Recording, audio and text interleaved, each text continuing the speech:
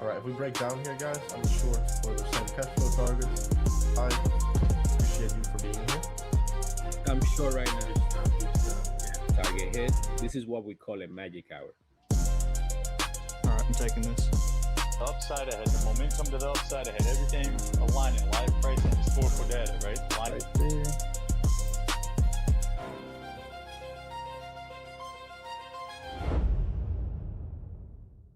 Welcome, this is PackTV.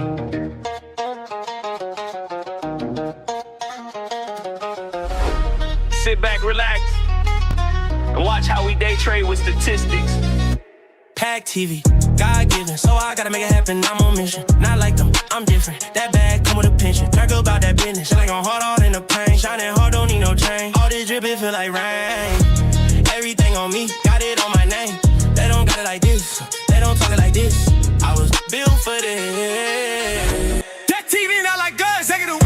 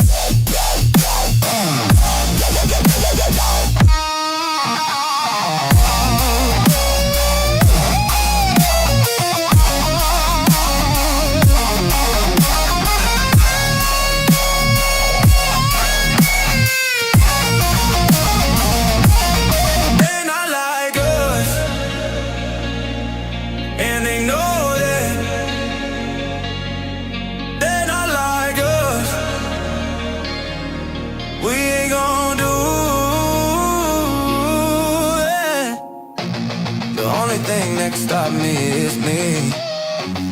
If you're doing this for the women, you're losing. Do this shit for yourself. I do this shit for myself.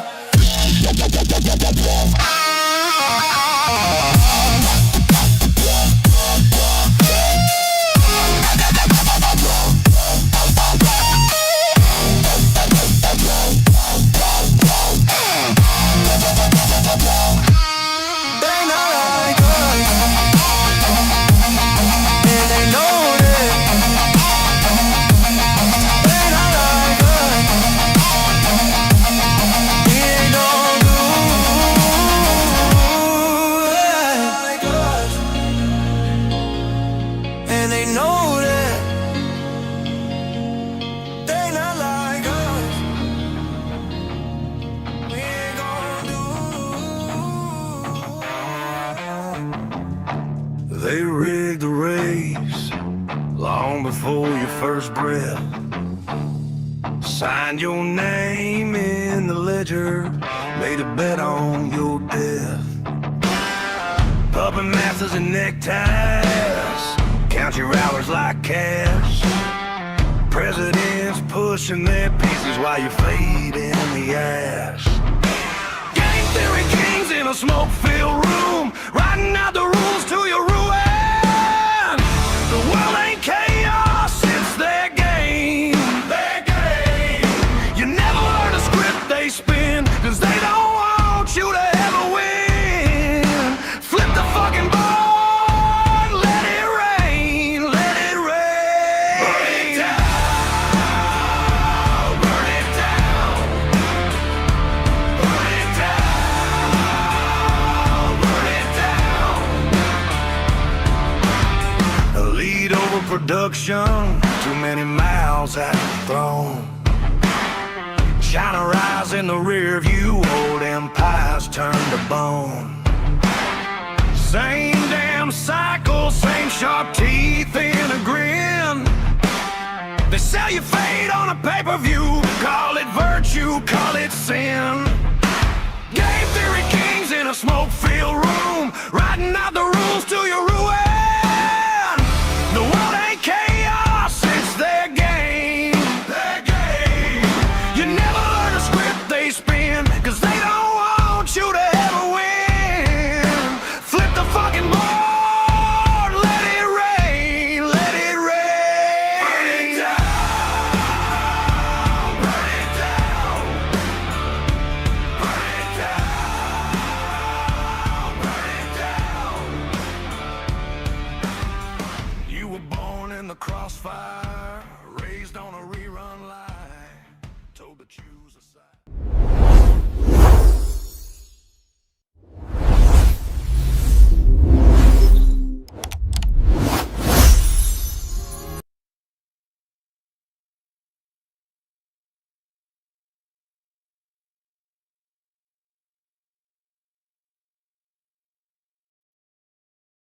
Welcome, this is PackTV. One more time, it's the plan, it's the magic hour. Drez catches sings on my brothers in the rain. Karl with the boom, I going in, turn the page. Miguel catching 10 points, me and number same. It's the magic hour, all the money getting made. Drez catches strings on my brothers in the rain. Karl with the book, I going in, turn the page. Miguel catching 10 points, me and number same. It's the magic hour, all the money getting made. Magic hour, hey, magic hour, hey, PackTV, hey, PackTV, hey, magic hour, hey, magic hour, hey, PackTV, hey, PackTV.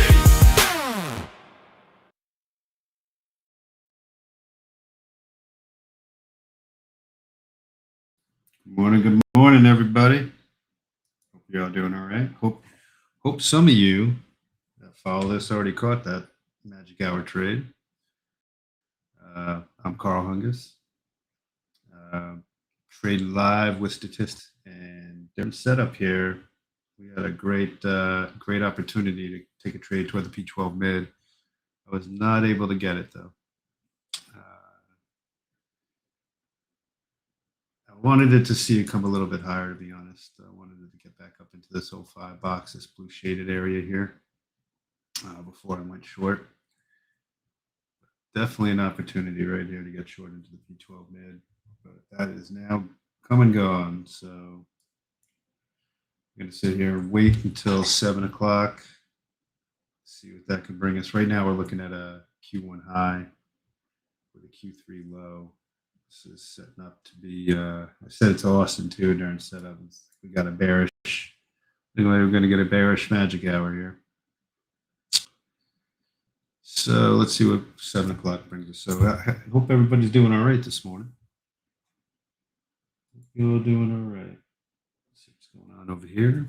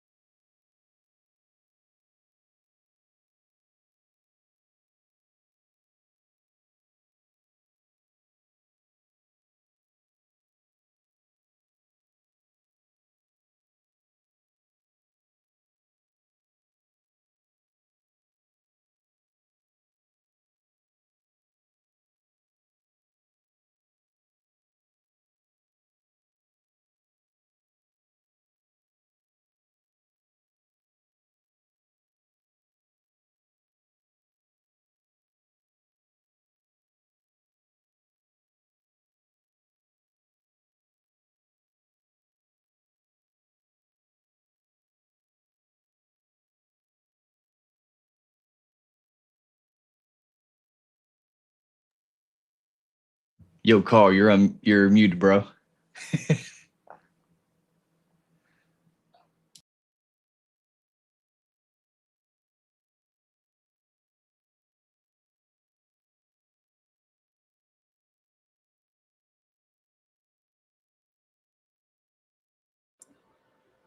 Dude, I've been muted this whole time, huh? There you go. No, I think you just accidentally muted yourself. No, I was muted in Restream. That's weird. I didn't touch it. Oh, I know what happened. My mic clipped. Maybe it muted by mistake. Whatever, man. This is one of those freaking mornings, dude. Nah, you good, man. So let's start that over again. I missed my initial trade, getting up to get live here, which would have been a 6 a.m. break, initial break off of this open. I mean, it went right away, so I probably would have gotten in within the first about 3 minutes short. That's what I would normally do. Didn't catch that. And then right about here, right about this 620 area, that's where Austin and I would get ready to get on. And I said I wanted to see price come up a little bit higher, get into this blue box right here. What I like to see is price to trade back into the range. This is a 5-minute range right here. And I wanted to see price trade up into here. We also had liquidity right here in this 165 area, 401 lots. I thought I would see price drive up into there, not necessarily take this out, but I wanted to see price drive up, have them start peeling out, front running it, and that would have got me really happy to take a short right about there for this move. Come down and take this P12 mid, which we did. So right now, this is what I was saying earlier to was it Modell who was asking me if I wait till 7. No, 6 o'clock I trade 6 all the time, but just missed it. So now what I'm trying to do is see 7 o'clock open up. I want to wait. There's a trade here for the 6 to set in a low, right? Put in a Q4 low here. And let me see if it's setting up for that. Because what's likely to happen on 7 is 7's going to want to drive up. We're bearish, right? We've got a higher low. I mean, lower high. Sorry, on the 15, lower high on the 1 hour. So we're trending down from the overnight. Daily profiler had us at 88% hit for the mid. That's why this was such a good trade area. Would have given you 150 down to 105 over 50 points. Yeah, that was the trade right there for Magic Hour. So now what I'm doing is trying to salvage that, wait for 7 to open up and see if I get something similar. So I was saying when you told me I was muted that my expectation is to see, I was saying that this is put in a wick for 6, right? So Modell was asking me, what do I wait for? Why am I waiting? Or do I usually trade 7? I'm just waiting to see what this candle wants to do here. We're going to set this wick, and then 7's going to open up. I'm thinking somewhere in this area, right around the 120s is my guess. And then I'm hoping to take a short off at 7 o'clock opening up here.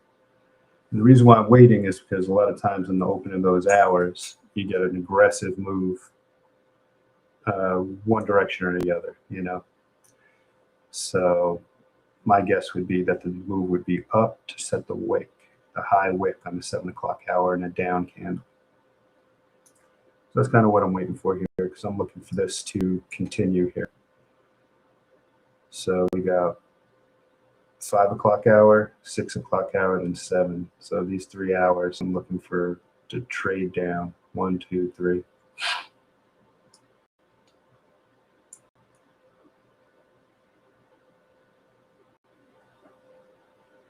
Yep, so that's what I'm waiting on.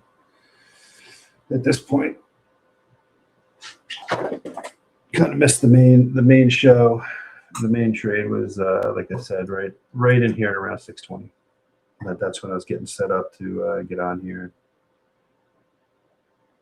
And truthfully, there's just no trade because I was back testing this this weekend, And really what I want to see is to come in and entertain getting up into this range, into this blue box, and then failing outside of it. That's a much more successful trade setup.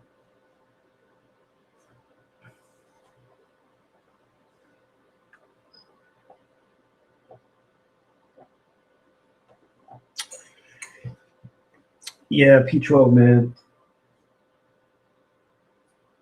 P12 mid is the highlight, man. It's such a strong level. It usually comes in somewhere in the mid to high 80s. Even though right now P12 high is showing 84, so a lot of times that's usually skews. But right now we have a instat high of 1800. Let me go over here. So that's 1805. That's beautiful instat high, right? So this is the #1 time to set the high or low of the day. And we got it. So I'm not going to fight that high, right? I'm going to look for this 2135 low, which is an out of stat low. I'm going to look for that to get taken out today, especially with what I'm saying here with the market trending down from the overnight on the hourly and the 15-minute, right? Even from Friday. So we're just setting higher lows right now. So as long as that structure holds, I don't want to fight it. I want to go with the flow. And just like I was saying, what do we got? We got 6 o'clock, the Q4 6 o'clock driving hard. So now what I look for is, so 6 o'clock opens way up here at 190. That's my barometer, right? But we're pretty far away from it. So I'm not expecting price to get all the way back up there. If we do, that's going to get me to start thinking, hey, maybe you want to abandon that short idea, right? Because if we reclaim 6 with some aggression, that could mean this was just a massive sweep and we're going to work our way higher. But as it stands right now, I'm still looking bearish, even though we got that first strike on the P12 mid. It's all going to depend how we handle 7 o'clock open here. We may not get a Q4 low for 6. Yeah. We may not get the Q4 low. So let's just see what happens here. London also long none. London to break. Let's see. It's a very high strike as well, 80%. So London to break.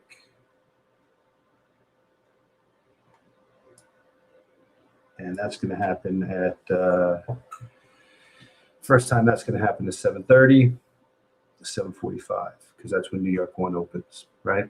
So that's why I can wait. It's better for me to wait instead of start taking trades, you know, all in between these times and levels, because this is another 80% strike rate, and that's below the P12 mid, way below. So I have time, right? If I'm right in my trade idea here that 7 o'clock is going to open up, we set this, and if it looked like we're setting a big ass wick, I mean, we still have time. It's only what we got, 6:49. So we got 10 more minutes until 7 o'clock opens. Now, what are the odds that this candle drives all the way back up when we reclaim 6 a.m. open? I think that's unlikely, right? Can it do it? Sure. But what's more likely is that we just float around here in this area, in this 10, 20 point range, and open up 7 o'clock. And then once 7 o'clock opens, that's going to give me an idea of, all right, are we continuing down, or are we going to go attack 6, right? And I'm content to wait. If it's a no trade for me, it's a no trade. That's just how it is. But right now, I'd be taking trades out of position, right? And I already told Austin this morning, I already had this trade right here, this 3.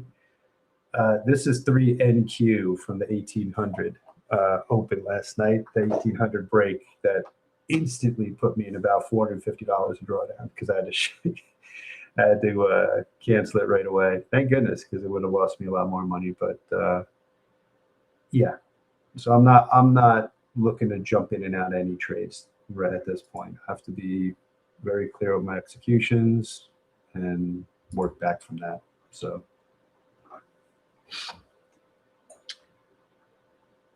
P12 high also has the highest. Yeah, P12 high definitely. That's a little conflicted, but what's stronger, right, is this 1805. This 1805 in stat high is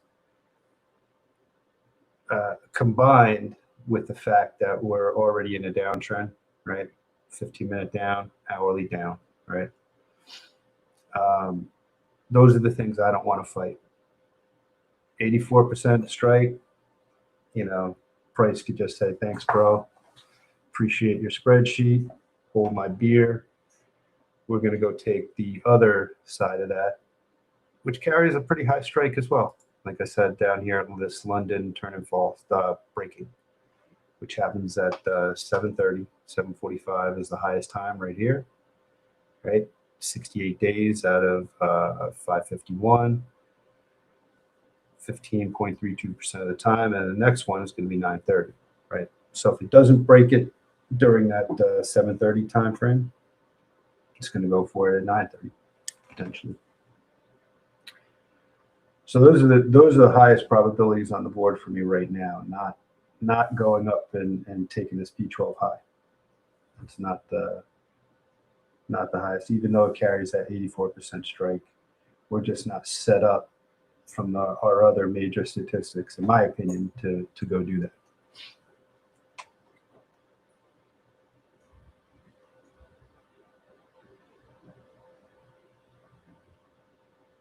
How do I learn to wait? You lose enough money, you learn to wait. You get kicked in the teeth enough, you start to recognize that, you know, less is more, you know, especially in trading. There's no need to rush trades at all. You can always come back for another session. I mean, I think it was Friday. Friday I had a tough magic hour. I was down, I think 350, 400. I think about 350, 400. Ended up, first I took a nap. I laid back down. I'm in Hawaii. I said, you know what? It's not working out for me. Let me just take a nap. Told we had a full audience. I said I gotta reset. That's what I do. A lot of times I'll try to get a little rest in, reset, and I came back at 9:30 and killed it. Ended up plus 330 on the day for Friday. So a lot of times it takes the discipline to walk away, just walk away from the charts and get a mental reset in. If things aren't really going your way, because there's always tomorrow. There's always like I said, I missed the prime setup, and I still had an opportunity. So my first trade I like to take is an initial break of the 6 o'clock. So 6, if you notice, I don't even think we have a wick on 6, do we? Yeah, we do, a little one. But 6 just opened straight down. So from what I was doing in my back testing this weekend, I would have taken a trade in like the 3, maybe 4 minute if I was late candle. And I'd take an initial trade, smaller trade. I was doing the testing. Probably now going forward, it'll be a 6 contract trade, and that'll be 15 points. That one. Because that's the one that a lot of times likes to come in and set a wick. It likes to do the because right here you see the median MAE right here. A lot of times it hits that and then goes the other direction, right? So I like to trade that as a scalp. And then the second trade would be after this move, we came down and we entertained actually the full 3-hour AE already of this 3-hour block. That's what this teal is, right? So he came in, already entertained that, and that's why I'm thinking we might work back up for a bit. And what I like to see after this initial move of the 6 a.m., I like to see price come back up into the 05 box range. So that's coming back into the 6 o'clock range and then failing it. So it did do that. It came up, it came and tried it once and then tried it again. So this is why I think we're really bearish too, because we couldn't even come back up in here and get into the 6 o'clock range. Forget about trying to challenge the open. We couldn't even get back into the range. So my excuse for not taking that trade, I'm going to blame Austin. Not really, but we were setting up the restream and getting ready to go live. And I even told him, I said I was looking for price to come a little higher. I was looking at the book map, seeing these 400 lots up here, 163. I thought we were going to see it come up a little bit. If I was more diligent, I probably could have gotten a trade on here. Especially this big candle comes in. I could have taken short right there, right? This could have been the failure of a return back into this 05 box. Or if it came in, tapped it in here, got into this range here, and then came up for the second time, this would have been a great signal to take that trade, right? So if I came here, this is what it would have looked like. Let's play a little Monday night quarterback here.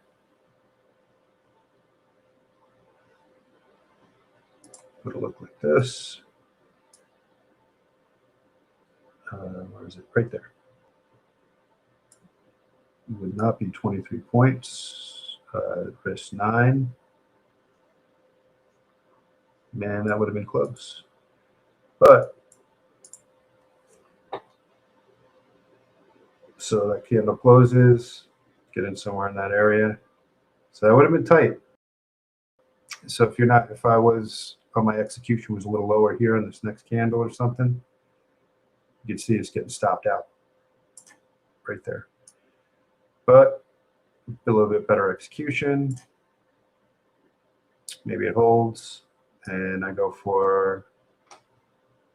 This is after doing back testing this weekend. I would go for 26 points. So it would have been consistent with P12 mid being here, so that would have lined up really nice.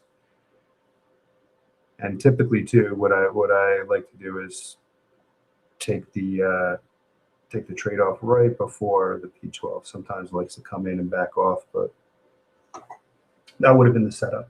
But this would have been tight. You could easily have taken a trade and gotten in, right here, stops out, So it's right on that candle closure, possibly. Possibly, but that's this is a tight one.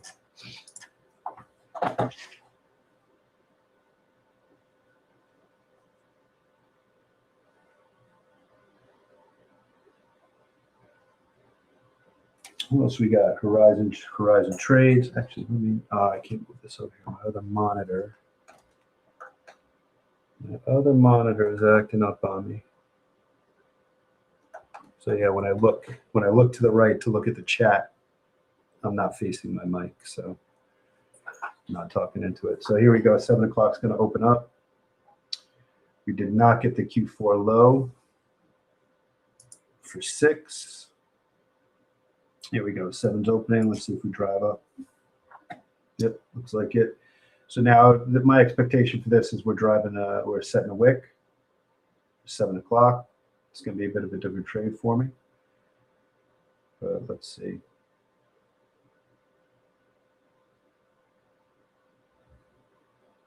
We also have weekly open. I mean, it is Monday, but weekly open's right here. This red dotted at 134. Again, I'm looking at if you look at the book map here, almost 800 lots, right at 165, 170. It's the biggest on here.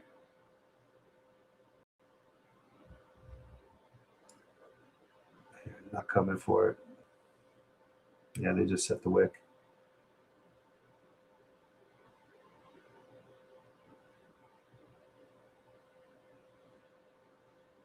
Let's see though. Let's see what they do. Let these first 5 minutes open up here. Then we got gunship too. Gunship didn't fire off the front run. Make sure I have that set up right. Yep, no front run. We've done it already. So now I have the luxury of waiting to see, all right, let me get a close below the P12 mid, and then it's more probable that we'll go attack this P12 low, and I've got room, right? So there's no rush. If I get a trade where it drives closer to this liquidity up here, then I can get a short in up here. But right now I'm just I'm content to wait. Let 7 o'clock open up and give me some clues. Still bearish though. Should leave that on the 5.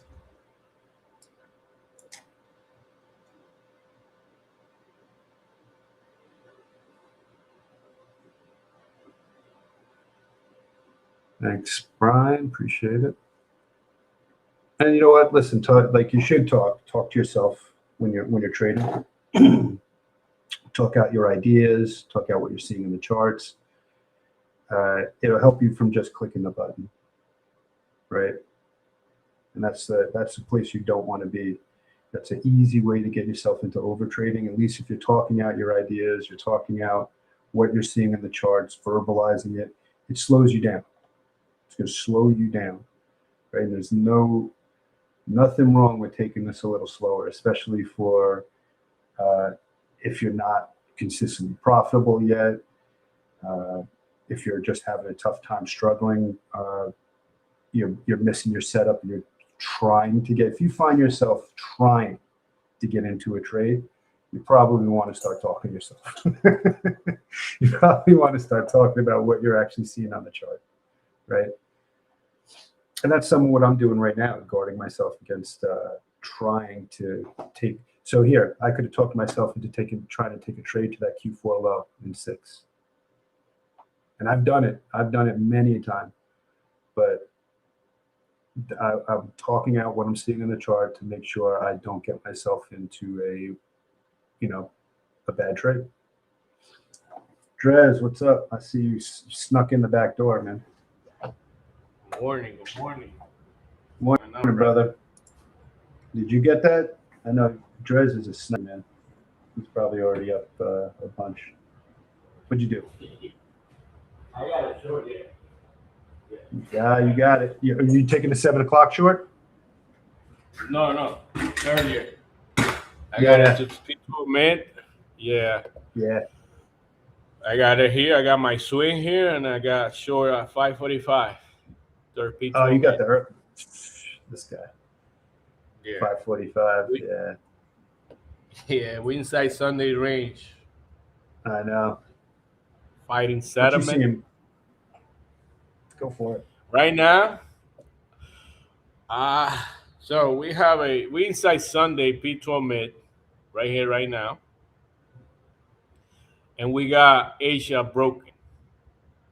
Right? We broke Asia in London. So I feel like we could get this high, this 1800 high. I feel we could go there and make a new high in market open, New York 1. Yeah. After New York 1 start.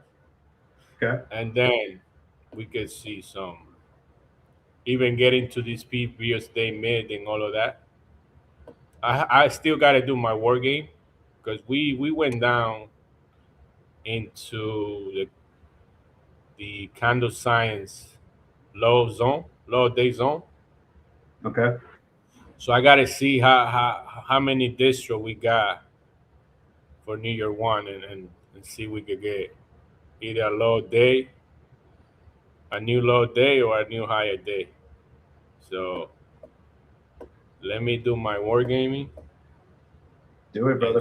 I didn't look at candle science, but I'm bearish. I'm looking a little lower, and part of my reason is the 15-minute we're down. This is a, you know, a higher low. Mhm. I mean, low, and the hourly is down, putting in a lower high potentially right now. So at the 5, at that 5 o'clock hour. Yes. So, and I was Okay. saying, I'm more apt to see that low taken out. I think London's going to break. That's what I'm playing for a London breaking down at 28,990. So, yeah, is he short too? He sounds like he's short. No. Let me see. I'll be right back. Give me Yeah, one do your second. thing, man. Do your thing.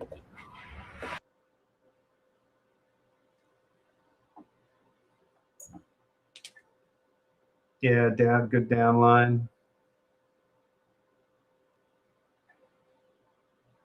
Yeah, I knew Drez hit the short.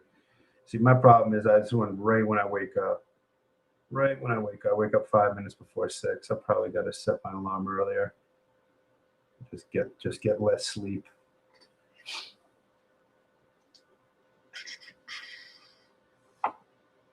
So now, if this is going to be a reversal, right? And we got a low here, 638. This is going to start a reversal. What the first thing we're going to have to do is we're going to have to clear 7 o'clock open. Right here at 29,120. Next step is we're going to have to go get a 6, which is all the way up at 190. So this is why I say we got time, and we got the P12 mid right here regulating things. And typically we did not expand away from this P12 mid at all just yet. That's why I think we could still work our way down. There it goes. There it goes. Yeah. Looks like I'm going to be waiting again.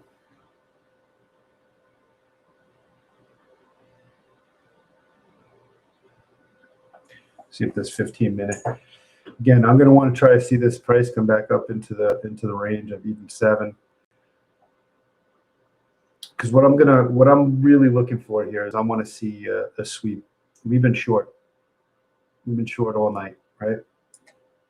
And this one did it. This 6 o'clock in this back half of this hour, it did it. It came up, and what this effectively did was it took out the shorts. People that shorted late, right? Breakout traders. They got wiped out on this move to the top side, right?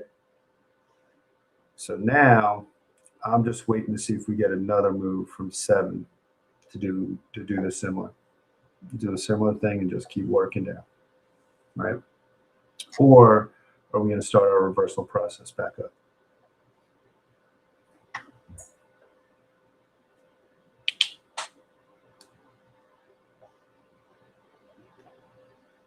But it looks like we're just continuing down, and instead of the Q4 putting in that low for 6, looks like 7 o'clock is going to come and take it to the downside.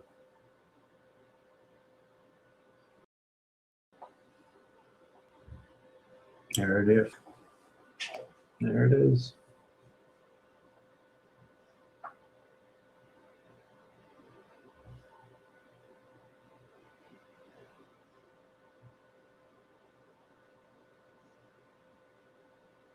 This looked like a morning of me talking over charts, unfortunately.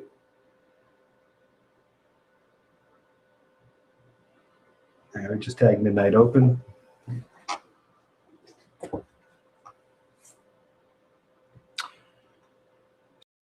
So now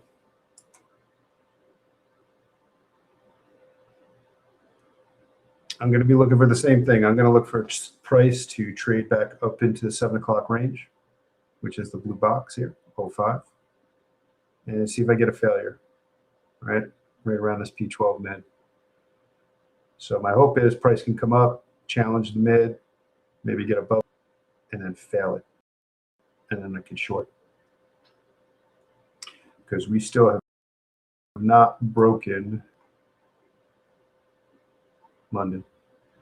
So like I said, I got time and distance on my side for that trade, right? And statistics. So there's no rush. And if I can get the right amount of contracts on with the right setup, I can get paid regardless. So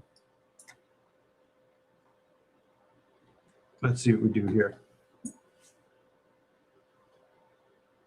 See this next 15-minute open up.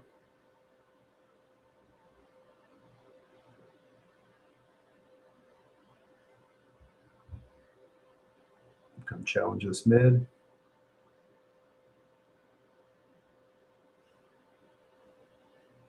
I like to start looking at the book map to see if, all right, there they go. They pulled those orders. Go on up here.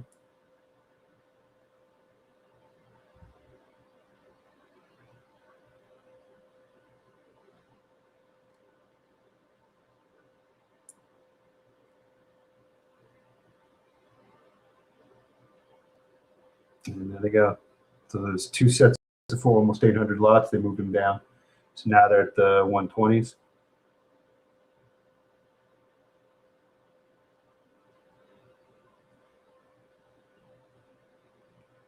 Right where I would want them to be. So they're capping right at the 7 o'clock open here. So let's see what they do. They come in here and they take those and they trade those out at 700. Right at the open, at the 7 o'clock open. They may want to start working this thing back higher. So let's see what they do. Let's see what they do, because this is a pretty aggressive move down here for the time. Put on some decent distance, and yeah, what Drez was saying too. What do we got for distros? We overspent on both so far. 325 in Asia, 258 points in London. So we could be in a situation where we chop till 9:30 with all that spend already.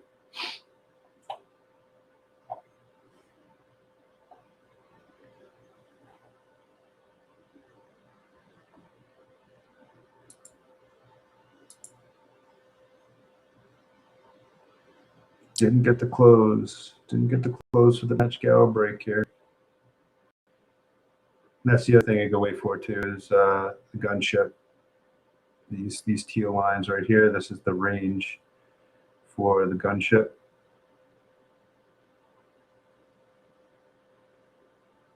Oh, what time does that end? I always forget. Match hour.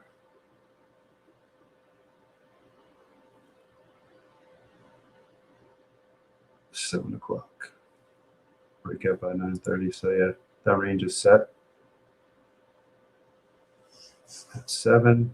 So yeah, we got to close below here too. That'd be a good short toward the P12 low.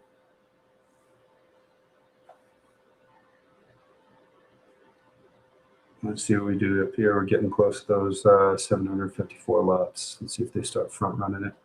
Zoom in a little bit.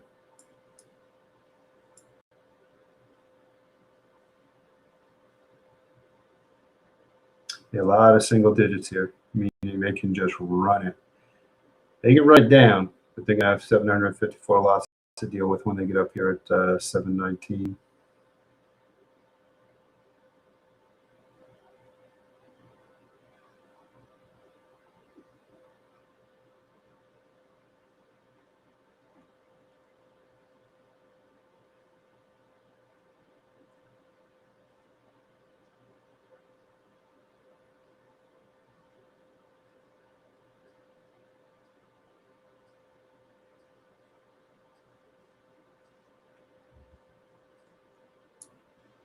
Bottom of Sunday's range, P12 mid right here, right now. Starting to get a little trade.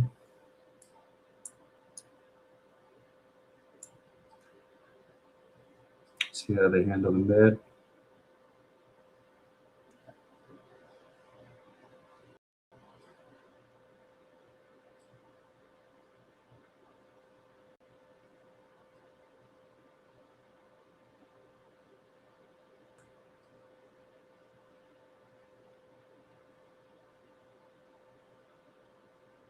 So we're back up into the range, the 05 range here, blue box.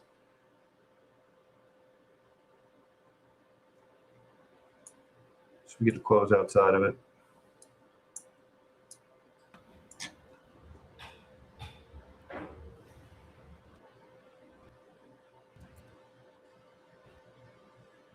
Ten seconds.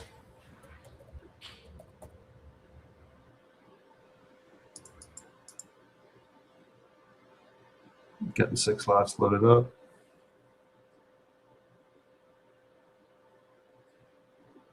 All right, we got the close outside. Let's sell it.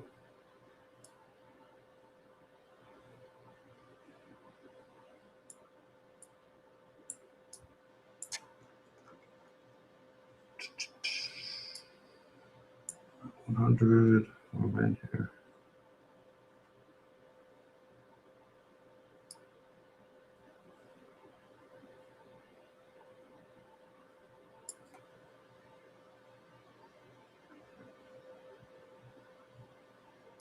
$7.25. 9 points.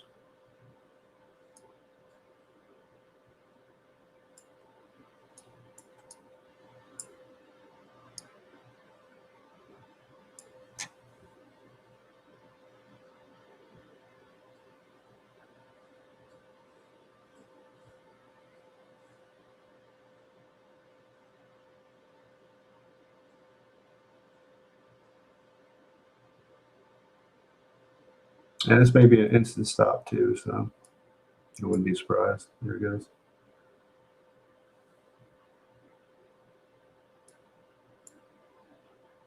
We'll be able to try it again if it closes back outside. That was $100.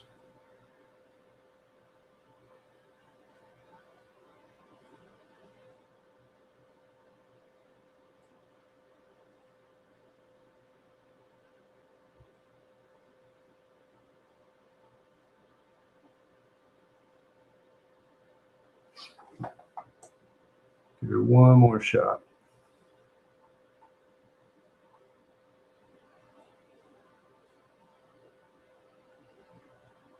If that, like I said, if they just gobble up this 745, then they might be making a move to the upside. And see what they do with the open. They did not trade them out. They did not trade it out. They moved out of the way they pulled it.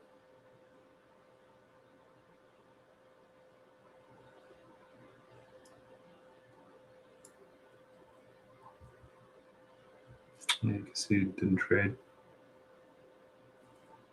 Trade some of it, but they pulled them.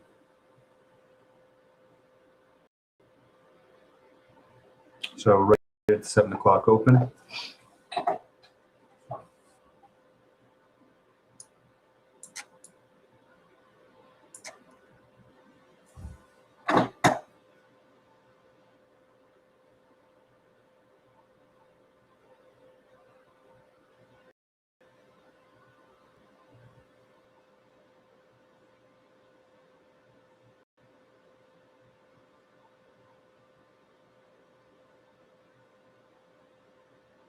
Do have Q1 low for 7. I'm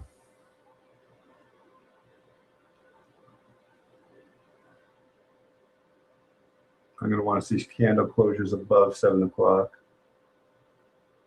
There's one coming in here now.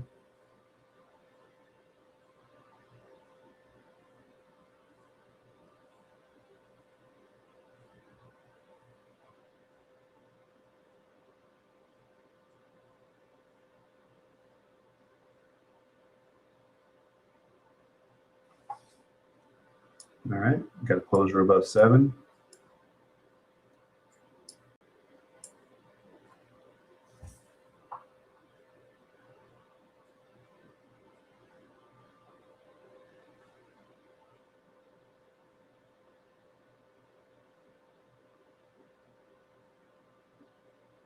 So we get one outside of this 05 box here.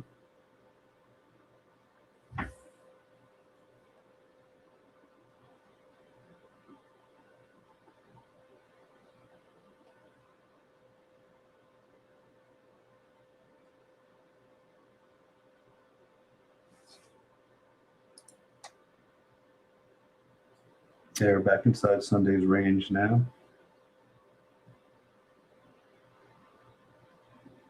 Want to see it hold above this P12 mid.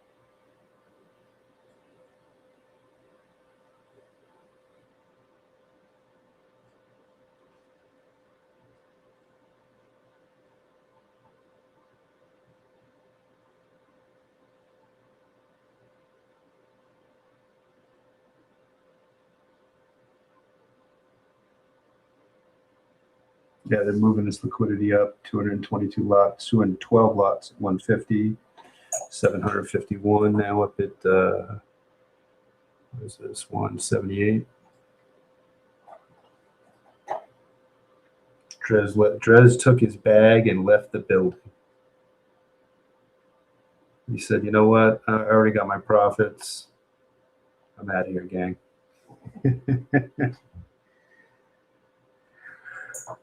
He's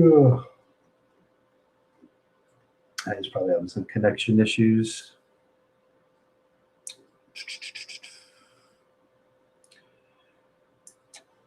I'm still in it for the shorts, though. I'll be honest. I'm still in it for the shorts. I just have to wait now and see what we do here.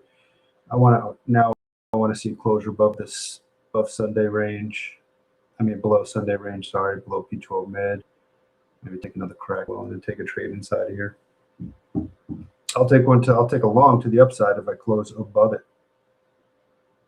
You know, right now we're right inside.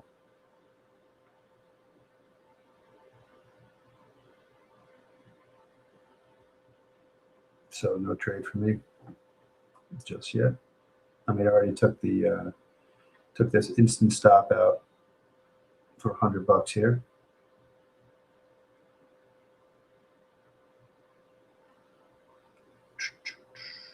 That's fine. I got 2 to 3 of those in me before I'll shut down and then just wait till 9:30.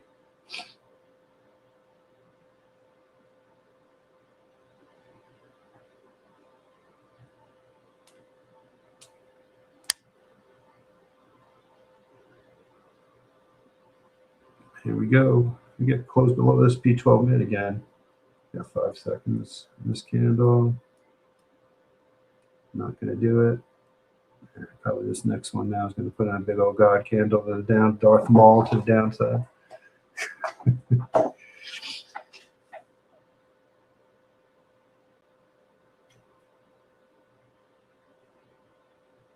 This is all still bearish structure.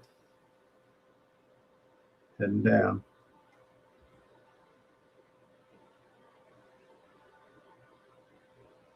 And if we're reversing, I like to see a lot more strength to the upside here. We do have, I mean, delta is quite negative at negative 1,469.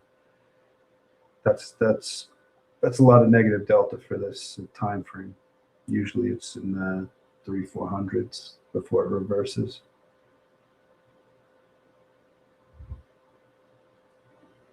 No, we can just be in a sell day today.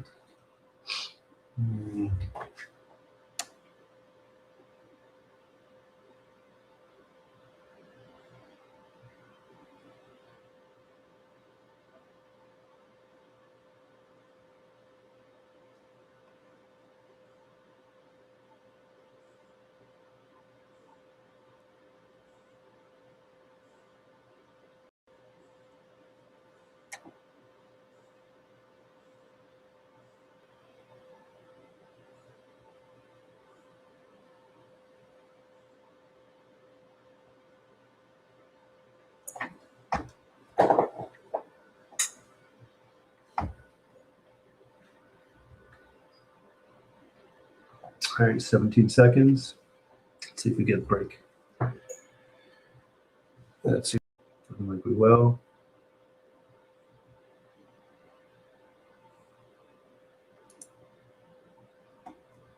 Take it again.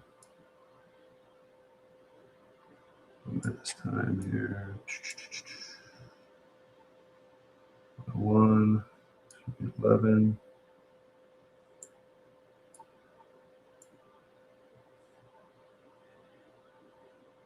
Nope, 9. Sorry about that.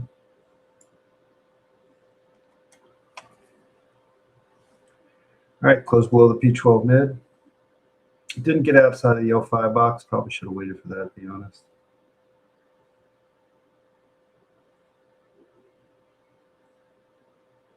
But I'll take that.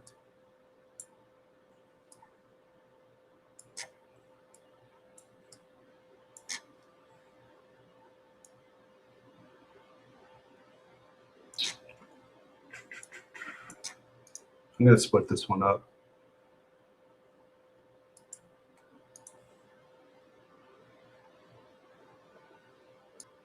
Hate that Trade C does this. They don't have a 3.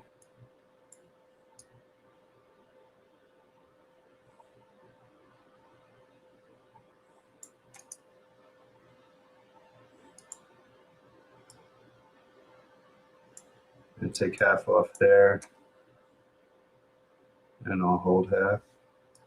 So 15 points. And the rest I'm going to go deeper here. So I want to be able to hold for the that London break if I can get it. And that's all the way down at 989. So we're talking all the way down here. So that gives me the opportunity to scale out of this guy. 28.98. So we go 29K. Just leave it there for now.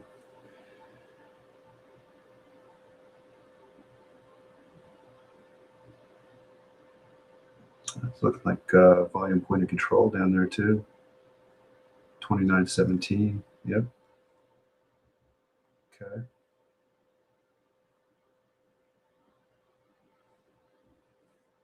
All right. So I'm going to cash flow 15 here. Let's see if we get it. Don't you dare tick deny me.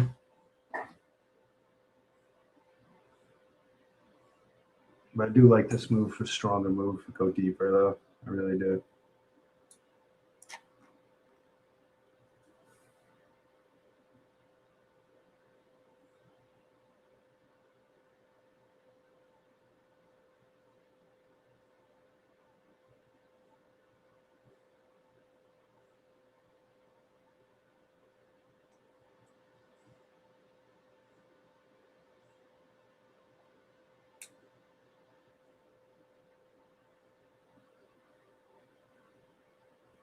Yeah, outside of the 05 box now.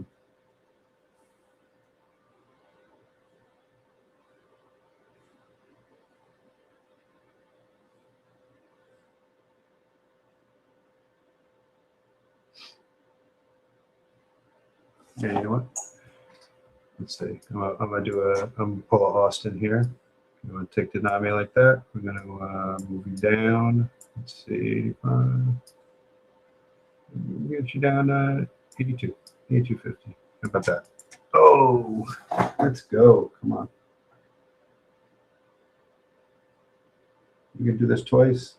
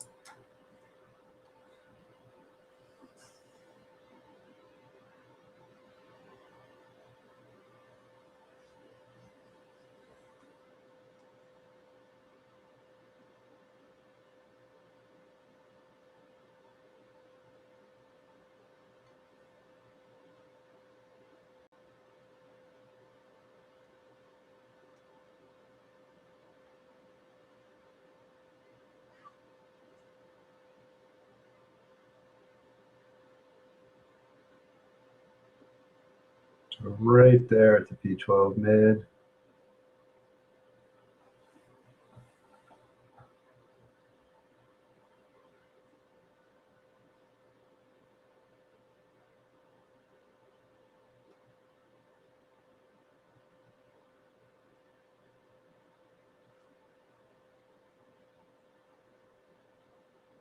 And boom.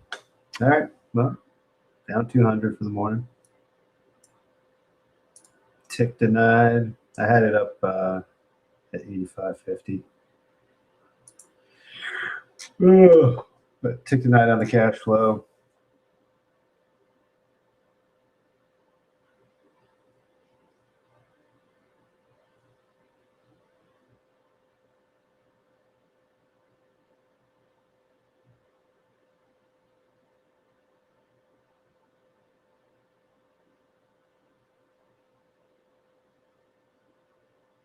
That is toying with me.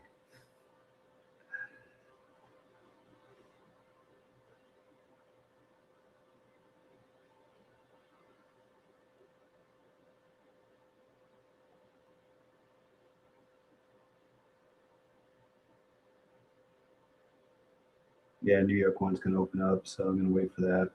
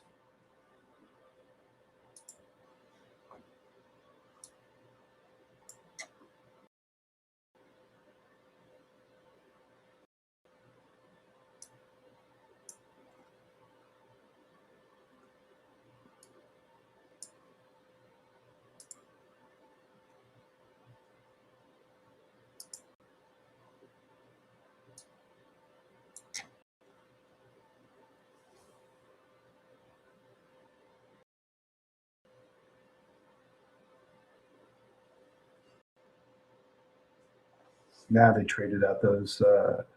They traded out the lots here. You can see them right here. The 895.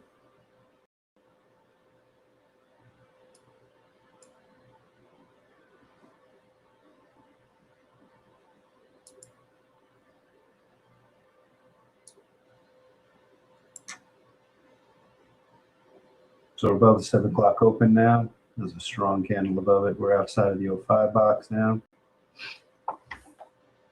And above weekly open. We're starting.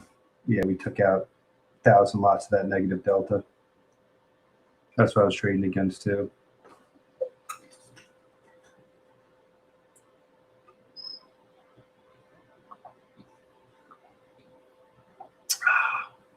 There you go, Drez.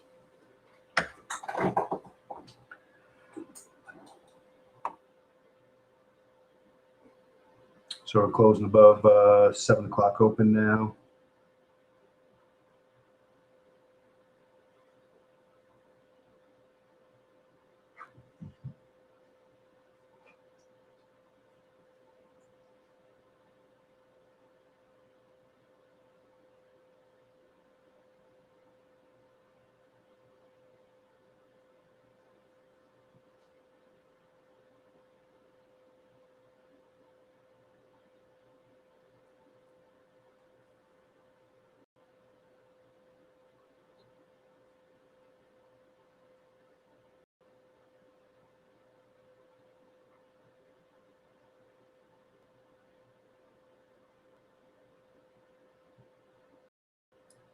Just waiting to see here if it's an opportunity along. First step, we did close above 7. Above the 05 box. Now we have a Q1 low, Q3 high. We could be starting our reversal process here.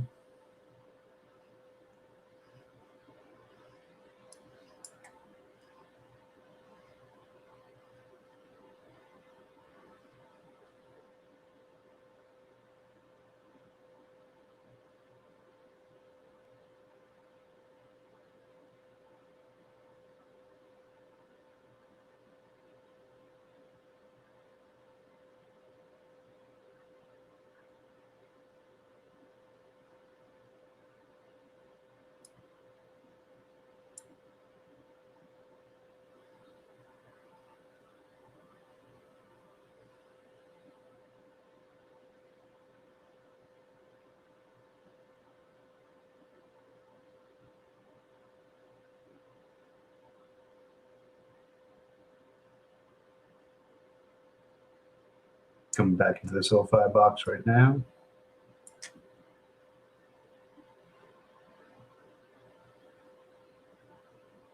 See if we close above it. That'd be a close above 7.05.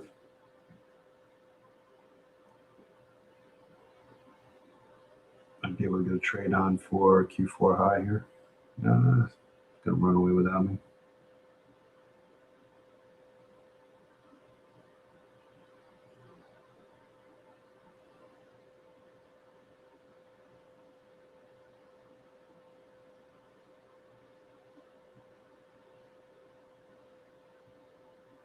I'm actually looking to get long here.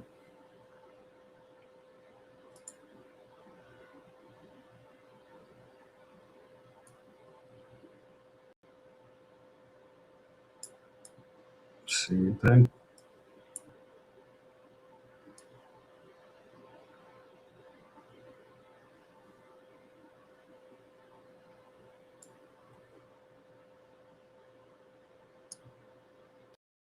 Oh, man. Did I not? Come on.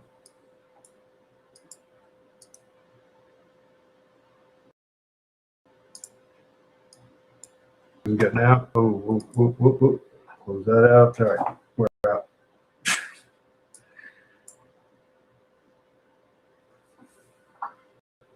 That was quick. So it's 6 long. What I ended up getting out at about 30 points on it, because I go for about 26 points. That was instant.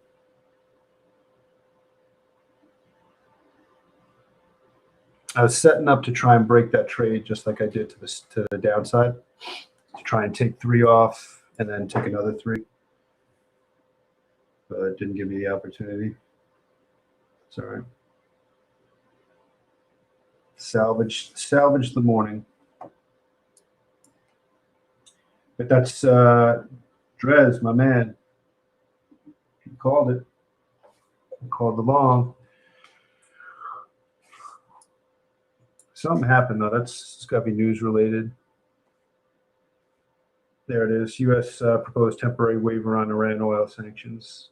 139. 739. Yep, right there. That's what did it. News candle. So this is normal.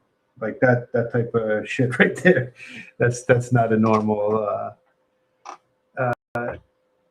trade for this time. It doesn't usually don't get that type of movement. That's a 9:30 type thing or 8:30 news. So that's why it kind of caught me off guard there. But what I did see coiling up was the delta. So I don't know if you remember when I said, hey, delta was pretty maxed out at 1400 to the negative. But I was just saying, hey, maybe we just have a real negative day. We got a sell day. And that negative delta was flipping. It was getting right to flip point, right at when we took 7 o'clock open, right when we cleared the 05 box, right around this time, right at the weekly open, right there. It was a negative 200 delta. And that's why we might get what I call a delta flip, which we did. And there's a lot of times what happens when you flip delta like that. You start moving in the other direction aggressively. Not this aggressive. This is news candle type stuff. But you start to build structure to the upside. So, all right, not going to complain. Let's see what we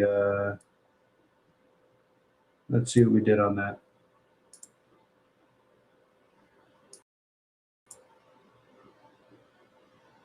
Oh, did they not show me the?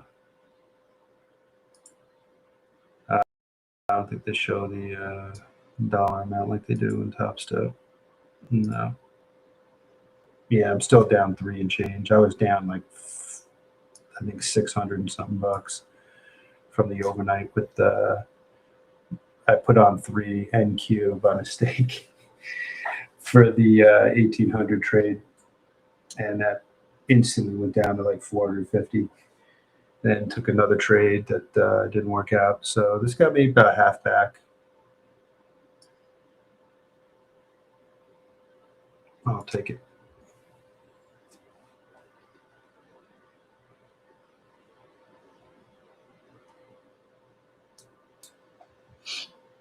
what just happened? News. Look on financial juice. So I just read it off. U.S. proposed temporary waiver on Iran oil sanctions. And that juiced it, right? I'm just glad I got the trade on, to be honest. But that's process, right? What I wanted to see, closures above 7 o'clock, got them. Close above the 05 box, got it, and that got me to get long. Came back in, tapped it. I think I longed on that big old candle. So my longs got in at 153, and I got out at 186. So 33 points. So normally, if I set that up, it would have been 26 points. I would have got for what my normal setup would have been. So I couldn't even get it on in time. So it's probably going to be hands off for the rest of the magic hour at this time. So, man, if you got any questions, put them in the chat.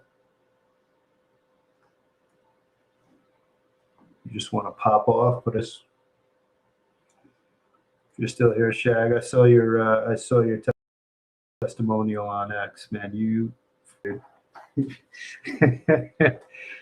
popping guns off, popping rounds. That was good stuff.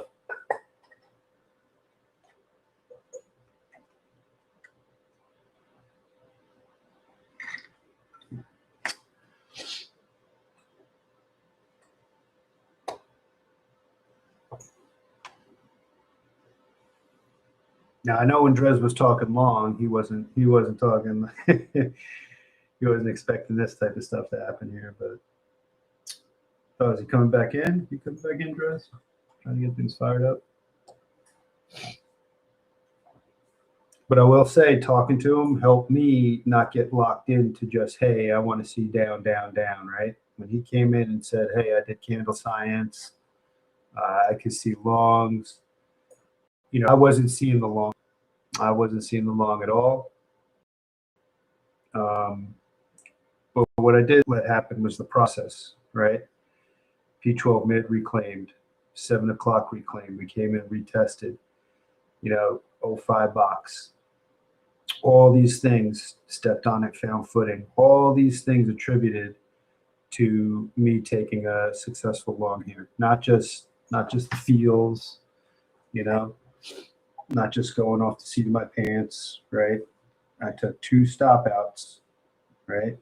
$100 each, same exact setup. I had the same stop loss, 9 points. So this could have cost me another $109, right? That would have been down 327 for the morning, right? That's about the max I want to take during magic hour, because a lot of times during the 9:30, I can make that back plus, 300 to 500 sometimes, depending on how it sets up.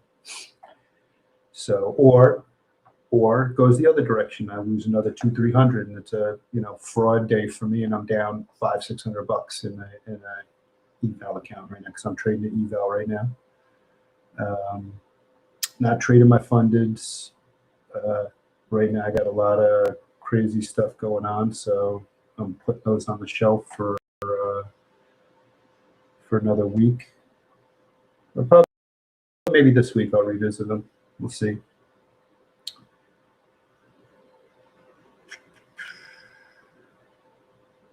That's quite the move, though. Quite the move. So, kind of reversed it. Kind of reversed this down move now, right? This we're putting in lower highs, right? This 15-minute was lower high, lower high, lower high, right? Same with the hourly. The hourly is still down. Hourly is still down. But it's given those vibes. I know my man PTFX will looking at a Wu-Tang here. Get ready to woo with a big W. So it's not clean, but price coming in.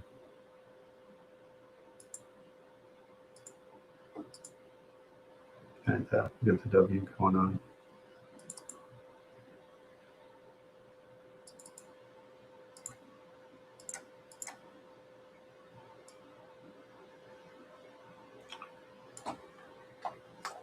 But even from structure, so you see I got the EMAs up here. I got a lot going on here. But this break as well for my EMA traders out here, I would call this a, so I used to trade this other system. We go rise, retrace, continuation. Now what you want to see, if you want to see this continue, you're going to see it bounce here and continue up. But this looks like it got a little too hot too fast. So it may settle in for a while now. You may not get any more additional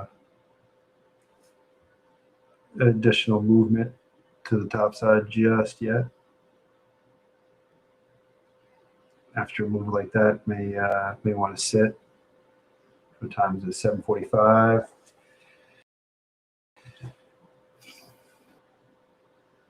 Where do we put this in? Yeah, so this is a Q3 high. What's this candle looking like?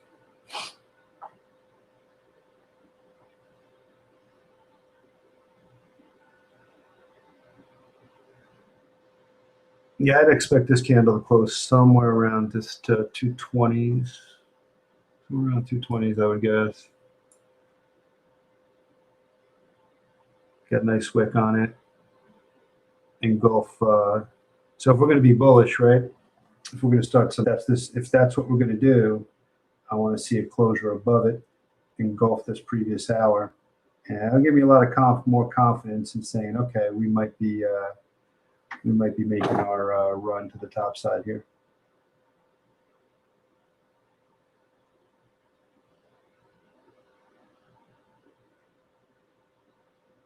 But I think I'm gonna be hands off. That like this is late in the session for me to be taking trades. Let's see what's financial juice got going on. Do we have news? Let's see if we got news on. I mean, besides the temporary waiver here. See if we got any data. Oil tanked. All right, 3-month bill, Japanese GDP. Oh, you know what's going on? You know why it's wild, right? Austin knows. He told me this morning. He thinks there's a Canadian holiday. Thanks, Pocket. It's our man Pocket Aces, the glue that holds the pack trade together. He's Canadian, so where's my warning, buddy?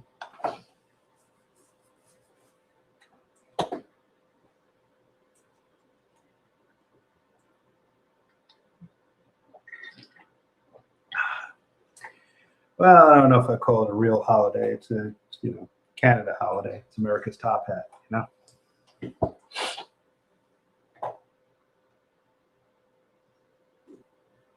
But nonetheless, we got some movement.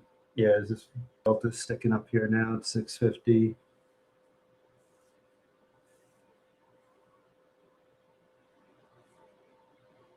Yeah, I'd want to see the closure of this 7 o'clock. Like I'm saying, I would want to see this engulf. I'm going to get convinced in this really being a reversal here and going after this P12. We didn't hit it. We did not hit it. So that instat high at 1800 still standing right now. We didn't get the magic hour long. Didn't pop. So that didn't happen. Close back inside.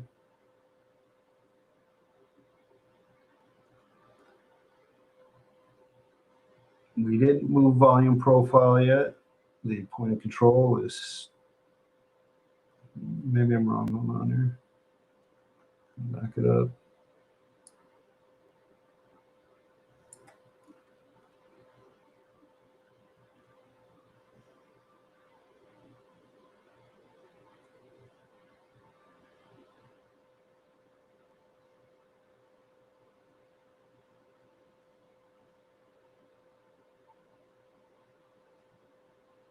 Yeah, it's still down here. Volume profile, point of control is still down at 29,242.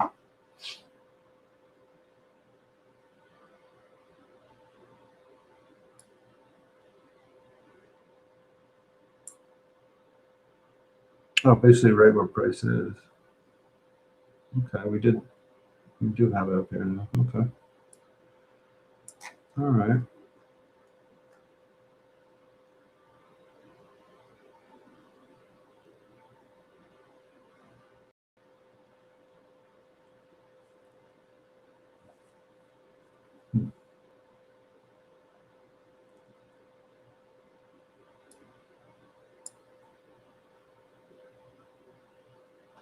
All right, so for the gun chip to fire off a loan, we got to get to 250. Close above 250.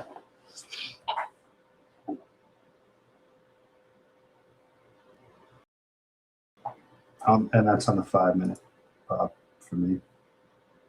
Need a 5-minute closure above there because we got 1-minute closures above there, but not a 5.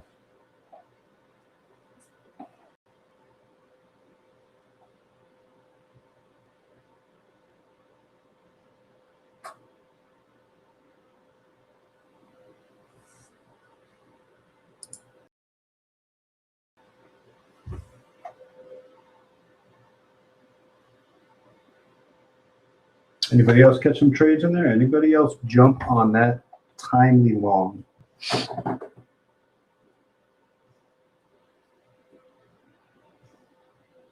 Put them in the chat if you did. Love to see it. Love to see it.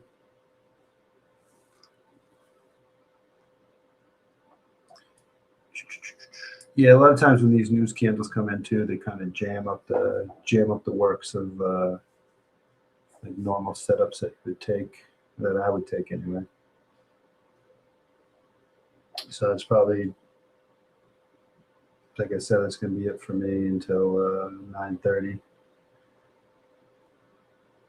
So I usually get my trades in by in the 6 or 7 o'clock hour for magic hour, which runs for me till 8:15. I cut it at 8:15 so that because 8:30 starts to skew the stats for the 8 o'clock hour for news candles like CPI and stuff like that all comes out at 8:30. So those are heavy news candles. So I like to cut my my data collection at 8:15 for magic hour. So it runs from 6 to 8:15.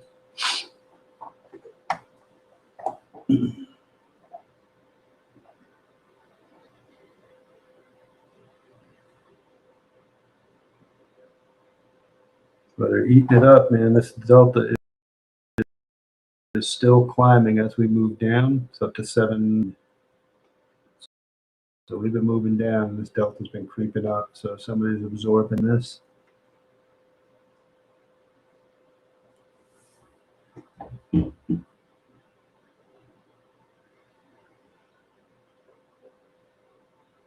A lot of times what I see too is we were at what, a negative 1400 delta or so on the high side, negative 14. A lot of times, just like when we see price want to sweep the opposing side of a range, similar thing happens with delta. You get to 1400 negative delta, bang, you get to 1500 or 1400 positive delta on the other side. So I don't think we ran up that high. At least I didn't notice it when we're putting in these candles here. So we may still see delta creep up to about 1500 before 9:30. After that, all bets are off. And then delta changes could be in a couple thousand. either way.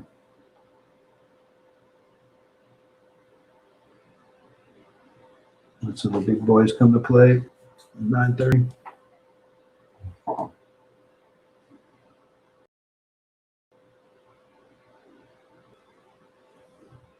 Let's check the daily profiler here. So nothing's changed on the daily profiler. Still short true, yep, short true broken. Long up true. I didn't have the true set. Long true none. Still had a 76% to break. Still quite high. But we're outside of the time. That time was 7:30, 7:45. And that's what I was trading for at the back half of 7 when I went after that short. And that got me stopped out.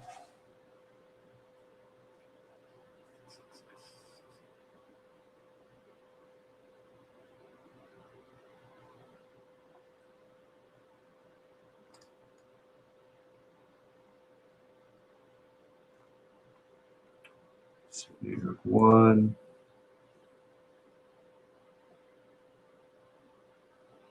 Be a green pill, red pill type day. You're either going to go for the high side or go for the low side.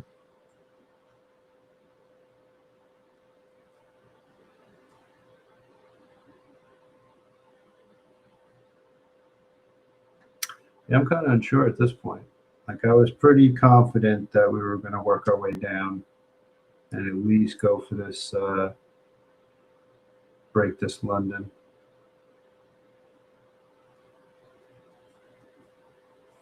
This news candle put us in a different structure now. We got 8 o'clock opening up here. And did we open where I thought we would? Yep. Not little lower. Yeah, we did not engulf. We didn't engulf that candle.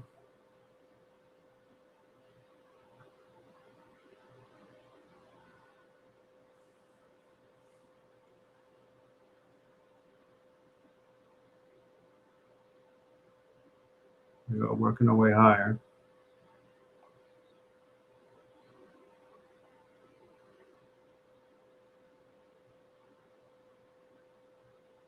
I usually don't trade 8 at all, so I'm not really familiar with the wiggles on 8 o'clock. If I was a betting man, I'd say we'd probably come down, sweep the low of this 05 box first. The first 15 minutes here. Put in a Q1 low. If this is going to be a bullish candle, get a Q1 low in, which we already do have, but it's a small wick. I'd like to see it come down a little bit more.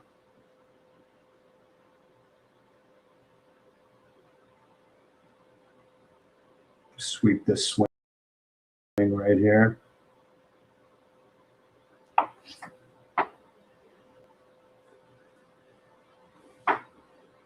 Maybe scare out some of these longs, these late longs up here. I mean, they're getting ripped right now anyway. But they might come in for another swipe at anybody who's holding late longs here. Challenge this daily open, challenge the Globex open, weekly open, come back up in here, put the fear of God in those longs, shake them out, and then keep going.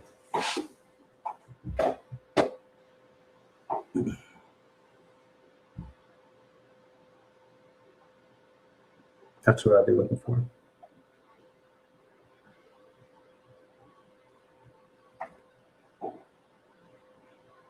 But again, I'm sticking to my rules. I won't be taking a trade at this time frame. It's not for me. So if I was in a trade, I'd be holding it. You know, I'd just be managing scale outs or what have you. But I don't take trades at this time.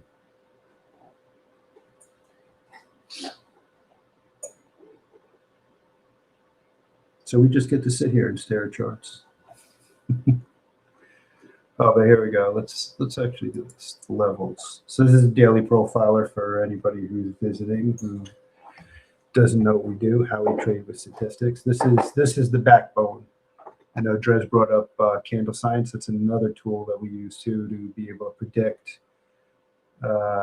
You choose how many candles you want, and it'll analyze the first, 1, 2 candles, and then it'll tell you, hey, this is what the third candle is most probabilistically what it's going to do. I've used it. I don't use it nearly as much as I should. But yeah, you could see and somebody brought it up to me earlier in chat that P12 high had a high strike, which did 88%. P12 made 85%. So we were skewing higher. And this is all in at 6 o'clock. We had this information, right? And I was still going for the low. And my rationale behind it was that we had a really good 1800 high a day.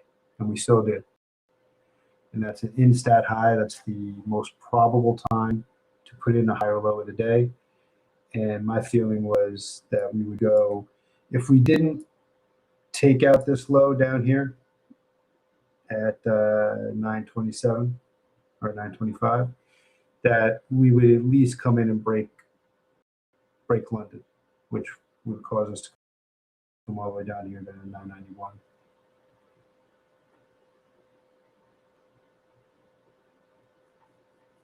But we didn't get that.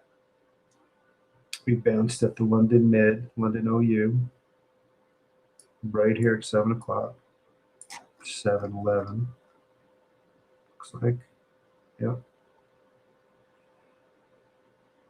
So London OU held and said, no, thank you. We don't want any part of that. And then news took us for the rest of it.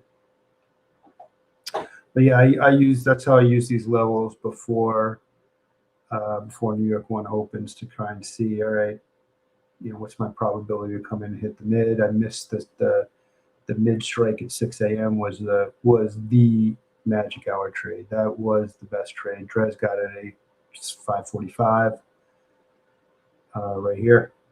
He took that. I think he said 5:45. But yeah, I would have taken a 6 a.m. break trade, which this just first 3 to 5 minutes, I would have taken a short here. I didn't get that. Then I didn't get what I wanted out of the 6 a.m. I call this a sweep and reclaim. So I like price to come back into this 05 box and then fail back outside of it. So we never got right up into it. All right, I was waiting for it to come back up into here to give me the confidence to then have it fail it to then take that trade. But this could have been a good signal to take it right here. But my stop, I used 9-point stop. That could have got me stopped at anyway. So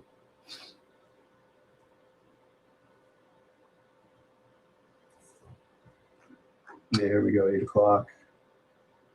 Yeah, nice bounce off at 8.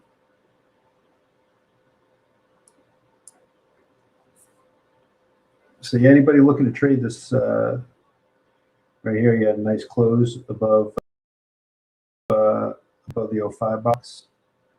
I mean, there's a couple longs here. Definitely a case for longs.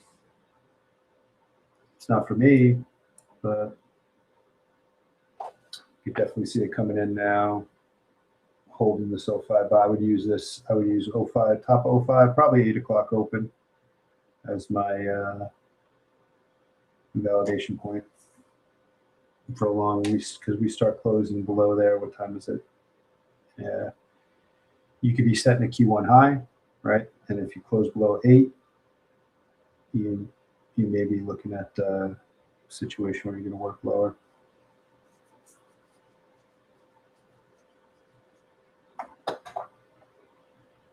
Yeah, Delta's rising now. We're up almost 900 now.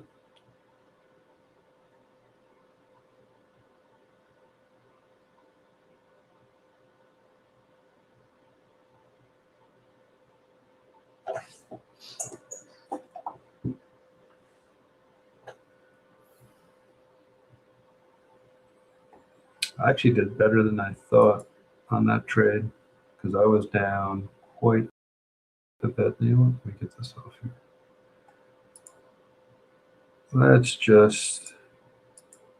I like to cover this up sometimes when I'm deep red. So 372. So I was down coming into the session. I was down. I was down 600 already, and that's part of why I shut it off, because I didn't want to see the numbers. I wanted to give myself the same opportunities I would have taken during magic hour. I would have taken $300 in losses, no problem. So I didn't want this to affect me. So I actually took $200 extra in losses. That put me up around 800 or so. I would have been down. So this trade right here got me about 500 back, 4 and change, 500.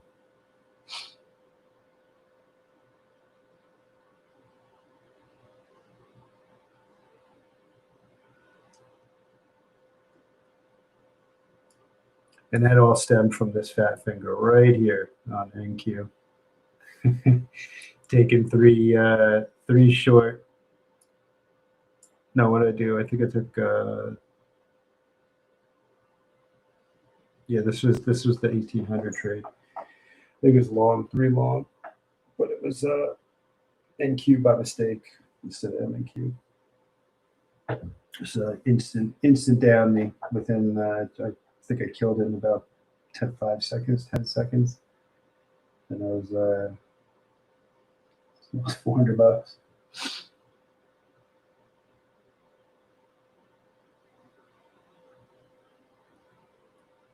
Then I took 2 more shots at that 1800 trade. Got stopped out again, so for my normal $109.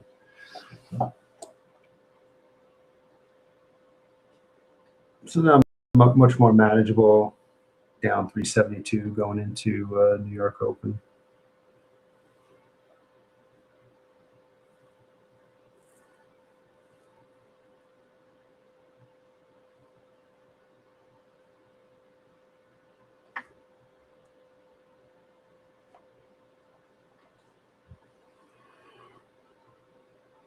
Oh man. I have to take a little nap before the Open.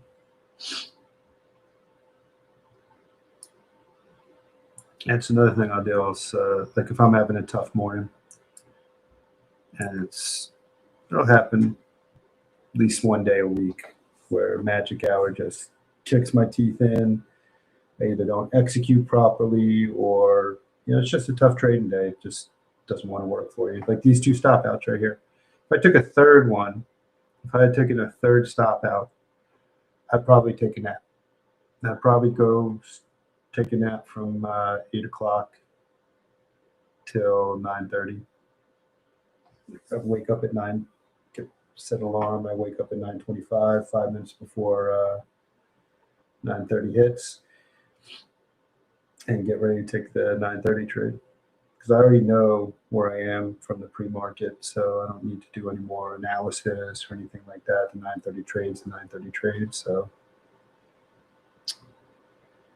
pull a PTFX, wake up 5 minutes before it's time, and start trading. But that rest, that sleep gives me a mental reset. So I'm not even thinking about the previous trades.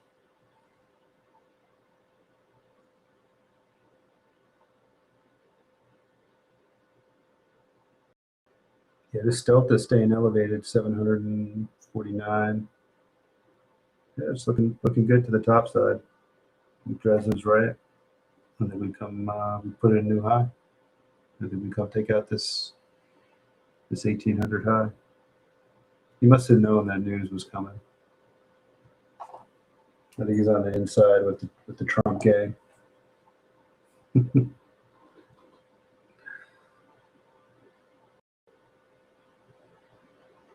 So I can tell you, when he said that we were down. I think he said around 7:15 or so. We were talking about it, and we were just making lower highs. But this 15 minutes starting to give us some vibes. to the upside. 8 o'clock holding. Would have preferred this. I would have preferred this 7 o'clock candle to engulf 6. But hey, you always get what you want. This right here too. I use these. This is an anchored VWAP. Which one is this? May 12th to CPI. So it's up at equilibrium. Good morning, brother. Hope you're doing all right. So these serve as magnets and good bounce points. So that's another level I'll be looking at once we break this P12 high. If we break this P12 high, that's where we might go to. So 280, 282, 12. What does that give us? What does that give us? 0.10. 0.10.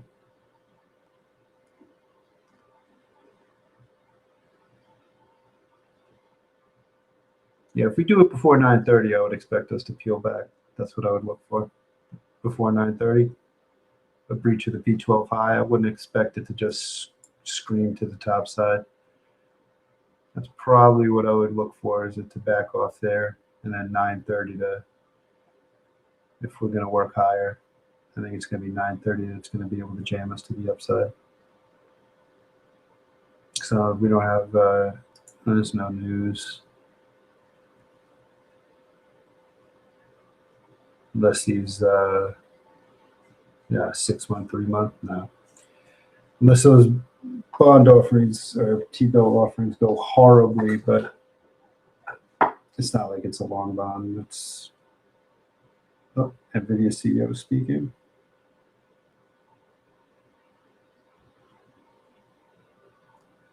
What was that? That was last night, I think. Yeah.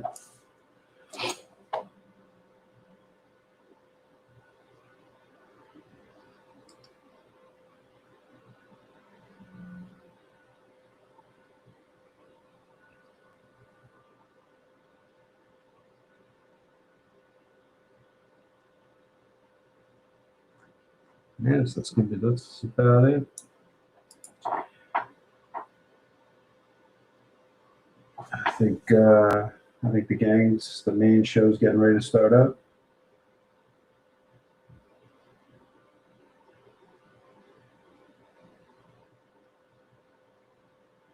About that time, I don't know.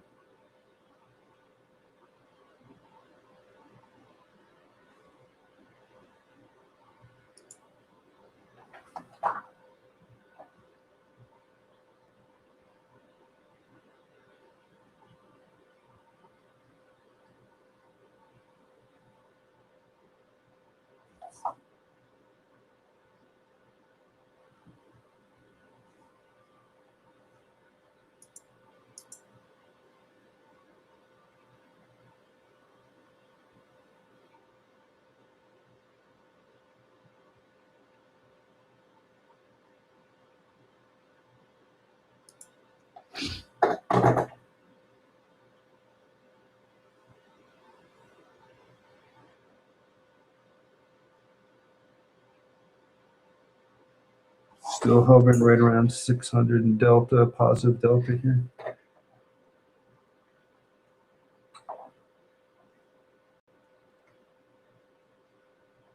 Yeah, personally, I just don't see us moving too much before 9:30 now, at this point.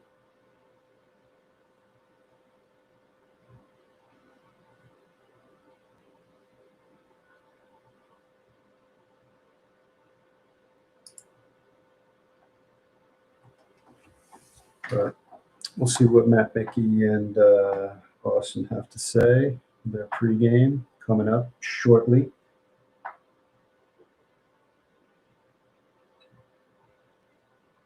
I think I got them a little early, 8:20.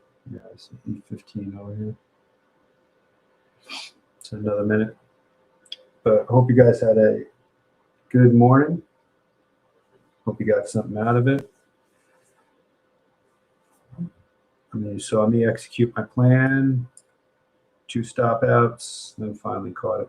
Got lucky. I mean, I got 30 points. I got 4 more points than I would have expected on that trade. So nothing crazy, but what I would have got more. I was about to split that trade up because I was if we were going to go get long here, especially with New York 1 coming in, I figured, hey, maybe hold 3 for the P12 high. But I wasn't able to split that up in time.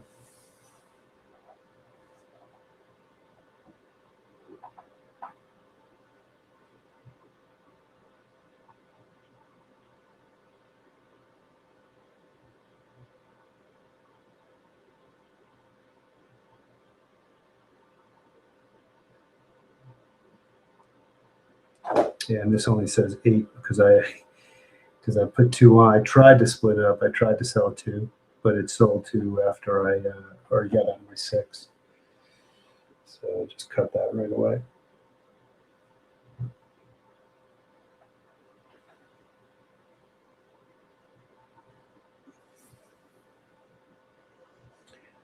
But here we go, back into the 05 box.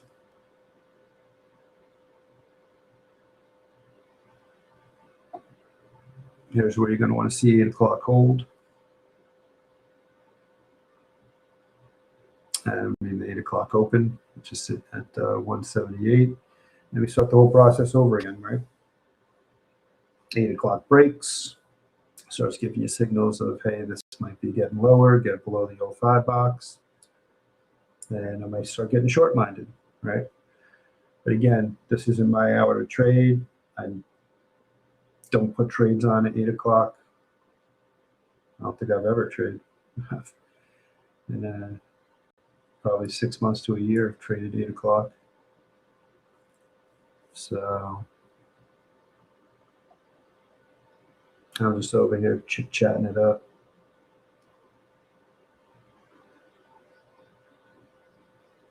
But yeah, I just didn't like for longs, I didn't like the fact that this candle with this massive wick on it. After that, it was an engulf 7, couldn't engulf 6.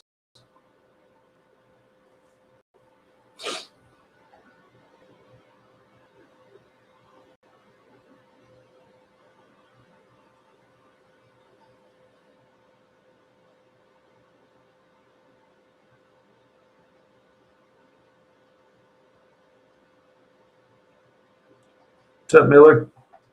How you doing, brother? You just getting in? Just getting up for the Matt Mickey show, Matt Mickey and Austin. I don't know who these guys are. What the hell's going on?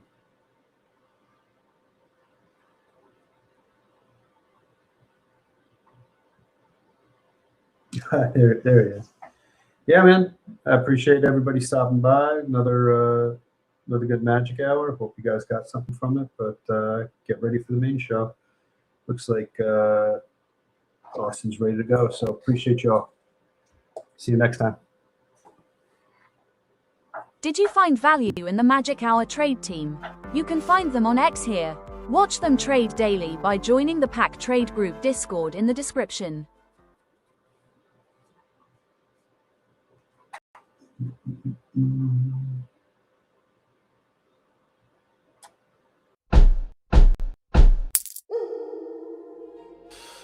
All right, if we break down here, guys, I'm short for the same cash flow targets. I appreciate you for being here. I'm sure right now target hit. This is what we call a magic hour. All right, I'm taking this. Upside ahead, the momentum to the upside ahead, everything aligning, live pricing, historical data, right? Aligning. Right there.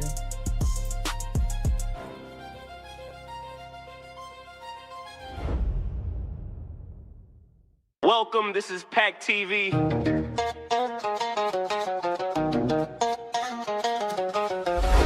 Sit back, relax, and watch how we day trade with statistics. PackTV, God given, so I gotta make it happen. I'm on mission, not like them, I'm different. That bag come with a pension. Talk about that business, like I'm hard all in the pain. Shining hard, don't need no chain. All this drip, it feel like rain. Everything on me, got it on my name. They don't got it like this, they don't talk it like this. I was built for this. That TV not like guns, take it away.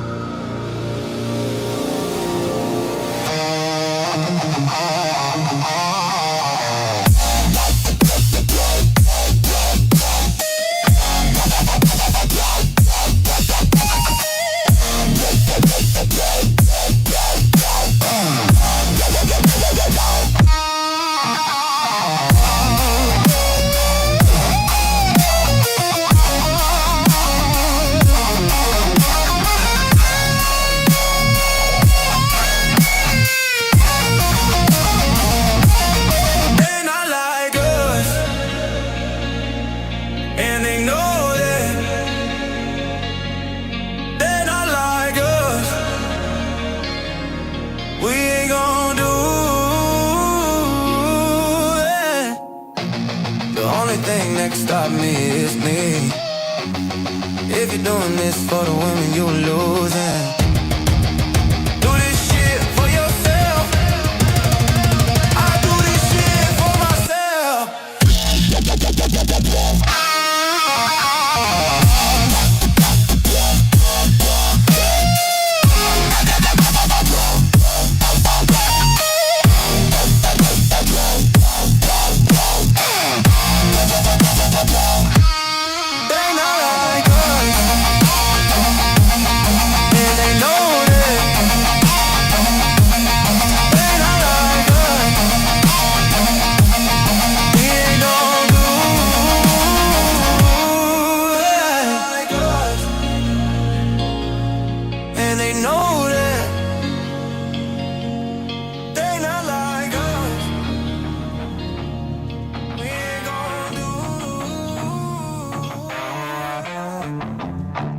They rigged the race long before your first breath.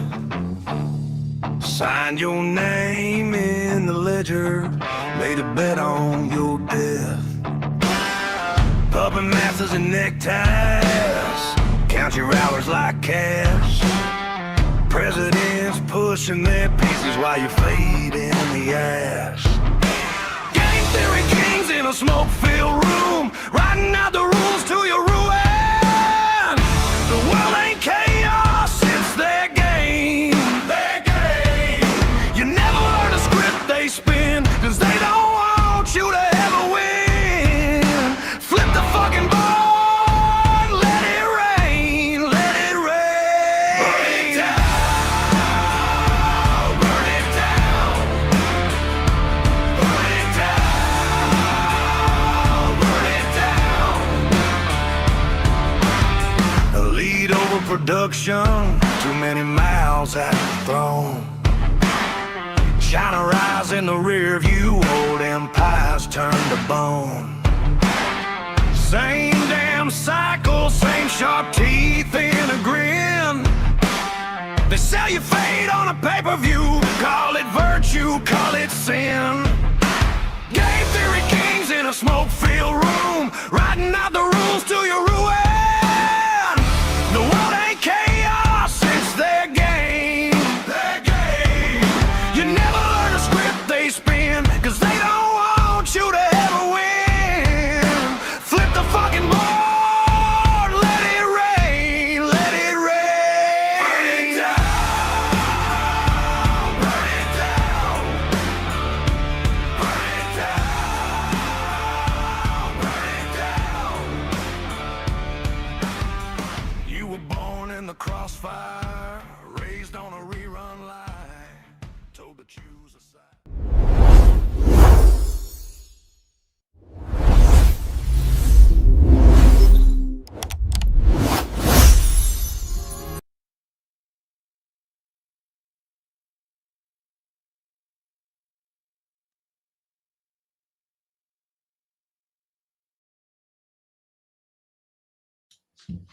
All right. Good morning, everybody. Good morning, good morning, good morning. How are we doing this morning?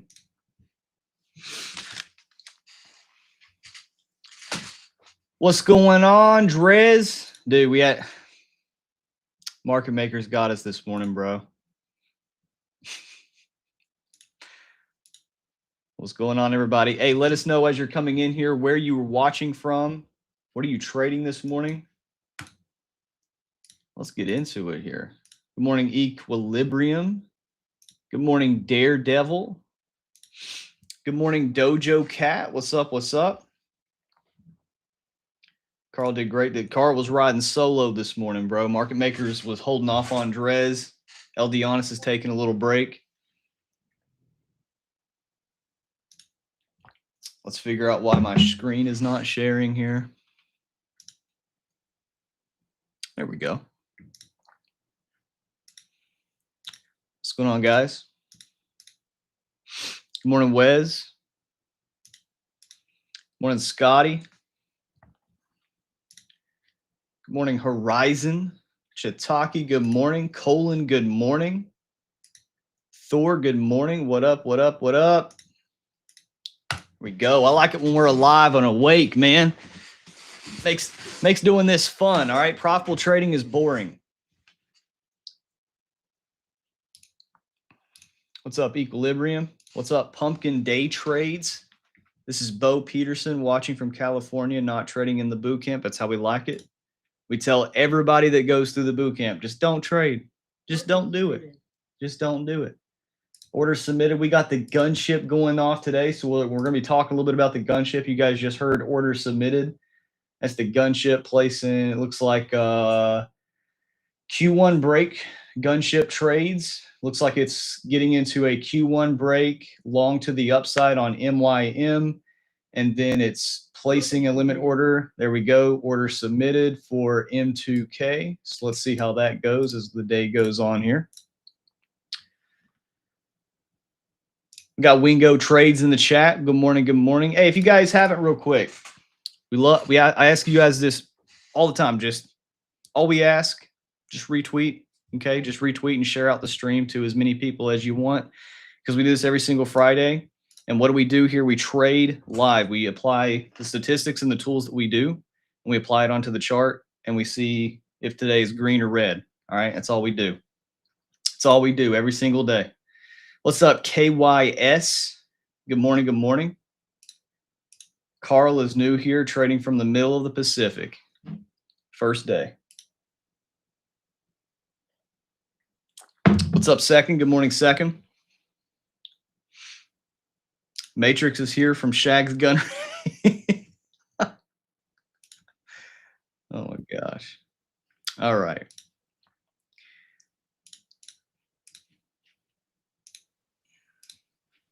What's up, Mickey? I made it. I just had to call. Oh, you're coming in super low.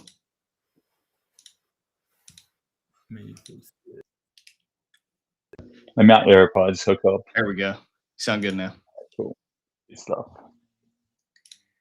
Dude, how do I fix this? All right. People keep saying my screen is blurry.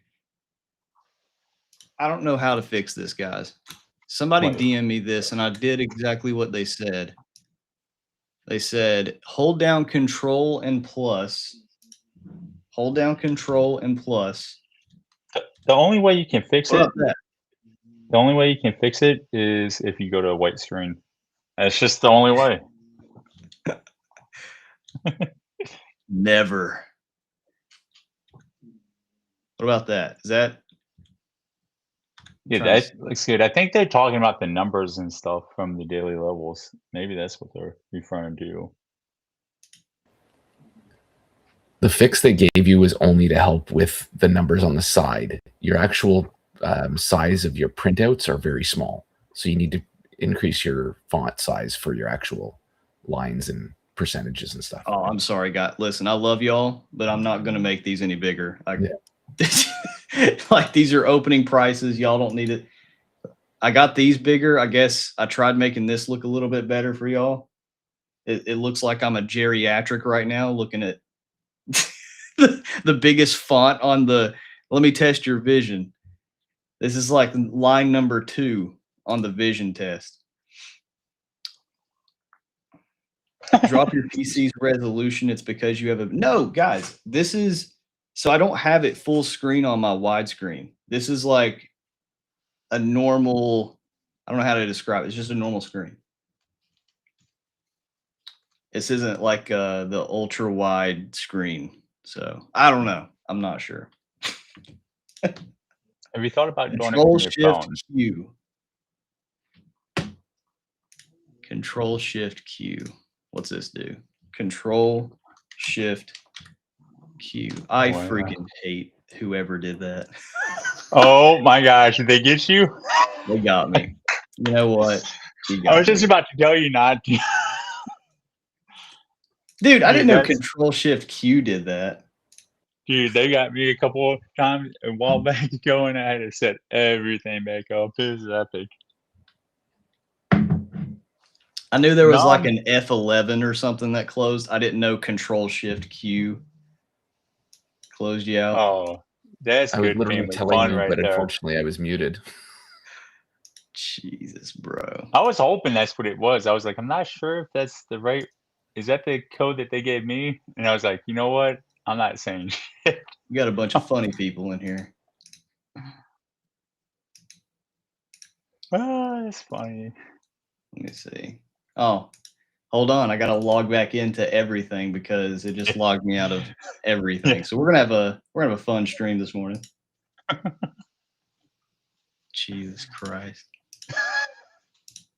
All you can do is laugh, man. Who is this asshole in the chat? Who is this? Num2BS. I don't know if you're in the community or not, but you are the residential asshole of the day. You need to be numb to BS like he is. Do not press Alt F4. I don't know. James is a pretty trustworthy guy. Well, you know what, James, today you're on my shit list.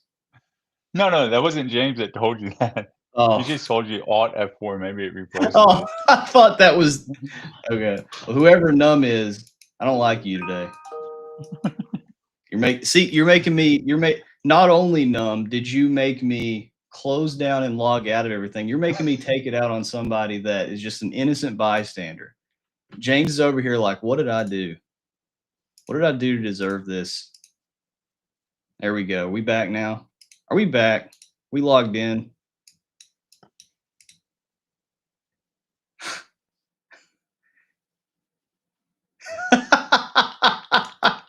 Somebody said maybe your regular phone scammer is it. Num, are you the guy I called last week? He keeps trying to buy life insurance. Oh my gosh.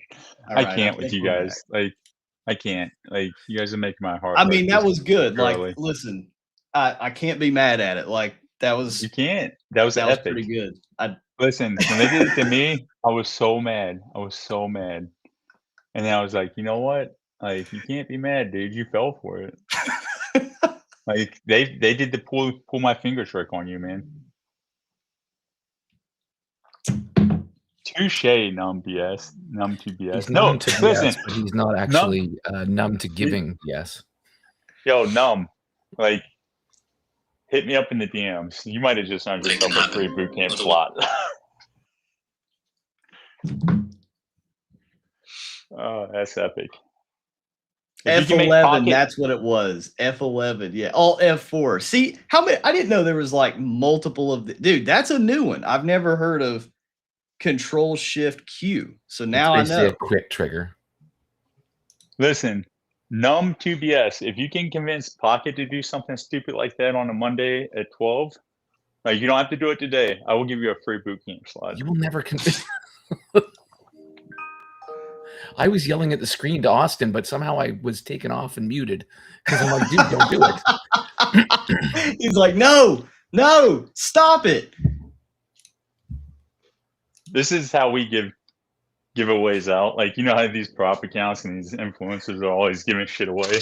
Like, if you make us do something stupid, like, we'll give you something away. What was that? Innocent stupid. What was that old school prank? Was it what's his face? He's an actor. That's real descriptive. I know. You know, what's that old school prank? He was just an actor, you know. Dude, I literally spent like maybe 2 hours yesterday in the hammock, just watching like the prank phone calls. And just amazing work. This is the one thing that phone calls. Oh, where he sounds like Trump. Yeah, just anybody, any prank phone call. But listen, man, like this is the one thing that's gonna die. Now that radio is kind of dying out and everybody's going to XM radio and podcasts and all that. That's the one thing I'm gonna miss is the morning shows. They do some of the funniest shit. I'm looking at trying to make sense of this gunship on Ninja Trader. The TP is at 20. Oh, that's a 2805. Okay, I was like 2885. How in the world is it right here? So we are long M2K. Lovely. Looks like you got the trade correct. All right. Oh, heck yeah. This is day one. So anybody that's new here, we are starting off the gunship portfolio, forward testing it, making sure everything goes good. So far, just a couple little things. We're fixing it. All right, let's get in what we see this morning. You want to go first? Or you want me to? High a day, so that way. God, I think I want to go first today because we got some good stuff. All right. I want to freaking capture this dang. I gotta give you a huge shout out though. Like it took you way less time to reset your trust than it took me. You youngin. I've been in the dude. When you have technical problems as much as me, it's like you have a mental SOP. Like you are officially the geek squad for traders. No, it's I've gotten so good at my technology sports, right? Mm-hmm. Damn it! What's a functions check? I had to do my functions check on my computer. All right. So every single day, first thing I do is I get trolled by num2bs. And then this is target filled. So it's very important. Hey, it worked. Dude, TP hit on the gunship and then it just put the stop loss where the breakout stop loss is. Dude. I wish we had a soundboard. When can we make a soundboard? When can we transfer our soundboard from Discord over to here? We got a soundboard. Well, then it's just really annoying. Here we go. Look at this. Can you hear it? There it is. Nice. Target field. So now we're in one runner on MYM and one runner on M2K. All right. Cool. I need to figure out a way to get Restream to make it to where you guys can see the portfolio without it being like superly complex. That would be the thing for PackTV. All right, for the fourth time in a row. Let's get this freaking. All right, this is what we're going to do. This is what we do. Every single day, we start a 60-minute time frame. I want to see where we're at within the daily candle and how does this daily candle relate to the weekly candle. The weekly candle, we're on a Monday. So statistically, on Mondays, we form highs and lows of weeks. So I simply want to see that. Are we forming a potential high or low of the weekly candle? And the daily candle will tell us, are we forming that weekly high or low, or are we in the body of that weekly candle? So today, you can see I'm actually really happy we're doing this because this makes the analysis and the trade ideas a little bit easier. We're currently making a new out-of-stat high a day with an out-of-stat low a day here at 2100. And so because we're above a lot of statistics that we typically like to retrace, I simply want to use the context of where could we typically maybe get that bearish catalyst to come down to the downside. So I just want to look at all these wicks and then I call them footprints. And I want to see, okay, well, if we have all these statistics above the area that we recently have aggressively sold within 60 minutes of time is up here. Okay. So That is my area of reference, is my area of context. So if we come up into this level, tap into it, touch it, reject it, do anything around this level, that's just added context that maybe this is a really valid area of reversal. Or if we break through it, this is a really good area of continuation. So then I drop down to the 5-minute time frame, and I want to see where is the current high and low of day. Current high and low of day is what we're doing right now with this high day making an out of stat high of day. We don't typically make high of days at 840. So now that we exchanged this in stat high of day that we typically do at 1800, we did that for an out of stat high of day at 840 with an out of statistic low of day here at 2135. So I'm gonna go ahead and mark this out of stat low of day.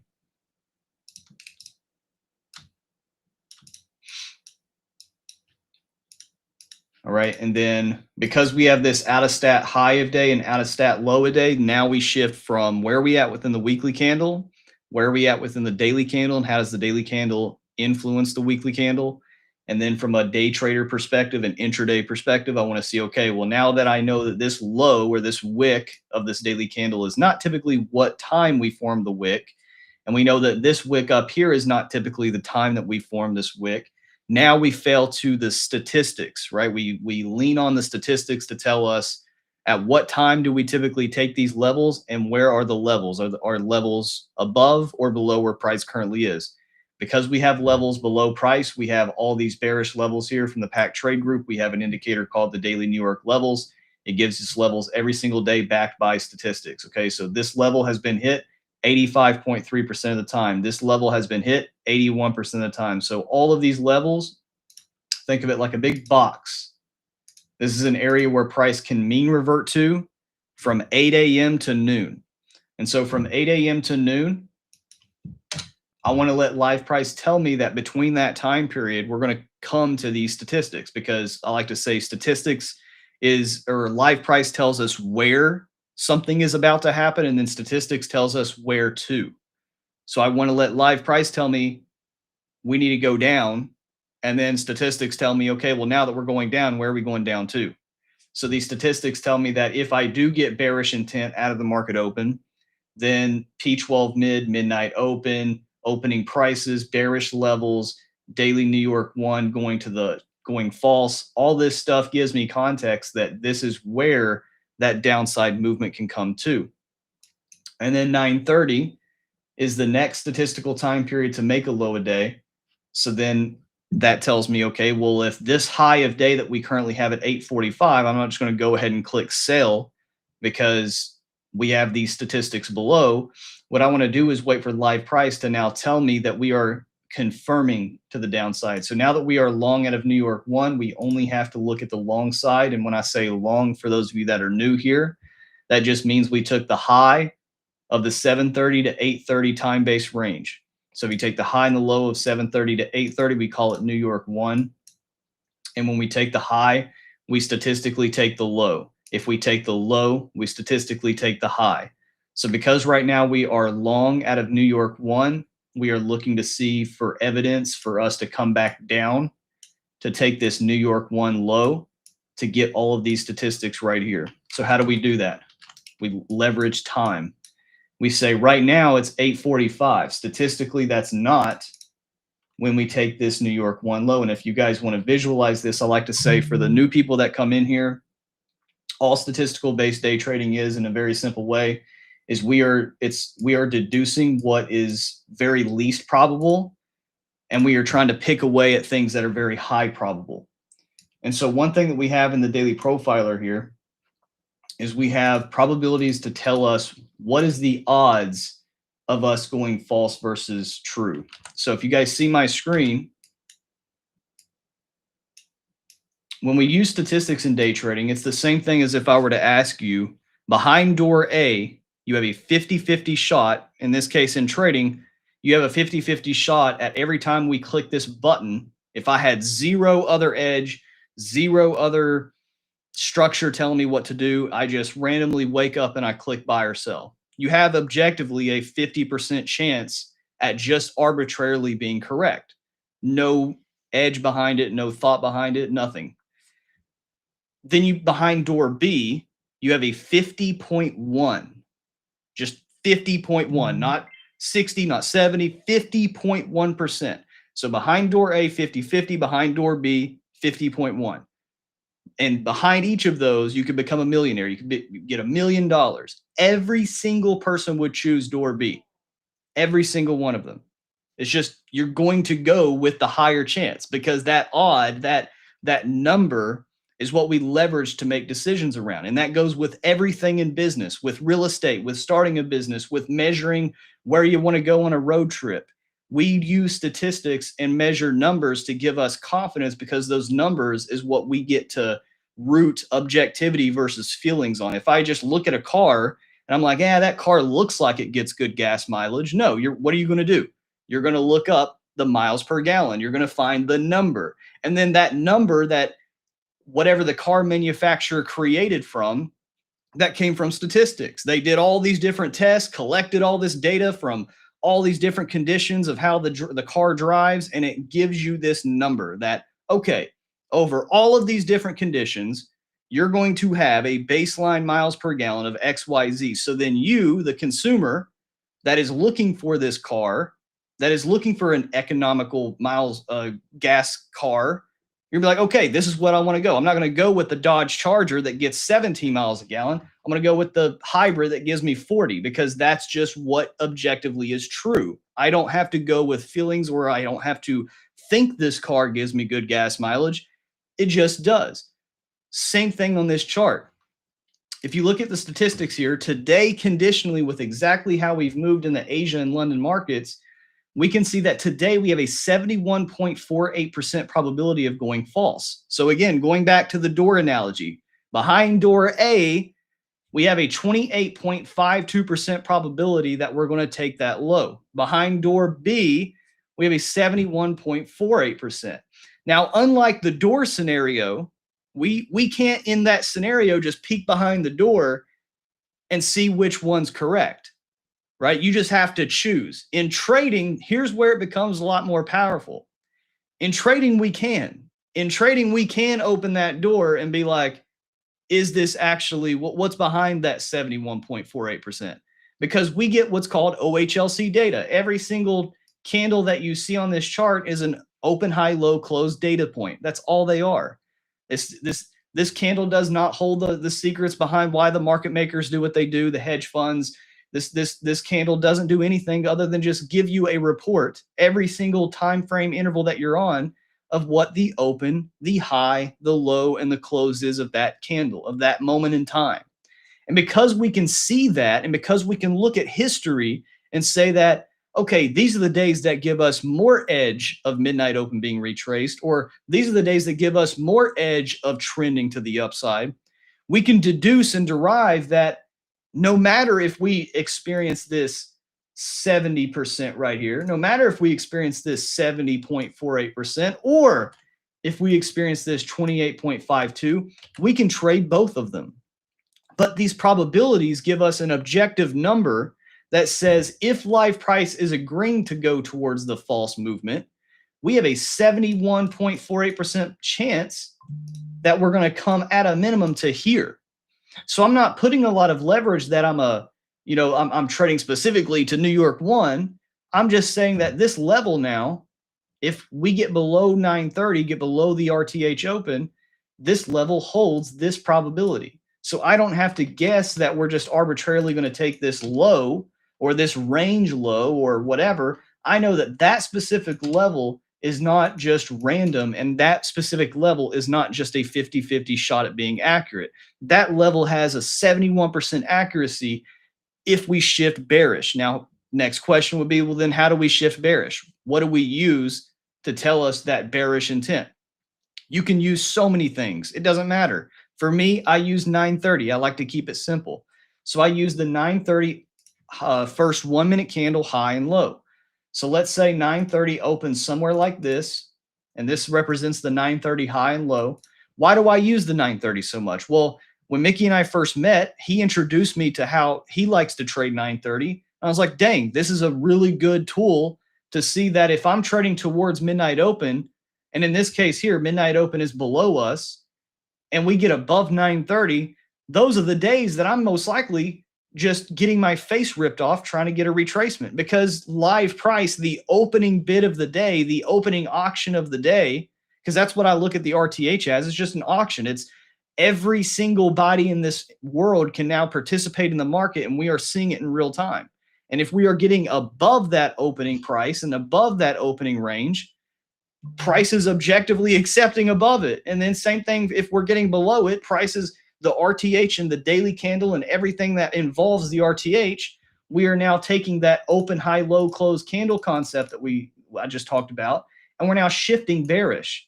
The RTH session is now opening here and starting to form a bearish candle. So if we are starting to form a bearish candle, then the trajectory of that bearish candle are the statistics. Again, where and where to. Live price is where the catalyst is happening. Statistics is where to. I'm not looking for shorts all the way to zero. I'm looking for shorts to the statistics that have high probabilities of getting retraced when live price is in agreement. So then, all that to be said, all that analysis here, we like to joke around. All right, cool story, bro, but what's your trades? So going into the day, what I'm looking for in my trade ideas based on all that is the following. Number one, because we're in an out of stat high of day time period at 850, anything that we go to the downside right now, I'm not thinking that's the time we make a sell. I'm thinking because 850 holds a very weak opportunity at making a high of day, the next chunk of time for us to form a new high of day is at 9:30. So from 9:30 to 10:15, I'll be very diligent at looking to see, do we form an in-stat high of day? And then if we get below it, I will be looking for extended cash flow shorts to the retracements to the downside here. And then if we get above 9:30, I will be looking at 9:45 longs for continuations if we are going to go true. And then if we get below 9:45, so let's say we break above 9:30, 9:45 opens here, I will be looking at shorts below 9:45 for a high of day. And that's about it. So either we get below 9:30, extended cash flow shorts for the false and the mean reversion. If we stay above 9:30, I'll be looking at joining longs above 9:45. And that is my trade plan, Mickey. Let's go. So I'm going to do things a little bit different today. I'm not going to change what I look at. I'm going to try something new, and I'm going to, instead of going from the top down, I'm going to go from the bottom up, essentially, right? And I'm going to see, and for you guys who watch us daily and you know the system, let me know if this makes a little bit more sense as I do it, right? And then, you know, because I definitely want to focus a little bit more on the daily profile side of house and not so much the higher time frame side of house. So if I can get some audits from people who have, you know, watched this a while, they're used to me starting on the daily chart, working down to the weekly, working down to the 12-hour, coming all the way to the daily profile. Now I'm going to do things from the daily profile up and see if that makes sense. All right. So first and foremost, we see that we have contradicting markets overnight. Like Asia was a short true broken, London was a long true, meaning they sold off Asia, they bought London, right? And we know at that point, we can anticipate the higher probabilities to make a new high day and low day within the RTH. All right, we're going to go a little bit more in detail once we pull the data up. All right, we broke out of the long side of New York 1. Right, so this is a 7:30 to 8:30 from high to low. That's the range we use every single day. We're going to pull over our products, right? And we're going to say short true broken for Asia, long true open for London, and long. Right now, we know that there's only two possibilities that we can do around this 7:30 to 8:30 box right here. We can go from now to 11:30. We can go up and keep going up until 11:30, or we can go up to go down. And as Austin alluded to, right, this is the price signature. These are the two types of price signatures that we're expecting around that 7:30 to 8:30. And like he said, there's more likelihood of us going up to come down, right, than to keep going up between now and 11:30. So we know that we typically take out this low. However, right, today we're starting to show some sequencing already before the market open to kind of push our thought process into the true side scenario, meaning that we keep going up and we cannot take out this 7:30 to 8:30 low right here between now and 11:30. And some of those sequences are as followed, right? Number one, if we look at, you know, the high day distribution, right? We can see that if we do the higher probability, long false is most likely, like Austin said, going to come in. We're going to make a new high day at 9:30 to 10:15 to make a new end of day low day, or we make a low day to make a new high day, right? Now this low of the day will come in the 10 o'clock hour in the form of an apex signature. If we make a new low of the day in the morning, to make a new high day in the afternoon, right? But we can see that we're expecting both to come in the RTH, unless we go true. If we go true, then it's going to be a simple low day was put in the overnight and high day is getting put in somewhere in the RTH, right? Now, if I come back down to the higher probability movement, long false to go up to come down, all right? And if I put in the high of the day distribution, the mode to median, we can see this from 0.2 to 0.6, right? That's where most of the data lies, right? That would place us right here, and we blew through that. So that's a step. That's a step that we use to identify a true, right? So we know that that is supporting the true scenario, right? And so if we do the true scenario, right, then we're calling for a reversal. And I don't just use one step for a reversal. So I use multiple steps because you're more likely to do continuation than reversal, right? So now we're going to do MFV, right? Over the last quarter, every time we broke out of the 7:30 to 8:30 high between now and 11:30, I'll show the settings so you guys can see it. 7:30 to 8:30 being the range, cutoff time at 11:30, right? Your 30th percentile is right here at the bottom of this green box, meaning that 70% of the time out of the last quarter, right, you've hit this level on 50%, and then 30% of them reversed. 50% of the time, you made it to the top right here where this big black bar is. 50% of the time, you kept going up. 50% of the time, you reversed. And then 70 or your 70th percentile, 30% probability is at the top of the red box. 70% of the time, you reversed before hitting that. 30% of the time, you kept going. All right. So now we're approaching the area, which is right here at the 50th percentile, which is supporting the true, right? So that's possible too.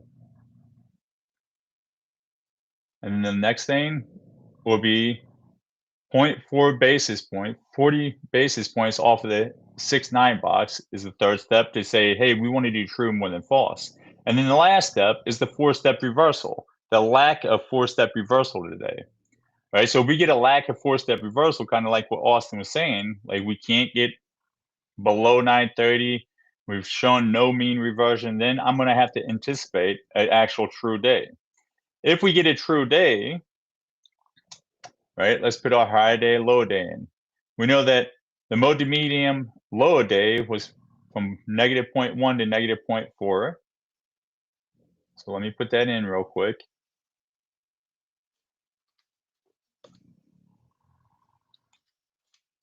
And we can see that the highest probable time for that to happen would have been the 2:30 to 3:30.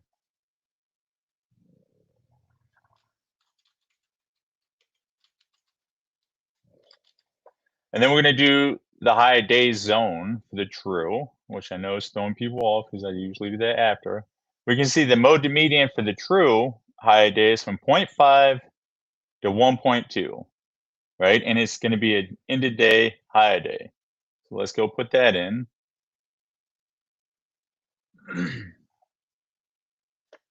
0.5 to 1.2.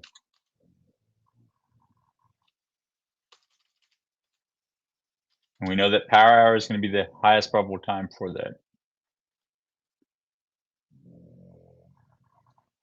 So now we know, now we see we're already in the high of the day for the true, right? So we're at 0.98. So right here is 0.98. So even if we do get the true, how much further can we go? All right. Well, we know our 10-day median distro is 512.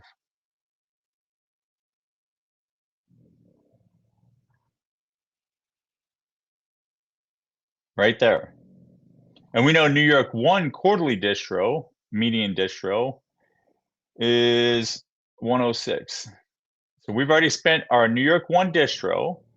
We overspent in Asia and London, so we know volatility is expanding. But right now, believe it or not, the true scenario is even supporting a reversal. Because how we moved out of the 730 to 830. Right, so believe it or not, the lower probability from a distro standpoint and for everything is also supporting a false movement. Now we got to see, is it going to be false enough to come all the way back down? Right, so this is going to be a kind of trickier day to play, but I will tell you this: all longs for me are going to be cash flow targets only on NASDAQ. Sells, I'll cover the queen at, so cash flow target being 10 basis points to 15 basis points off the 930, right? For sells, I'll cover the queen at 10 basis points and leave runners, right? Where am I going to leave runners at? Where am I going to let my runners go to? Well, let's go look at the probabilities, right? So let's say we are going to go with a long false, which you can see there's only been, based off of what Asia did and London did, there's only been 65 days that we went long true in the last 20 years, and there's been 150 days that we went long false, right?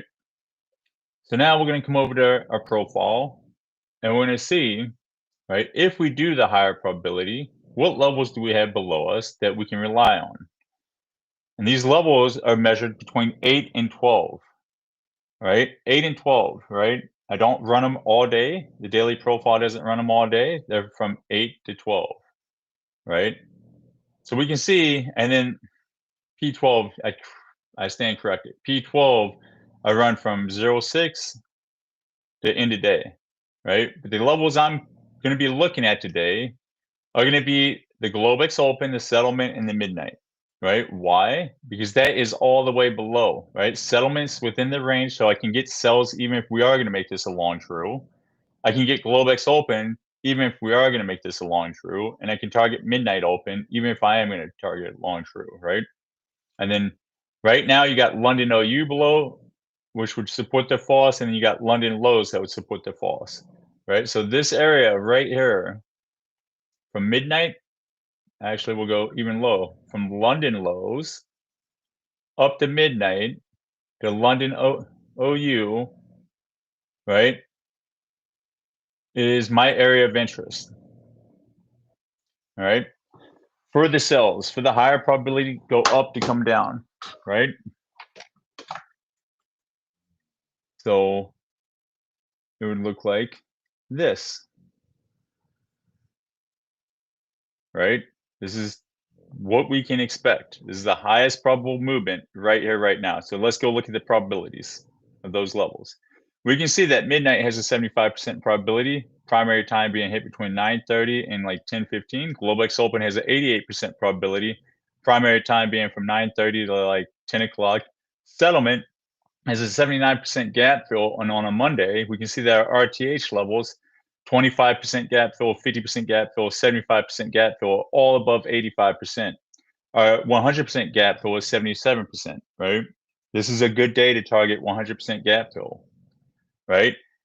If we go to a true, we know that that breaks off, right? If we do a true day, right, and we cannot get below 930, that's going to be the key signature. We know that those probabilities break off. But if we're below the 930, like it's time to go, right? Sell towards settlement fill, right? All right. So we know that we have not taken out P12 low yet, right, for a new low day.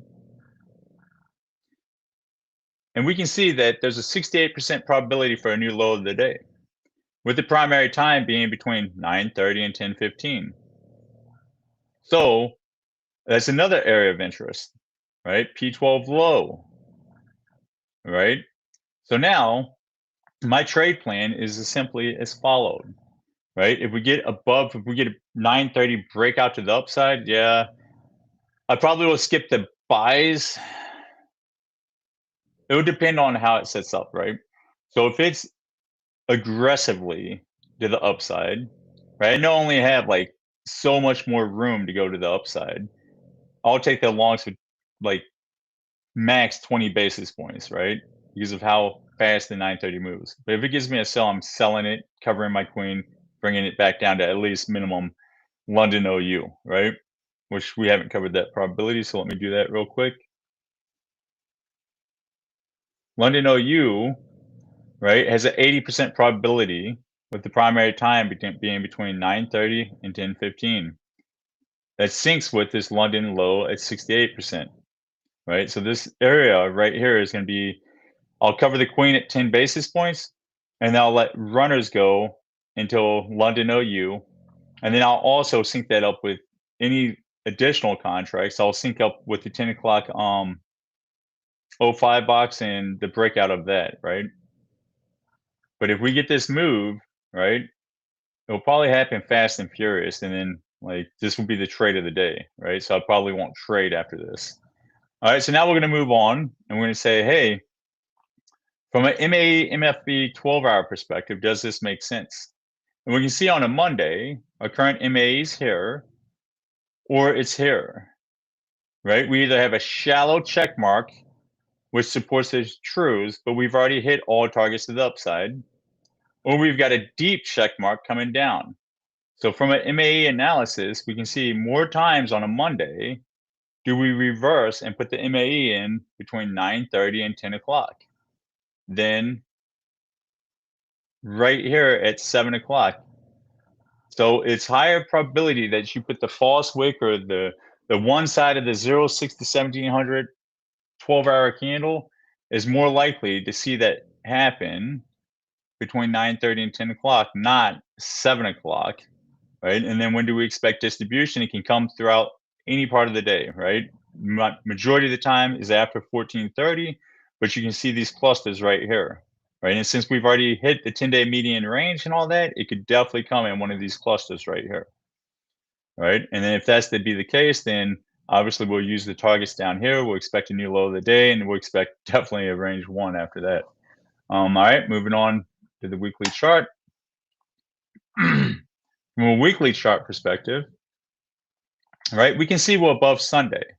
Now, this is why I'm supporting the trues a little bit more than the false, right? P12 signature gave you a low of the days in, right? So that's telling you, and you've already got all these signatures supporting a true. And your job is to, not necessarily take any sells all the way to the new low of the day unless live price supports it. But, right, also, right, we're above Sunday, so Sunday and all the signatures that are supporting a true, right? But then also, right, if we look at a weekly low, from a weekly low MAE perspective, we've got a typical check mark. We came down to MAE for the week, and now we're shooting for higher targets for the week, right? In a mode time, right? So that's supporting the long true as well, right? So this all comes down to how 930 wants to play, right? We have lower targets to the downside, which I'm not sure if they're ever going to get hit again, but they're there. So moving to candle science, we knew since Friday, right, that it was higher probability to sell today than to buy, right? Because of the way Friday closed. And we're going to pull up candle science, and we are going to look at that, right? So just looking at Thursday and Friday, what led everybody to sell Asia last night is this right here, right? We're going to come over to candle science. We're going to switch it back to NQ. We're going to look at the last 2 days that put probabilities on today. This is something that we do in the re-engineering session the day before, so we know what the higher probability for Asia and London is going to be. All right, we can see that Thursday was a green day and Friday was a red day. It closed below the low. Red closed below the low. right? So we saw on Friday that there's a 67% probability that the low is going to get taken out, over a 17% probability that the high was going to get taken out, right? So that's pretty clear, right? That we're expecting to open and sell towards this low, right? But we did that, right? So now we can see, is there probabilities for us to, you know, go a little bit farther? And we're going to use MFV data from a daily perspective to do that, right? So we're going to say, hey, we took out that low, right? 1 minute, something's not adding up. I'm on the H1, damn it. Let me go to the daily and redo this whole thing. Thursday was bullish, this is bearish. Closed below the low. Took out the low. And now we're going to open up our MFE. Right? We can see if this yellow line represents Friday's low, we can see that 30th percentile usually gets to 22%, 22 basis points. Right? I'm pretty sure we did that. Which is right there. And then our 50th percentile is at 0.38.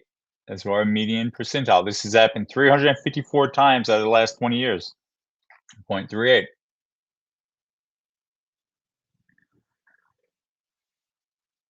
So it's pretty much right there. And then our 70th percentile from a candle science approach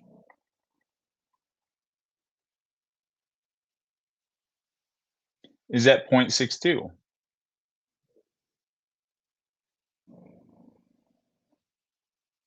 So we know that we have come down from a candle science approach as far as we need to, right? If live price wants to come make a new low, we know that our 30th percentile, which means, remember I talked percentiles, so like if this is my 30th percent, that means 70% of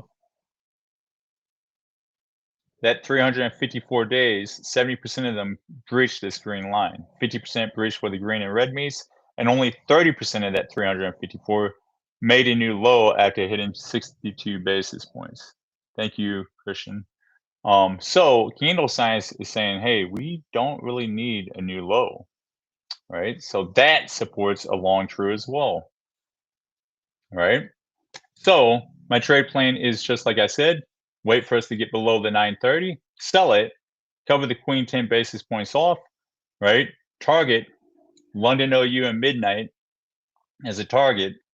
And then, you know, then if 10 o'clock wants to show me bullish, right? I just am expecting a range one day now, right? And let's look at that from a probability standpoint, right?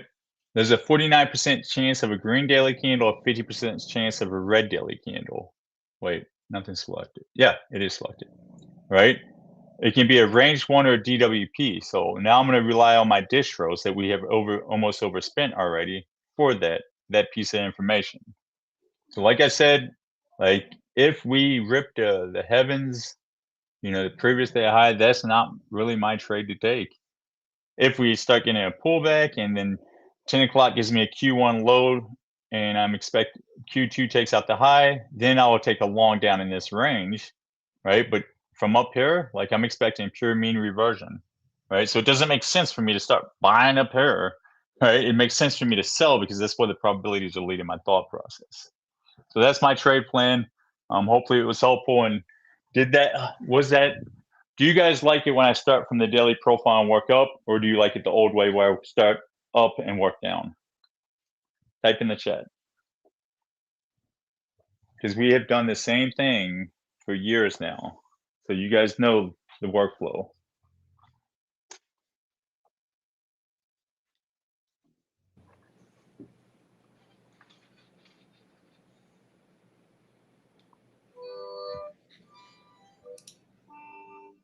This is the best? Okay.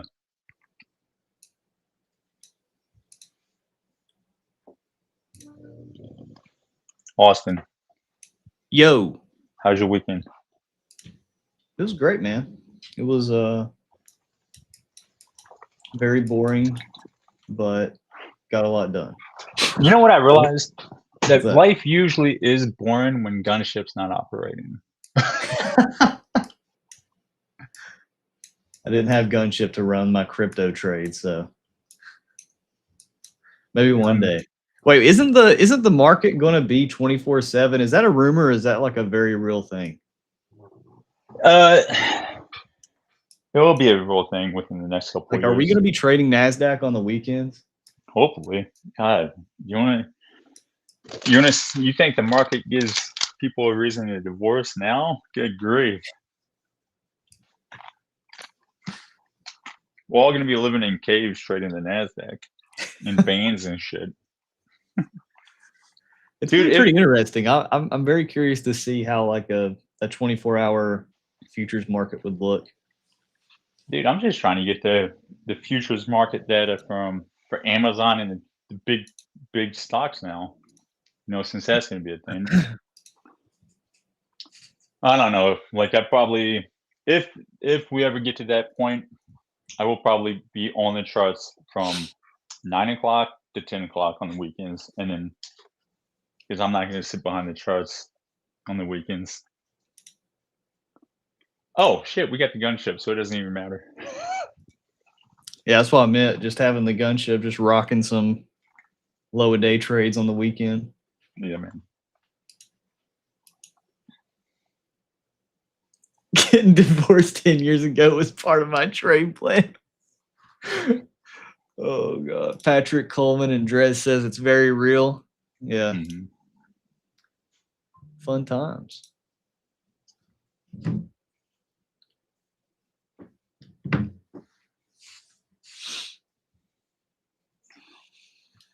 TGen 2047. Dude. If you had a gambling problem before, well, buddy. Dude, like if you have a gambling problem, just go over to the poly markets. They're open all the time, I think. Dude, that stuff's crazy, bro. Believe it or not, the poly prediction markets on prediction markets on prediction markets. Dude, they're just gonna be options all over again. But like the poly market is giving out news faster than anybody else right now. Could you imagine like buying and selling options on events? That's just nuts. They do that already. The event contracts, like they have it for a high day, low day, all kinds of stuff. That's crazy, bro. What a time to be alive. Dude, I like it because like here's the thing, right? So many people, like myself to be included, like take options for example, right? You can be right about the direction, wrong about the time, and like on an OTE standpoint, if you're wrong for a 15-minute block, like it will destroy your premium, right? That's why most of them are, because the gamma and the theta will destroy you, right? And so like I like the idea of, hey, is price going up or down for today? All right, dude, I can play this game with you. All in, going up. All in, going down. It's like you have your level 1 where like you got people betting up or down, and then you got level 2 where people are betting on the people betting up or down. And then you got level 3 where people bet on the people that bet on people betting on things going up or down. And then there'll be a bet in, how are the people betting? Are they using options, futures, stocks? It's been nuts.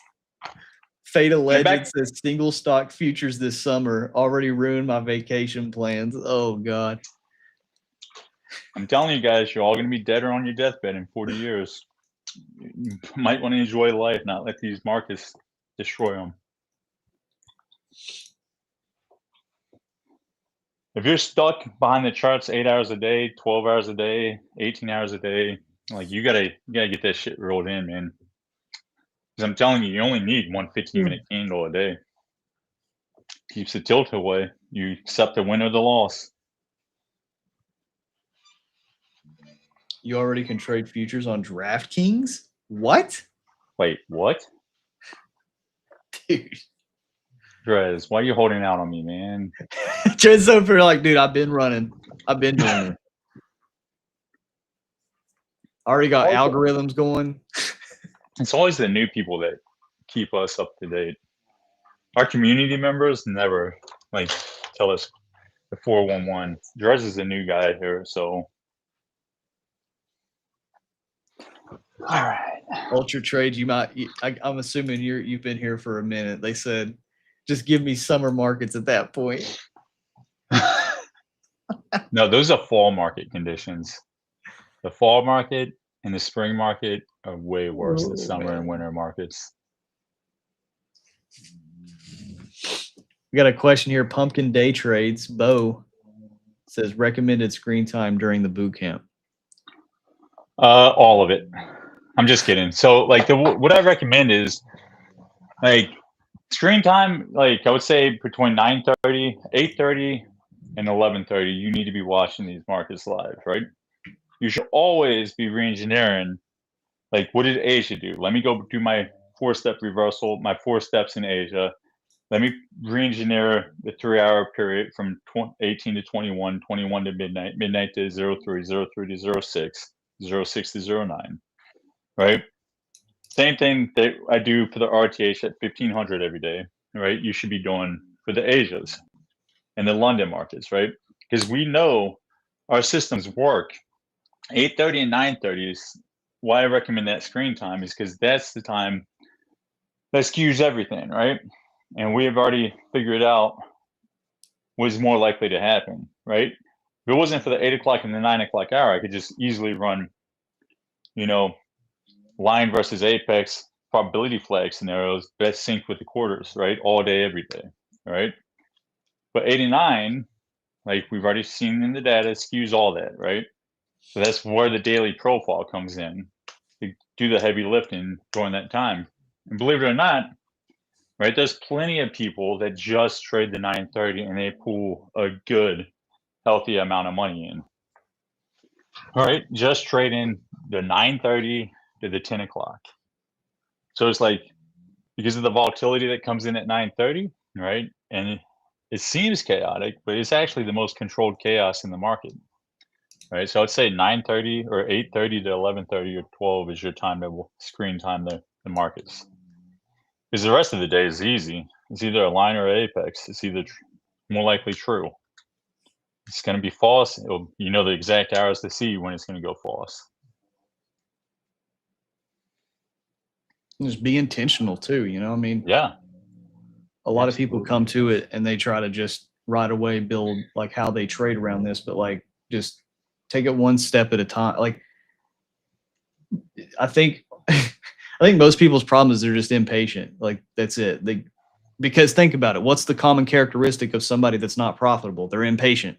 You can't just wait or slow down or whatever. And so one of the biggest obstacles a lot of people, when it's either learning how we trade or learning how anything trades, it's people just want it now. Like, literally, somebody joined the boot camp at like 5 this morning, or I forgot the exact timestamp, and was DMing us. And they were pinging us an hour later. Hey, can you make sure you take a look at this? Hey, like, buddy, you might want to go somewhere else, bud. Like, I ain't that dude. Like if you take that mindset into just everyday life tasks, it's going to bleed into your trading. So it's just every day, slow down. Do I understand high day, low day stats? If I don't, let me be intentional at watching today with high day, low day. If I understand high day, low day, what do I not? Do I not understand how the 930 is a live price component of when they say that? Well, then let me watch. Let me look and mark the high and the low of 930 and see if we break below it, do we make an expansive move or do we chop around it? Do we take the 9 o'clock high or low at 10 o'clock? Do we just do these sequences? And if I'm confused about any of it, you fail to the level of your systems. You stop and say, okay, why don't I understand this? You don't just keep going and be like, well, I'll just deal with that later. I need to now do that. No, you slow down. And that's where so many people go. And when you think that way, Yeah, when you think that way, everything's a red flag emergency, right? Yeah. You give yourself anxiety and panic attacks, right? Like, no, like this is like if you can't find peace on the charts, you're not going to find peace in real life where the real chaos is happening. So learn to train yourself to be comfortable being patient on the charts so you can be patient when raising a kid or in your marriage or your job or whatever. Right? These markets, believe it or not, are just candles going up and down. They only represent money. And like for you to tell me that, you know, these candles can get the best of your emotions, like I call bullshit because a lot of you guys have way more stress in your life than anything these markets can do. These markets just are a byproduct of you dreaming that they can get you out of your stress financially. All right, I'm still looking for a new high day before we reverse. So let's see if 930 wants to rip up. And then reverse. And we are open. Hey, I'm going to say it because I didn't say this, and Jake blamed me. We got 24 seconds left.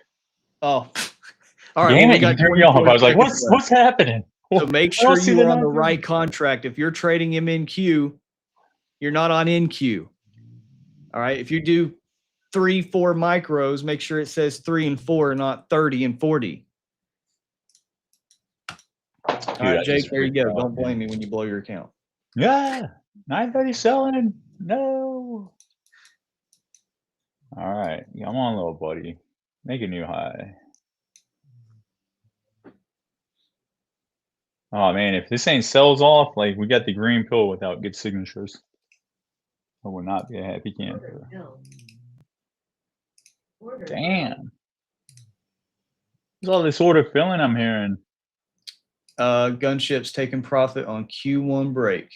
Getting Hell set up for RTH. Sheep 930.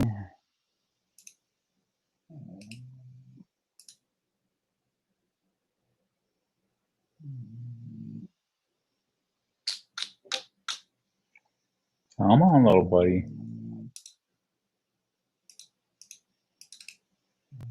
Nope. I'm glad I'm being patient right now. Definitely want to take the sells, but I see a new high day coming in. 17 basis point 930. I know. Not too bad.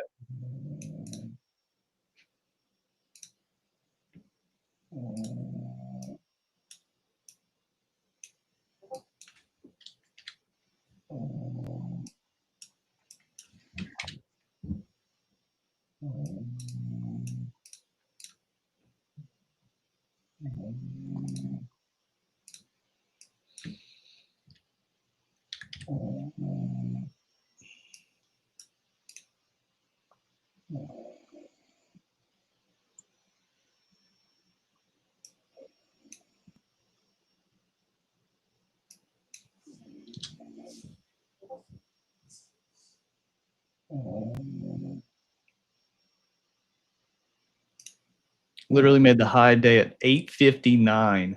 Yeah. Off by 1 minute. That's annoying.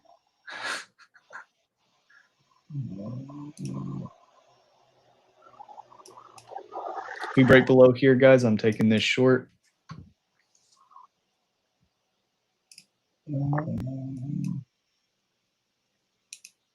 $931 was almost the same size as 930. That's crazy. You don't see that kind of stuff all the time. Yeah, I'll join you with the short if we break. Breaking below 930, 20 seconds. Nope, it's funny that you'll never get this game.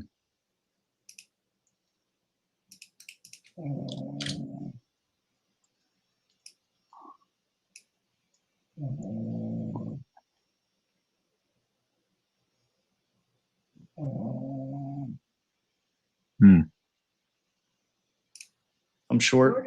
Yep. Short 3. Let me get my 10 basis points. Damn, I was hoping we'd get a new high day.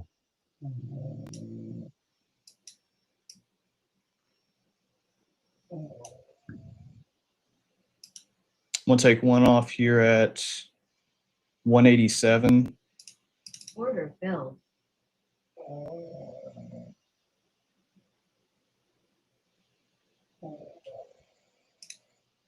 Order submitted.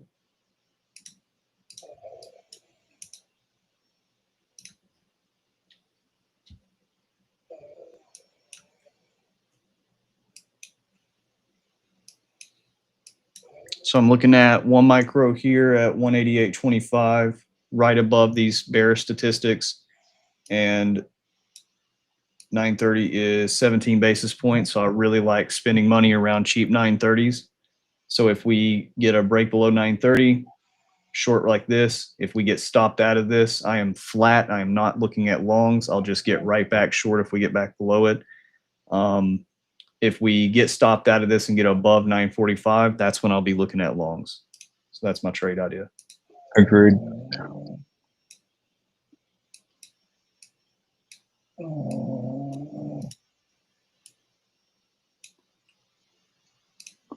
And then I'm going to cash flow the majority of my trade right here at weekly open, which is stacked right on top of us going potential false.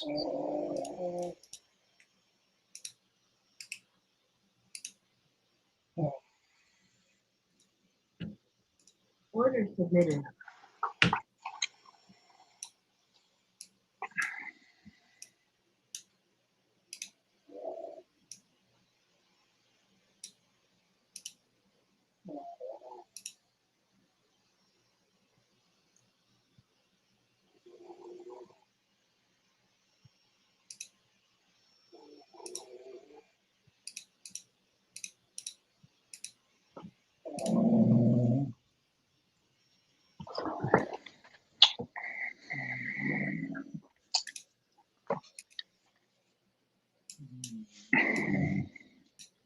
Not a big fan that we didn't make a new high a day, but it is what it is.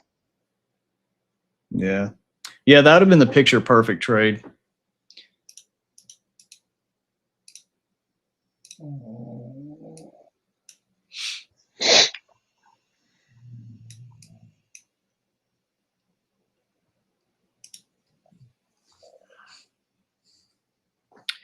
Echalaki. Echalake. I think that's EP, Wake's isn't been a it? viewer for a while, man. He's been around here for like over 2 years now. I feel like I've seen you here. All right. I'm taking one off. Let's go for, I'm way past the 10 basis points, so I'm going to take one off right here. All right, and stop still at 930. High. Order submitted. Well, this is going to be fun. I'm going to have to turn that. I'm going to have to turn that little audio thing off. Don't you dare. Because I'm taking. You guys are going to hear my trades manual trades, my gunship trades. You're just going to keep hearing order submitted, order submitted.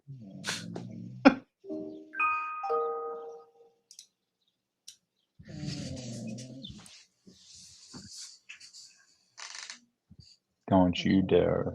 I'm taking all my signals from you, dude. Do what? I said I'm taking all my signals from you right here, right now. I wouldn't do that. That's risky business. All right, let's see. Market open break. Let me show you guys the 97% hit rate trade right here. So you see my TP at 188.25. So here's a trade signal. Super tight stop loss. 2 risk to reward. This is a 97% hit rate trade right here. Limit order long right above mine.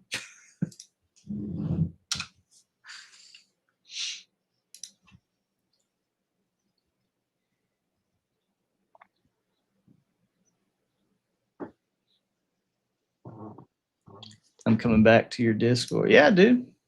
Anybody that joins, and we say this all the time, is as long as you get through the boot camp, you join the pack. I mean, you can leave, you can come back, you can do whatever, because we're here to build independent traders, right? The pack trade group is a mastermind. It's here to, once you guys take the boot camp, it's to show we practice what we preach, and that's where you kind of fill in the gaps. You know, when you're learning a skill, the worst thing you can do is only look at the perfection. The worst thing you can do is think that if you're a teacher, you're always right. And the worst thing you can do as a student is think that everything has to be perfect. When in all actuality, the best way to learn a system is to watch every side of the spectrum, the good, the bad, the ugly, the perfect, the foggy, all of it.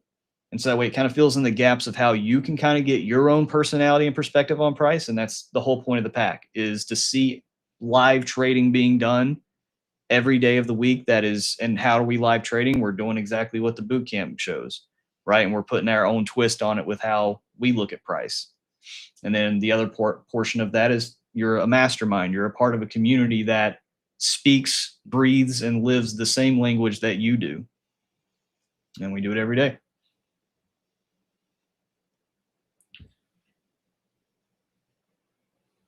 Looks like we are still flat for everything else on the gunship. So we are. It's about to close breakout for the market open in 25 seconds. Market for which one? NASDAQ. No Nazi. So we got. They got the front run. Let's see here. So we're front run short. Yeah, we got a lot of MFEs here. I mean, this is a great trade. This is a trade I'm happy to lose. And if you guys notice too, another question, oh, there you go, order submitted. Another question I get asked a lot is, how do you kind of choose your TPs? How do you choose your targets? When I say cash flow versus extended, well, if you see my screen, today my cash flow target is over 100 points. Sometimes my cash flow target is 20 points. It really is giving, I'm using statistics because again, live price tells us where, statistics tells us where too. Well, if I have a lot of stats here telling me that we're overextended on a lot of mean reversion, well, then I'm not going to think, and this is where people, they don't think outside the box. People think way too like a robot. We are humans. Add your own human element, not discretion, but looking at this chart, statistics tells us where to. Well, I'm not just going to target 10 points for my cash flow when the opportunity of this trade and the majority of the statistics on this trade, if I am correct, are all down here. So what I'm trying to do is maximize the time that I'm right by still giving myself objective expectations. I'm not thinking we're going to go to zero, but if we do go false, well, then these are reasonable trajectories, right? This target right here at 188, this is a reasonable area that price could spend or distribute to then go false. Or if I'm wrong and we don't go false, but we just make a stab down to go higher, well, what I'm trying to do is still make money being wrong. So even if this doesn't go false, even if we don't come down here to take this low, 2 of my 3 positions are already out of the trade and profitable, and then my runner just gets tagged out. Or the other side of the coin, maybe I'm wrong about this whole thing. Maybe I'm wrong about this entire trade. Well, that's where these MFEs come in. If right now you can see we're spending the high strike rate portion of what we typically do outside of 930. You can see this green box right here. If I turn this off, you'll see it a little bit easier. You see this green box? So that's a very high strike rate portion of 930. Well, now I know in the back of my mind, my profit targets are at the median to extended MFE off of 930. This is like the trajectory, the velocity that we can get typically outside of 930. Well, if my TPs get hit, well, I know now we are spending over what median and average we do out of 930. So then I keep asking myself the if-then statement. If we are spending above median, if we are spending above average what we do, well, then I need to look for expansive targets. Above average and above median equals expansive. Below average and below median equals chop. So then my price targets need to match what my reasonable expectation of the trade is. So if my reasonable expectation of this trade is above median and above average, well, then my targets need to match that environment. I don't look in the weather and say, oh, it's rainy, and then go wear a tank top. right? So I'm trying to dress for the weather. I'm trying to make this trade dressed for the environment that it could reasonably be in. Unless you're Lieutenant Dan, then you're on top of the boat in a tank top during a hurricane.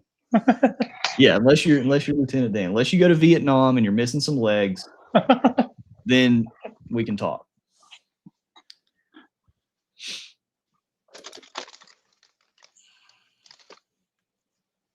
Order submitted.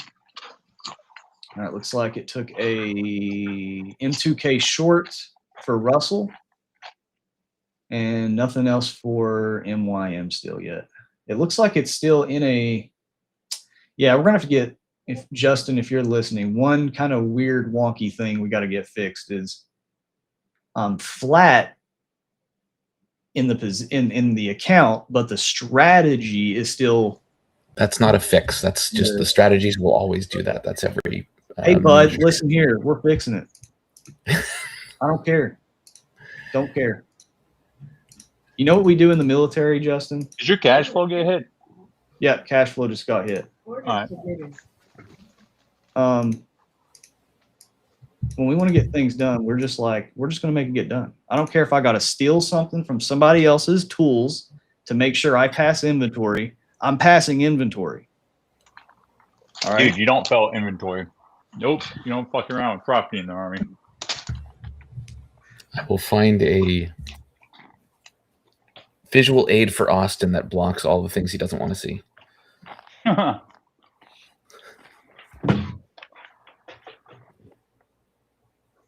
Or I'll just make sure that it hits a certain key sequence to close down everything on him. Order filled. Order filled. There's 2 for 3. Let's go. Let's go.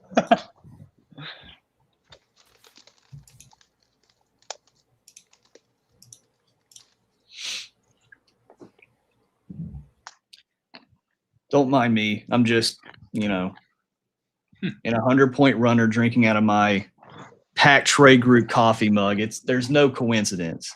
There's no correlation here. But it's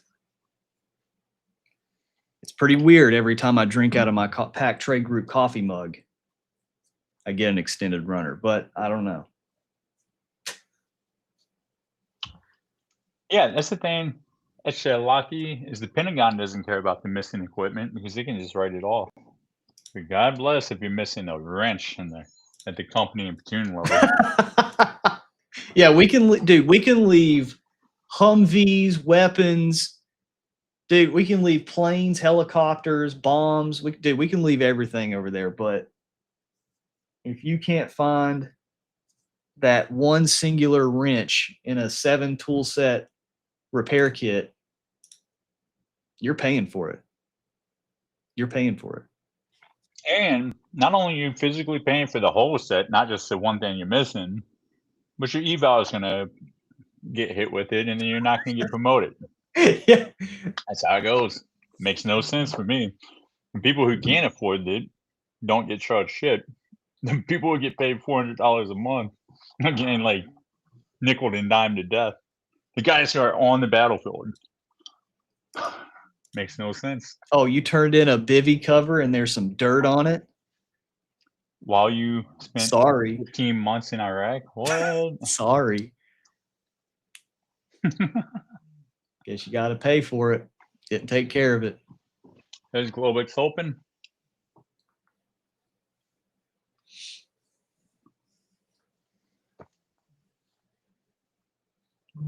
Just me. Oh, wow. We got the tick deny of the century on M2K. Oh. Cash flow is at 7,839. That thing went to the tickle on Ninja Trader. And now it's back to entry. Yeah, I need to do a week worth of analysis on RTY too if I'm going to be running it. And we are missing out, Justin. We are missing out on an MYM beautiful market open break because it still thinks we're in a Q1 trade. So we definitely gotta get that fixed.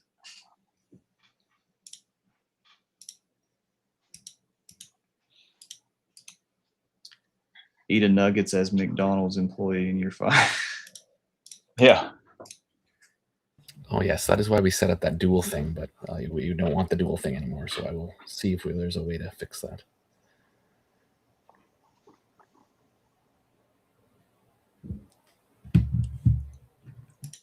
Pumpkin day trades. This is the first to see it live.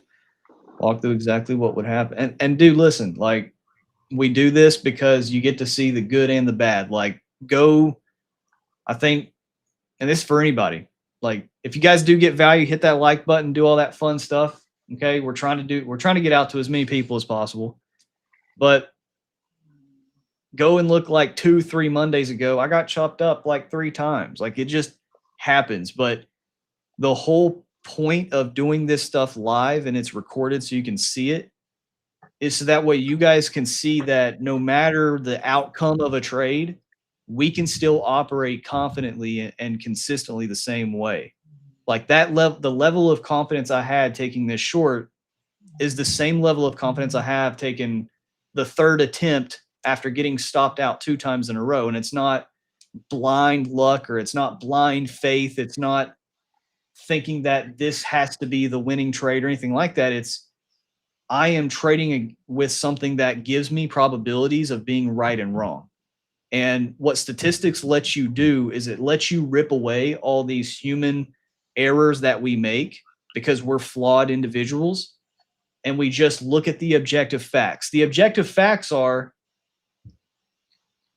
we retrace a lot of these statistics more than we don't. We don't have to get all of them, but we retrace a good chunk of them more than we don't. Like, and you'd be like, well, then why did I take profit to right there on the way here? Because it makes me money even when I'm wrong, because this is what people don't click. Stopped out on Russell. This is what people don't kind of click in their brain is it doesn't matter if you're right or wrong about an individual trade. And so when you're in the market and you're looking at this trade and every single trade as if this trade has to be the one that you're right on, what do you go? You go down this rabbit hole of over perfection. Well, this looks like a good short, but I don't know. We didn't do the high exactly where I wanted. So the market's not always going to do exactly what I wanted. The market's not always going to make a perfect instant high of day at 9:30 and I get to short below it, but I get to fail to the level of my systems. And guess what? My system has a stop loss. If we come back up to make a new high, I will just get stopped out. That's it. That's the worst possible case. My account won't be blown. I will still have breath in my lungs. Somebody's not going to come to my door and say, okay, you're done. Like, no, I get to live to trade another trade. And people think that every time you get into a trade, it has to be perfect. It has to be right, has to align with what Trump is doing here soon, has to align with the fundamental outlook of what we're doing. No, dude, it's just a trade. So give it the respect it deserves, but don't treat it like this giant monster that has to be conquered. It's just a trade. It's not going to hurt you. So take it. And if you plan for it, you built data on it, there's nothing you have to do except just execute. That's it. We are our worst enemy in trading, guys. We are our biggest obstacle at profitability. And when you realize that, when you understand that consistent execution is way more powerful than the best strategy in the world, you start to make money in these markets. You start to be able to be a lot more consistent, a lot more confident, a lot more at peace than somebody that's thinking that the market, they know how the mechanics of the market move. And then when they get stopped out, they're like, dude, price action's bad. This isn't the way the markets are supposed to move. Price action's bad. This is bad price action. Imagine thinking that you are entitled to $1 trillion a day instrument to work the way you want it to work. Imagine.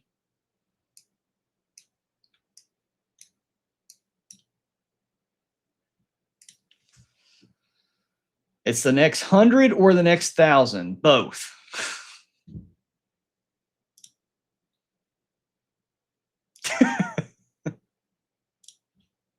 EP said R1. EP's trying to trigger me.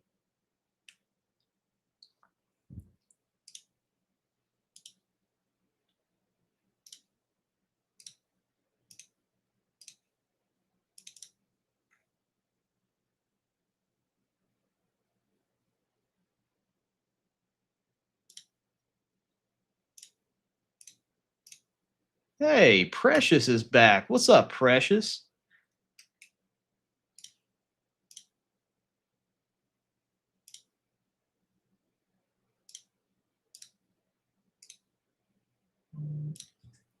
Don't put that evil on me, Ricky Bobby, Mr. EP, Mr. Range 1 EP.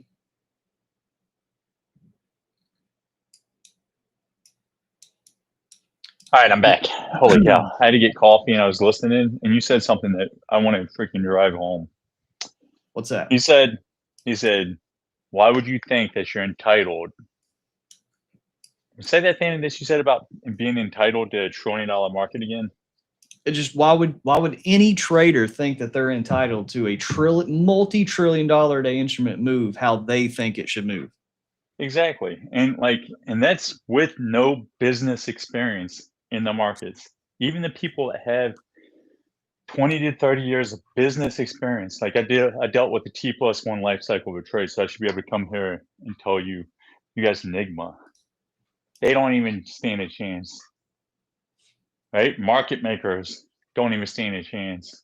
The CEO of the New York Stock Exchange or the NASDAQ doesn't stand a chance.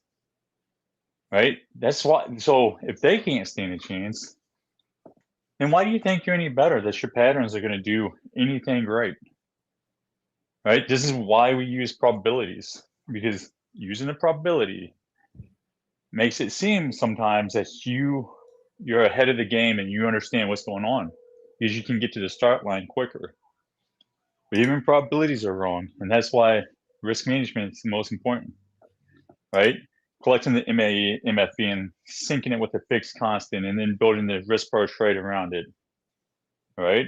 That way you can survive, right? So humble yourself and stop thinking that this is just a drawing of candlesticks that you can solve, because it's not. There's 42 different economies that drive the NASDAQ, 42 different economies and everything within them, right? And just be humbled and be grateful that you can even pull $1 out of it, right? I don't know, it's exhausting.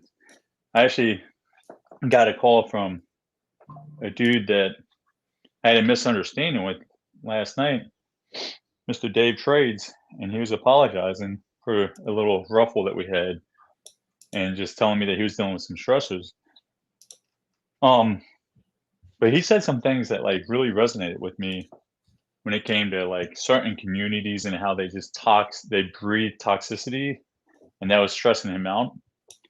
And that same community is the one polluting your brains and setting you, actually, they think they're helping, but they're actually setting you back, making you think that you can predict every single part of this market. You can read the markets and understand where that momentum is going or where the statistics lie, but you're not going to be right all the time. So if we know that we're not going to be right all the time, then we know we have to let our process, our position size, and do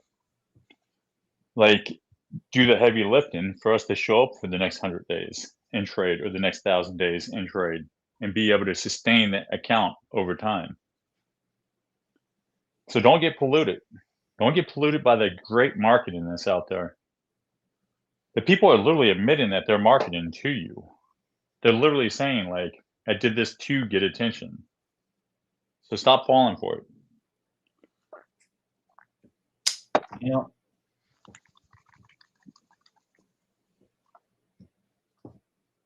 Like I said, nobody cares if you make money besides you, your wife, your ex-wife, and your kids. So stop letting marketers market.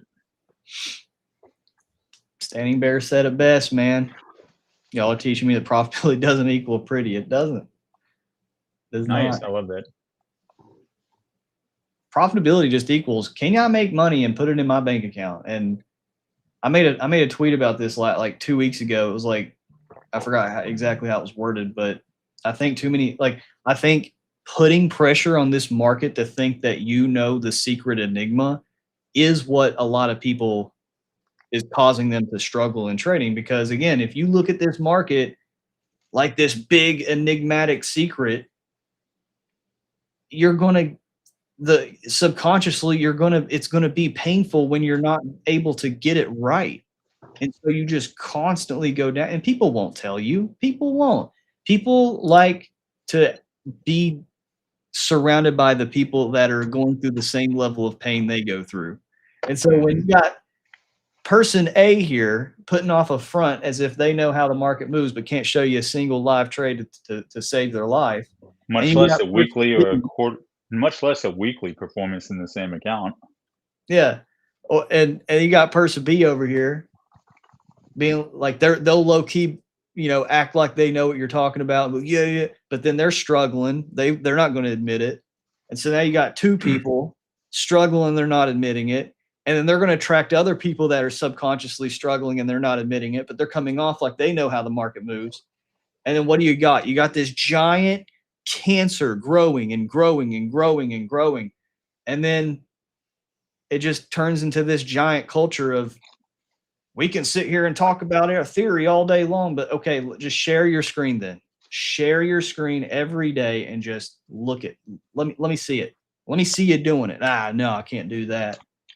Can't do that, dude. They'll it's just goofy. It's just irresponsible. If you're I'll literally say it. Like, if anybody here is learning from somebody and they can't show you a losing trade, if they can't just lose in front of you, they're not teaching you anything. Because if you are trying to learn and only understanding and seeing what right looks like, and you don't know how to go through failure, they're only showing you the side that you want to see. And then you got to ask yourself and be discerned. If somebody is only showing me what I want to see, is there another reason for that? Is there another reason why they're only showing me wins? Yeah. So YM gave a good 4-step reversal to the upside, supporting the true. RTY did the same thing. NQ still, giving you the proper 4-step reversal for the fall. So like, there's no reason to panic or exit your trades or anything like that. Absolutely. And the thing that boggles my mind is, like, most of you guys wouldn't fall for this kind of marketing in any other aspect of your life. If a roofer came by and said, listen, I can put on a roof in 3 minutes and it's going to last for 50 years. You'd be like, oh, cool. Let me go do some research if that's even a thing. If an AC dude came in and said, I'm going to put in an AC that you'll never have to change out the Freon and the compressor would never break. You'd be like, let me do some research on this. If a car salesman said, hey, buy this 2017 Camaro, I'm going to charge you 29% interest. It's a good deal. You'd be like, no, it's not. So somehow in the unknown, which most of you guys, besides the people that worked with it, investment banking that are watching, most of you guys don't have any business experience. So this is the unknown to you. You don't have financial degrees. You don't have business experience, but yet you're sitting here falling for the shenanigans of marketers. Stop it. You know better. In every other aspect of your life, you know better. So why are you falling for it in the markets?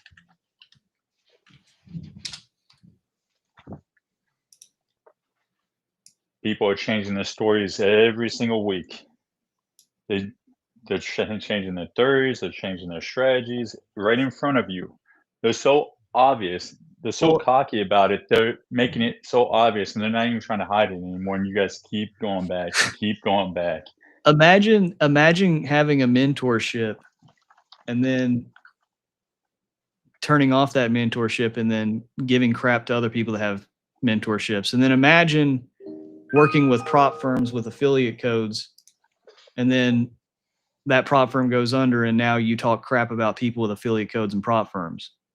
Imagine just having terrible values and integrity and never doing what you say you do. Or supporting a type of trading theory and just yelling from the top of the mountain, you should check out this.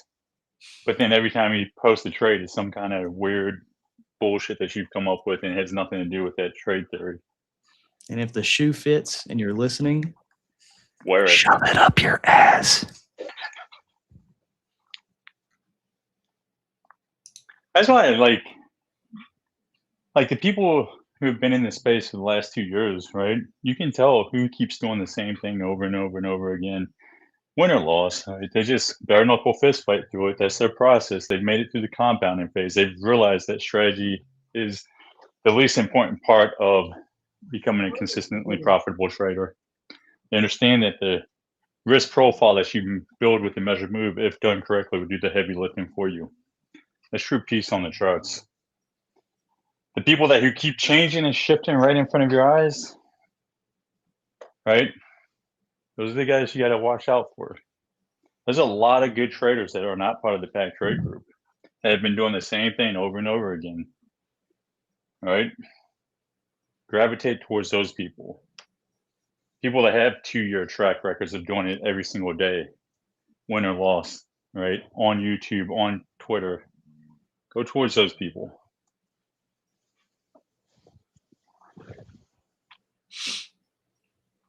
Tell you right now, this coffee, I'll tell you what's a scam. How good This coffee I made this morning, because I don't feel an absolute ounce of caffeine in my body. I'm so low energy, bro. You're crazy, because the caffeine's hitting up when I start going on my rants.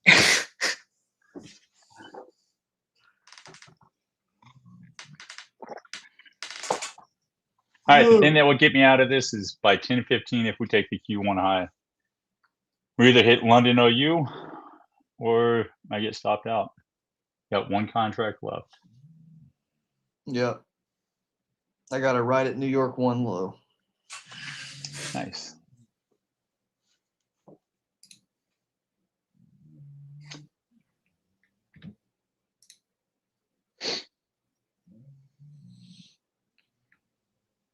But this will be the determinant. Why do I say Q1 high? Well, this will be that deep pullback that we typically see on true days.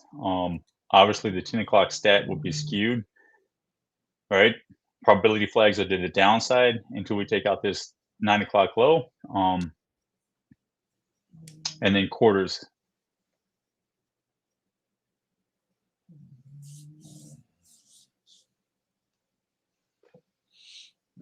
Karl is year 2 of the magic hour trading. Karl was Karl was, I think, the first person to really get what we do in the pack started, where instead of just watching me trade live, Karl was like, because it first started with Danny wanting to do stuff in the mornings.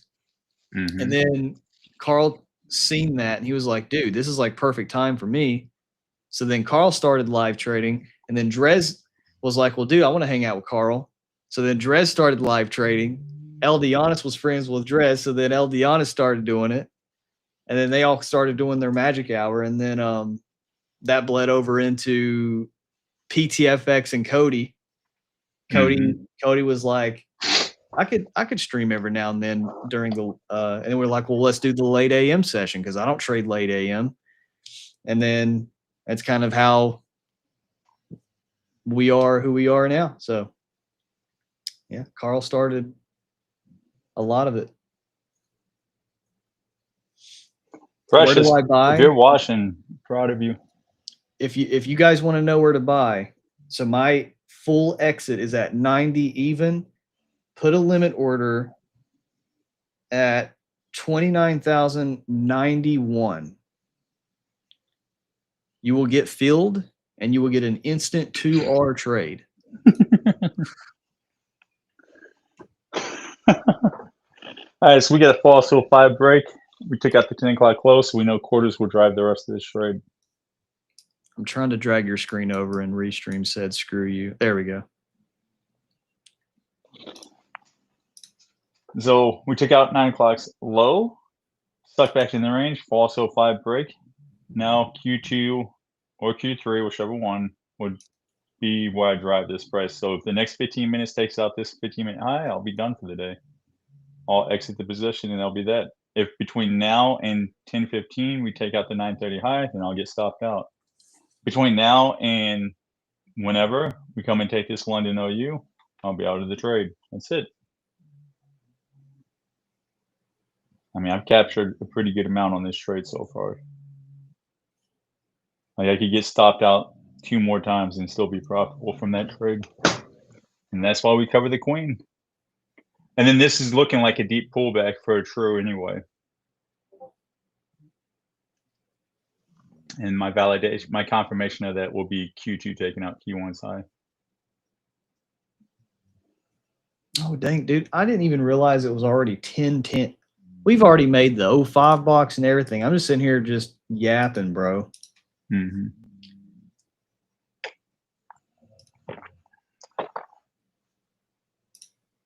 YM, man. Good grief. It did a great true today. But it's even overspent right now, and it's a high data zone. So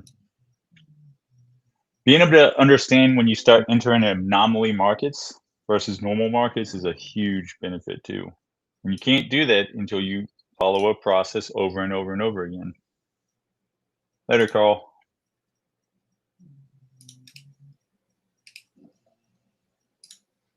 You guys hear it when I click on stuff on my keyboard and my mouse? You hear my clicks? Yeah.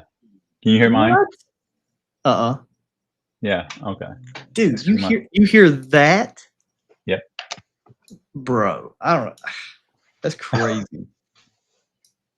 How do I have, like, when it comes to technical stuff, it is the worst stuff ever, but then I apparently have a microphone that can pick up what an alien is doing on Mars. Like, what the? That's funny. I didn't know you guys could hear my mouse clicks. Oh, you know, I did reconnaissance in the Army, so I learned how to be quiet. You obviously were a machine gunner stomping through the woods. Whoever was slurping just a minute ago.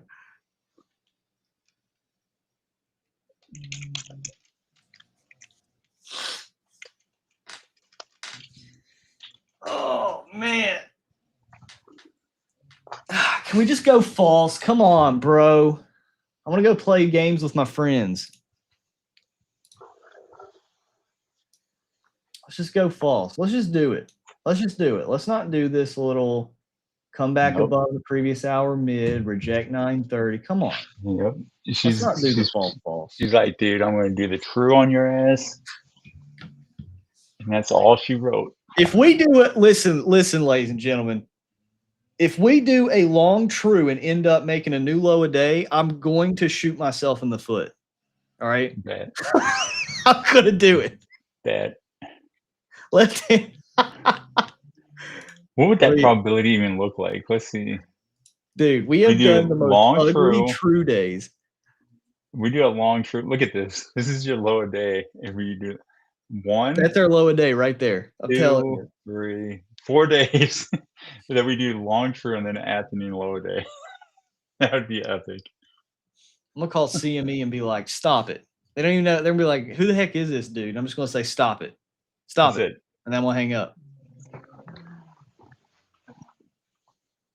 What's the CME's customer? We're going to call customer support right now. And ask them if prop fund money is the same as live account money. Do they even have a customer support number? Probably. That would be so funny, dude. Listen, I'm thinking about like trading CME products with you guys, but I'm afraid that negative R money won't be the same if I make it as positive R money. Dude, that dude cracks me up when he does it. Ike. Yeah, I like Ike. I do too. He's on My Pundit Futures or one of those TV shows every Wednesday now. See you later, pumpkin day trades. I think that's Bew. That Navy dude, that's him. His CPA. That's Bow? Yeah. Bow something? Yeah, that's that CPA dude.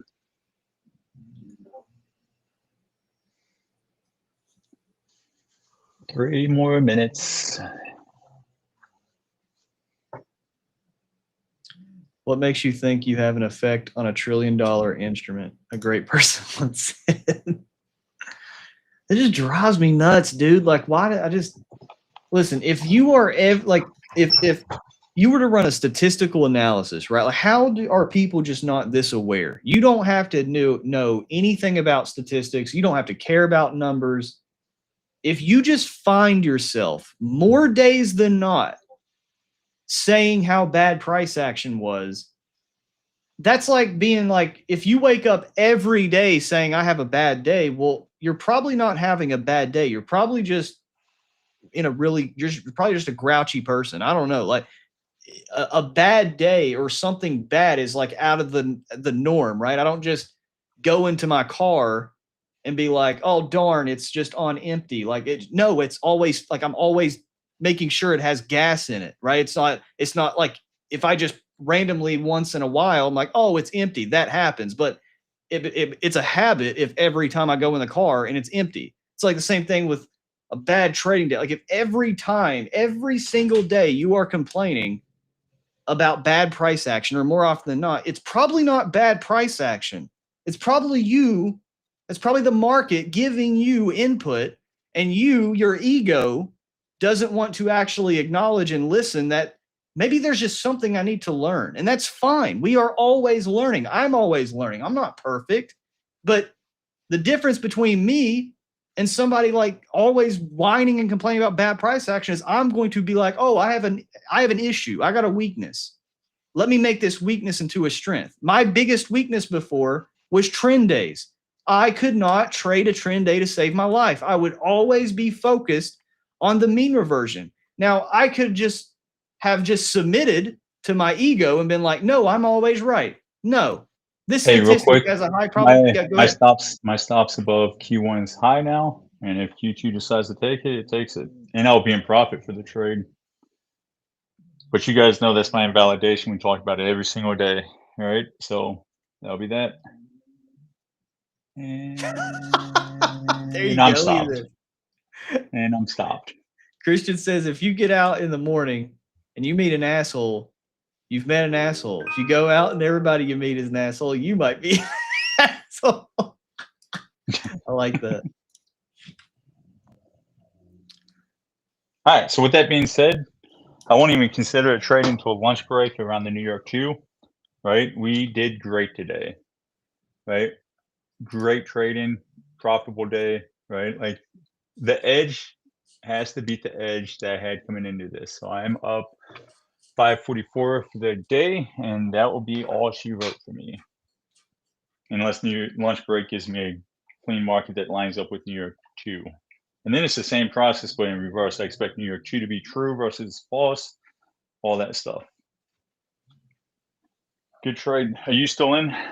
I'm still You holding. don't move your stop, right? Yeah. Yeah, definitely think. Definitely think you are correct. But that's Either my this runner validation. gets stopped and I'm flat and I'll be cash flow positive for the day, or this TP gets hit and I pay my mortgage. This TP doesn't get hit, can't pay my mortgage. Can't do it. Yeah, I got 3 extra spare bedrooms for you, bud. I'm moving in with Mickey. We would never sleep, and we would have bunk beds for more room for activities. I like the way Jay thinks over here. Y'all listen to Jay. 35 likes. There's 80 people in here and 35 likes, dude. Breaking my heart, man.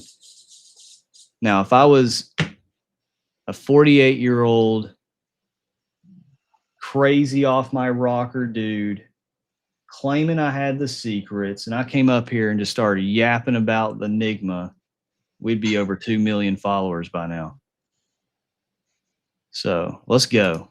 Let's freaking do it. Let's do this dang thing. Let's build something of real authenticity of trading. Okay. I don't even know what I just said. Let's be authentic. Let's show real trading. Let's make that mainstream. Let's get away with this Lambo bull crap. Let's get away with these secret bull crap. Let's get away with all this nonsense and let's just be real people. How about that? Why don't we make that mainstream? We don't got to act a certain way. We don't got to trade a certain way. I don't have to come up here and be a certain person. I'm just me, and you guys are just you. In a world of AI bullcrap, in a world of people trying to claim that they are somebody they're not, and in a world of all this nonsense, why don't we promote something real? How about that? Speaking of nonsense, do you see this shit? Do What I the see hell? what? Ah, we take out Q2 high and suck back into the range. Stop me out and suck back into the range. That's the And old. this old is when dick twist. Yeah, this is when like sticking to your rules has to be a thing, right? I'm not going to jump back in a short. I'm not worried about it. It just is what it is. Now, I will say, if for any weird reason I'm still in this trade, by 11 o'clock, if we take the 10 o'clock high or midpoint, so like let's say we just stay chopping around here and do like a rangy 10 o'clock, 10:30 is where this New York 1 low just completely drops off. Now, again, the statistics are between 9:30 until now is the meat and potatoes of when we do take this New York 1 low, which is why you guys see me really trying to see if this runner can do what it's designed to do. Or by 11 o'clock, that's where I'll start to be hyper aware at, okay, if 11 o'clock can't take 10 o'clock low, we get above the halfway of 10 o'clock, then I'll just close the runner instead of it coming all the way back. But I'm really loose with my runner, especially during the 10 o'clock hour, because first things first, this 10 o'clock candle sometimes will make the most perfect in stat low, and then in a matter of 5 seconds, we'll just take it. So it's like this 10 o'clock hour is sometimes really wonky. And so I just really let 9:30 statistics here tell me, okay, if we're below 9:30, there's nothing for me to do. That's why my stop loss is right here at the high, because if my runner does get hit, well, then what are we doing? We're most likely getting above the 9 o'clock high. And if we're getting above the 9 o'clock high, most likely we take the 8:59 high of day, and the short is invalid. So that's why I place my stops where I place them, because that makes me lose against the winning team.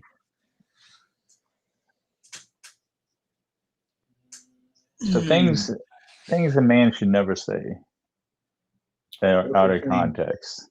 Loose. Right? The only acceptable time for a man to say loose is when he's saying lefty loosey, righty tighty.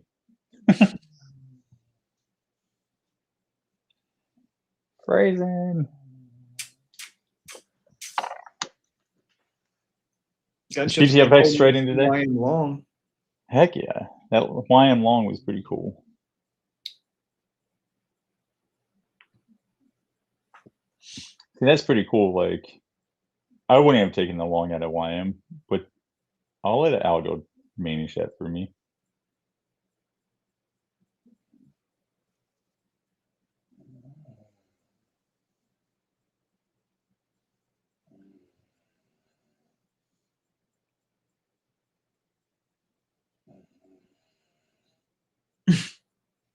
Enigma is the friends we made along the way. Oh my God.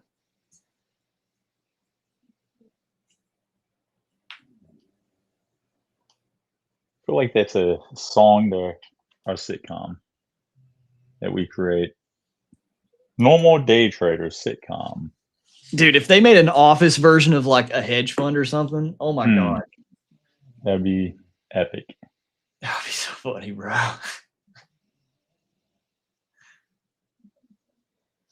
Chitaki green 930, 18 Asia red day. That happens. It does. Happens, bro.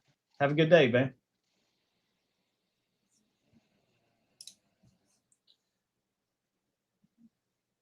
The worst thing you can do when you have a red day and you know you followed your plan is what do they say? What'd you learn? Nothing, dude. Took a red day. Yep. Just take a red day. That's it.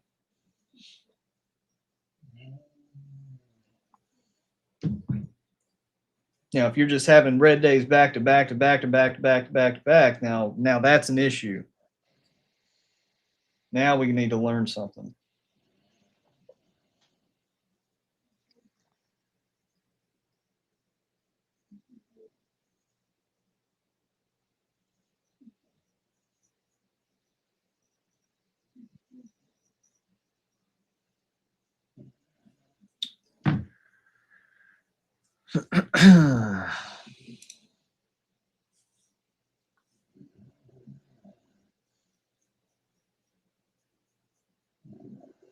I'll give you guys, I guess, one thing.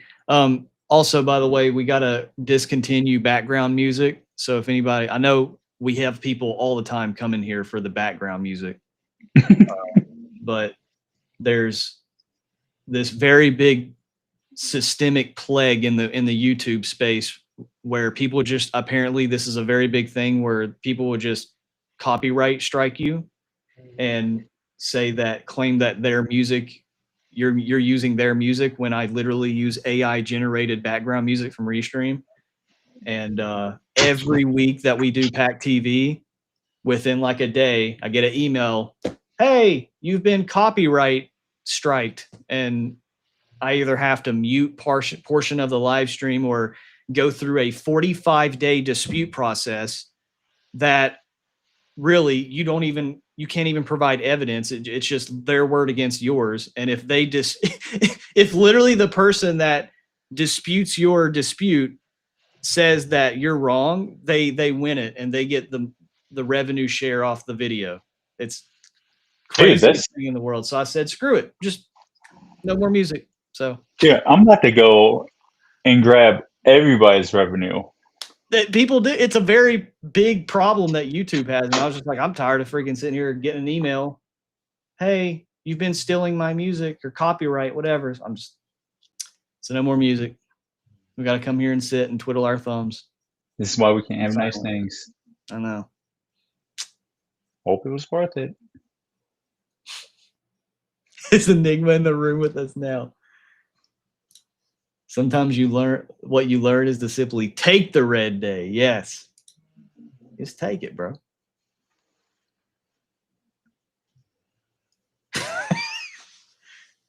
Everybody's standing around the water cooler talking about the Chase Bank fair. You guys remember that? That was the most legendary day we've had when we introduced the Chase Bank fair value gap.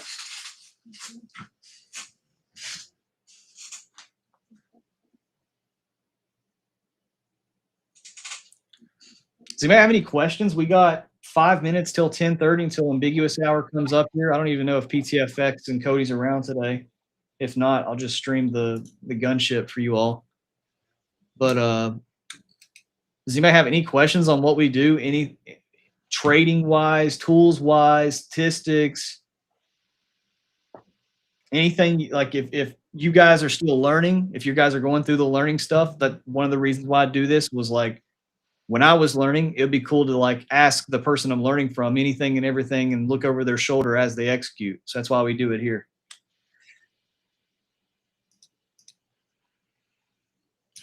You guys should be able to hear the dog snoring. I didn't walk them this morning, so they're not really worn out. He says, when does it make sense? It never makes sense. That's the ever. Oh, yeah. PTFX isn't able to make it today. Okay. Why do you get a jump? So, like I said already, like we're expecting this to be a red day until we, but like on a long true, right? So that's the part that I have not solved for yet. So I'm not even going to pay attention. This isn't my day to play. I've already taken my trade, right? A long true day with a red day doesn't make sense to me. So I'm done playing for the day unless New York 2 shows me something else. And I won't make that decision until I get way more information. Looks like we're just going to do a range 1 maybe. Who knows? Not going to try to call it. It's just not my day. Well, it was my day. It's just not my day to continue to play. So that's what I got.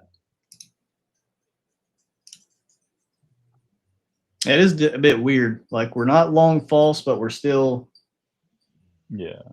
trying to chop around here. We could chop into settlement. We've already spent the whole day's range, or most of it.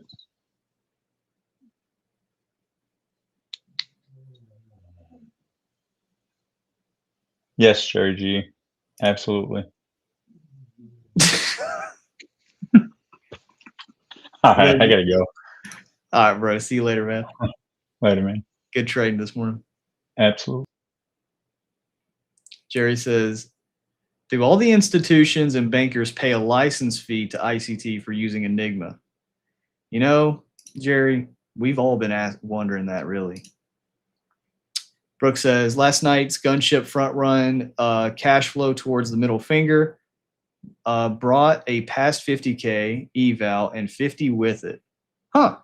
Like, brought a 50. Oh, got a 50K past. Is that what you meant to say?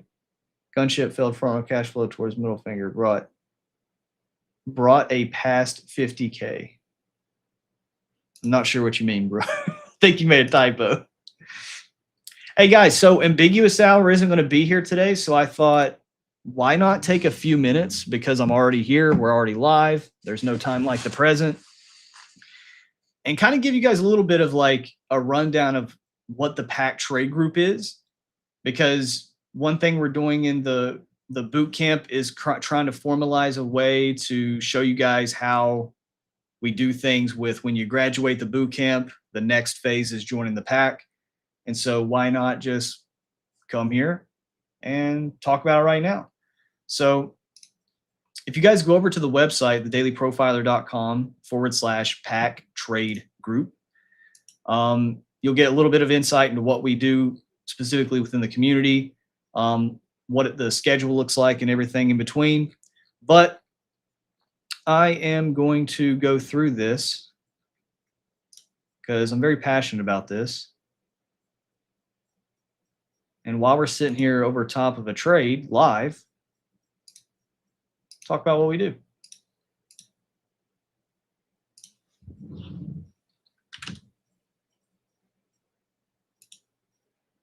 So if you guys have any questions as I go through this, let me know. More than happy to answer anything.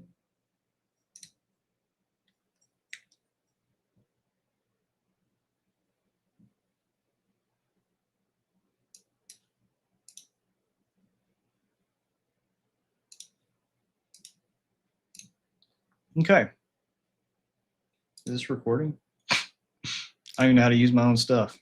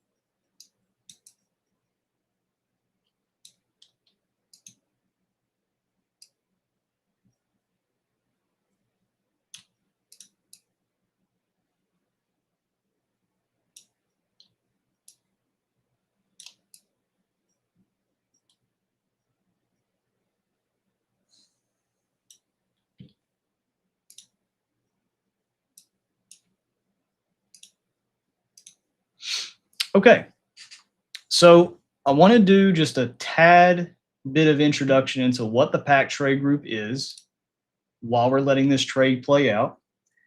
Because funny enough, this is what we do in the pack, which is we live trade. We take what you guys do in the boot camp, and then we formalize it in a way where when you learn the foundations, because what Mickey says is to get you from unfamiliar to familiar, is then the Pack Trade Group is then we're trying to take and fill in all the pieces that give you all the ability to kind of create your own way of how you want to trade. And what no better way to do that than to take inspiration from people that are demonstrating it live. Because in my opinion, I think the best way to learn, the best way to understand how anything works, and there you go, full TP hit. So let's close out our stop. I think there is no better way to learn how to do a skill, how to master something, how to get over something you're weak at, than to the person that is teaching you to demonstrate it over top of you. Because for me, I come from the military, I come from the Army, 7 years of experience in the United States Army active duty. And being a lab tech in the Army, I always had to make sure, number one, you follow standards and operating procedures just being a soldier, But then when you work in a lab where your main job is to give the report to the doctor so the doctor can diagnose patients, you have to be very strict on your standards. You have to use objective truths. You never look at a lab report and just say, I think this person has XYZ. You use the values of the numbers to then give your highest probable finding of what this is, right? What is that if then statement when somebody has high complete blood cell count, or if they have a high hematocrit, or if they have a high hemoglobin? What are those if then statements that cause, if the patient has a high this, then what is that as most indicative of as far as a disease or an element or something they're struggling with? I look at the charts the same way. And so what you guys will find within the Pack Trade group is, first and foremost, we live trade every single day. Live trade starting at 8 a.m. EST with Bowie, and then we move all the way into magic hour. So if you go to the website here, you will even see the operating schedule. The operating schedule, we start at 3 a.m. and that's hosted by Bowie. Then we go into, and he uses volume profile with the daily profiler and statistics. Then we move into pre-New York trading with Drez, Eldianis, and Karl. Each one of them have their own ways of trading, where Miguel, or otherwise known as Eldianis, he uses market structure combined with statistics with the daily profiler. Drez loves to use ICT stuff, market structure and statistics with the daily profiler. Karl loves to use bookmap and statistics with the daily profiler. And then you obviously have myself. I trade the New York Open session. Mickey will join me every time he can. But if not, at a bare minimum, I'm trading from obviously on Monday with PackTV, but then from Tuesday through Thursday, that's when I come on and trade from right now 8:20 a.m. EST all the way until 10:30. And then when I'm done, we have occasionally other Pack Live traders, Jesse and Cody, come on for what we like to call the ambiguous hour from 10:30 till noon. Jesse likes to trade with also some stuff with ICT mixed with statistics and market structure. Cody likes to trade with market structure and statistics. He really loves, when it comes to the boot camp, the 3-hour line or apex sequence that we like to do. And you guys are literally seeing it live happening in front of your faces here. So it's pretty funny that we're seeing this live because we're doing it right here today. And then at noon, we like to do what's called Bootcamp Focus, where Pocket will come on and right now we haven't been able to do it a lot with the gunship stuff, but he'll come on at noon, kind of talk about anything that bootcamp members want to have questions on. And to kind of give you guys a summary of what we do is we show and trade live executions, and we practice what we preach of what you get taught in the bootcamp. You get access to the continuation of the tools. So once you guys go through the bootcamp, understand and become very enveloped in what we do, if you find these tools helpful, to continue using the tools, that's another reason the pack exists. And then obviously the daily that comes with the daily profiler, the candle science, the journaling, the indicators you guys see on my screen. And then the main ending of all of this is you guys get to see and be surrounded by not just me. You don't just have to say, look at Austin doing great. You get to see all these other people do it too. You get to see other people in the community get value and extract value from this market by just using the same tools and the same lens. They're not trading the same way. Not everybody in the community probably took this short, right? But what you get to see is, why did Austin take this short? What tools and fundamentals did Austin use to take this short and be confident in holding this runner, even when price is messing around with the entry, even when price is doing whatever it's trying to do? It's because I fell to the level of my systems, and I demonstrate it in front of you so that way you can see, how did I do this? Why did I fail to level of my systems? How did I fail to level of my systems? How did I have the confidence to just hold a trade or let a trade play out versus overmanage it? It's because I have my systems in place, all rooted from the same stuff you guys get to learn in the boot camp, and then I put it together that made sense to me. And that's what I find so great about what we do. That's what the Pack Trade Group is really about. And so I hope that when you guys go through the boot camp and you guys graduate, you see this as a beneficial next step to just build from your foundation. And then over time, my whole goal and Mickey's whole goal is not to depend on a live trade session to be better, or a live trade session where you have to copy what we do. but you join the live trade session to consistently stay up to date with, oh, okay, I forgot. I'm kind of foggy on today. Let me go see what Austin's looking at for the war game this morning. Or, oh, I'm kind of weird with the pre-New York stuff. Let me go see what Karl's seeing today or Drez is seeing today. Oh, okay, I forgot to account for London OU is still left open. So let me go and put that. And it just makes this mastermind to where you're not in a community to be profitable. You're in a community because you are in an area that you're growing, progressing, and it's just a small little fee on top of what you're able to extract from this market. And then everybody builds around it. Like people that are struggling with maybe risk management, where you got people that can fill in the gaps there. You got somebody that has a question about what is a high day, low day. You fill the gaps there. And it just becomes this really nice symbiotic relationship where everybody kind of helps everybody. And that's what we do here in the Pack Trade Group. So hope that was helpful while we're sitting here. Does anybody have any questions over that? Logan Curtis. Logan Curtis asks, if you got a minute, AC, just curious as to why you didn't put your runner at midnight open versus previous day low, with the odds being in your favor if New York 1 was to go false right near TP. Great question. Great question, dude. So there's one thing that and Logan, I'm not sure if you were here earlier. I talked about this a little bit earlier, maybe about like, if you go back to the timestamp of, I don't know what the timestamp would be, but if you like, when you're on YouTube, if you just watch the chart, go back in time to where I was 940-ish. And I talk really in depth on this, but essentially how I look at trading, and I guess my main philosophy of trading, for lack of better words, is I like to make money even when I'm wrong. Just to make it perfectly simple. I like to make money when I'm wrong. So what you're just saying, Logan, is the problem that many traders go through when they're out of a profitable trade. Because Logan, ask yourself this: if I got stopped out of this, would you be saying what you're saying now? Right? Not everything that we choose when we're looking for these higher time frame targets is going to get hit. Midnight open doesn't always has a high probability, but it doesn't have to be hit. So looking at my chart here, the reason I exited at 188.25 and then another one here at 141.25, these two cash flow and extended cash flow trades, Logan, this allowed me to say, hey, now this runner can get stopped and I'm still locking in profit for the day. But I still want every target that I'm choosing to make sure that I'm still wrong and I make money. So if I was looking for this trade to make an instat high of day and then we go false, look at where I took profit for my extended TP. My extended TP was not perfectly intersecting New York 1. It was a little bit above.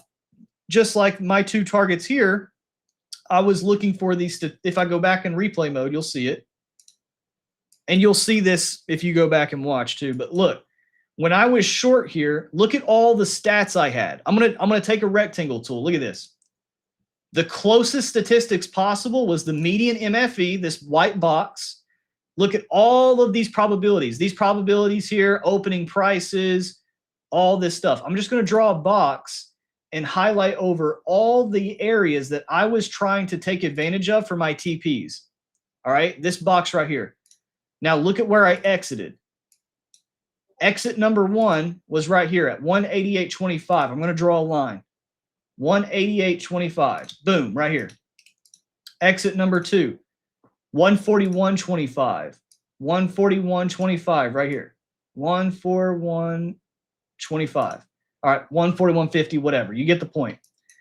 You see how both of these targets were just a portion of these statistics, right? I'm just trying to get to where I'm not wanting everything to be hit and I can still make money, because just like we hit midnight open today, there's a very real possibility days that we don't. So I want the majority of my positions and I want my habit of how I manage these positions to be the same every day. So while today, yeah, it may look like, darn, I could have left some money on the table not shooting for midnight open, there's other days where the way that I structured today, you would have thought that I have the enigma in the back of my pocket because I TP'd at the exact high or the exact low of the day. It just happens. It just happens. So long story short, long answer short, Logan, I didn't target midnight open because that just wasn't a part of my overarching TP. I did see midnight open getting hit, but that's why I put my target here. So that way, even if midnight open didn't get hit, I'm still pretty good at just locking in a good chunk of money. So that's why I trade the way that I do. I put myself in the position that I don't want to hope that midnight open has to get hit for me to get out. I want to be right even when this 65 to 68% is wrong. Wondering if I'm missing a piece of data you may have looked, and you didn't. So you didn't. There you go. So I hope that answers your question, Logan. If you have a follow-up to that, please let me know. Modell, do you teach magic hour in boot camp? Well, not magic hour necessarily, Modell, but it's everything you learn in the boot camp is applicable for any session. Like and I think you're in the boot camp. So like, haven't you, like what portion of the boot camp are you in? Because 3-hour line versus Apex, we do a 3-hour line in Apex in the magic hour, just like we do it in New York, just like we do it in the PM. In stat, out of stat, high day, low days. Well, starting in magic hour, where's your in stat and out of stat, high day, low days? Daily profiler. You could apply the daily profiler like Drez and Karl do, and give analysis with the pre-market instead of how I do it with New York. So it's not necessarily the boot camp has like a magic hour section. This is magic hour. It's just the fundamentals of all the modules you go through can be applied to Asia, London, magic hour, RTH session. Doesn't matter. Good question. She's saying with the move, she was able to pass a 50K. Oh, okay, cool. Sorry. I'm all over the place when I'm trying to make sense sometimes. So heck yeah, Brooke. Happy to hear it. See you later, James. Have a good day, brother. I rewrote it. There we go. Brooke says, last night's gunship failed the front run cash flow towards the middle finger. And like you taught, Austin, brought a, there we go. Okay, so you were trading the pivot. Okay, I see what you're saying now, Brooke. And see, what Brooke is saying is exactly what I was talking about during this trade this morning. So I want you guys to look at exactly what Brooke is talking about here, because this is so powerful in not just how I trade, but just statistics in general. So in statistics, you have what Mickey likes to call a middle finger, and that's just the peak distribution of any statistical data set.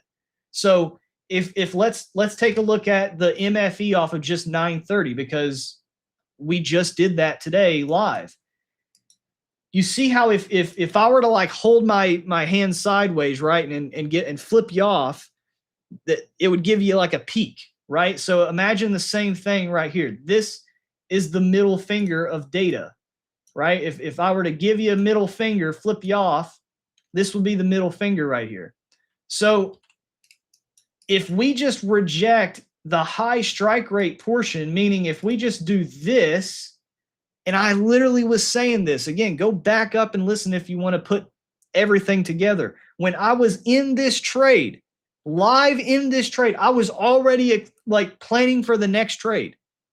That's what like makes me a little bit different than some people, is I don't care about the outcome of that. Once I click that button, the outcome is now out of my hands and it's in the market. So what can I control as a profitable trader? I can't control my trade anymore. I just control when I get in and when I get out. So that's it. I let the trade do its thing. I let the statistics and the math now play out. I had the risk accounted for, and then I move on to the next idea. So that way, if my stop loss gets hit, I'm not putting all this pressure on like, oh my God, this trade has to work. This trade has to work. And then I get stopped out and now I'm sad. So instead of me putting all this weight on that trade, I put all the weight on the process. So as soon as I'm in that trade, I'm already planning, okay, if I get stopped, what's my next trade? Well, if I get stopped, I'm not necessarily taking a long right off of 930. I'm waiting for 945. But then also, what context clue gave me that ability to see, am I going to get stopped? Does it make sense? Absolutely. If we rejected anywhere here and I got stopped out, we would only be spending the high strike rate cash flow portion of 930. And so if the data in this is true, this median is not just this median because it wants to be there. This median was there because it is extracting the most recent market data, and it's showing you that at this moment in time, the current market condition is providing at median this much price movement. This is not fake. This isn't like just putting it there to be there. It is a conglomeration of all the data that it's collected. So ask yourself, what would price do to create this median? It would do either this or this. That's what makes this median distribution. So then if I know what price looks like, I can also have reasonable expectations of either if my stop gets hit, or in this case scenario here, we get the continuation to the downside. Because if we reject the cash flow, AKA what Brooke is saying here, we failed towards the middle finger, we fail to go towards the middle finger, then we most likely are going for the other middle finger to the upside.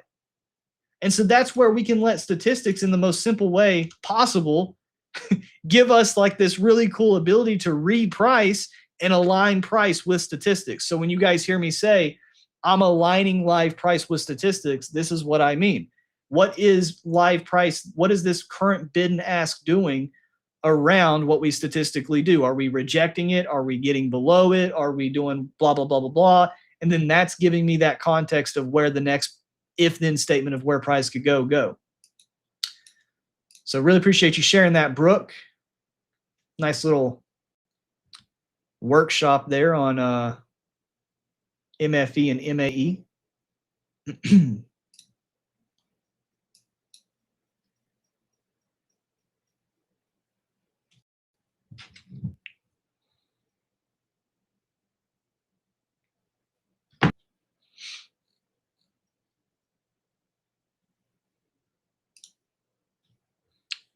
Logan says, for sure, hindsight bias is real. Covering the majority of your position at better odd TPs makes sense. We end up in a lot of similar trades. So I was just wondering if I was missing something. Yeah, you're good, bro. Yep. I just always want to position myself in an area that worst case scenario happens, I'm still taking cover both financially and mentally, because we're mental athletes. Like that's what we are. We are mental athletes. We come to this market every single day. I don't care what your favorite bullshit artist on social media is telling you. We all come to this market and we don't know what the heck's going to happen. We can have good ideas. We can have really good ideas and reasonable expectations, but we don't know.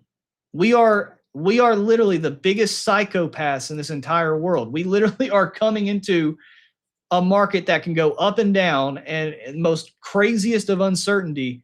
And we are making decisions every day. We are mental athletes.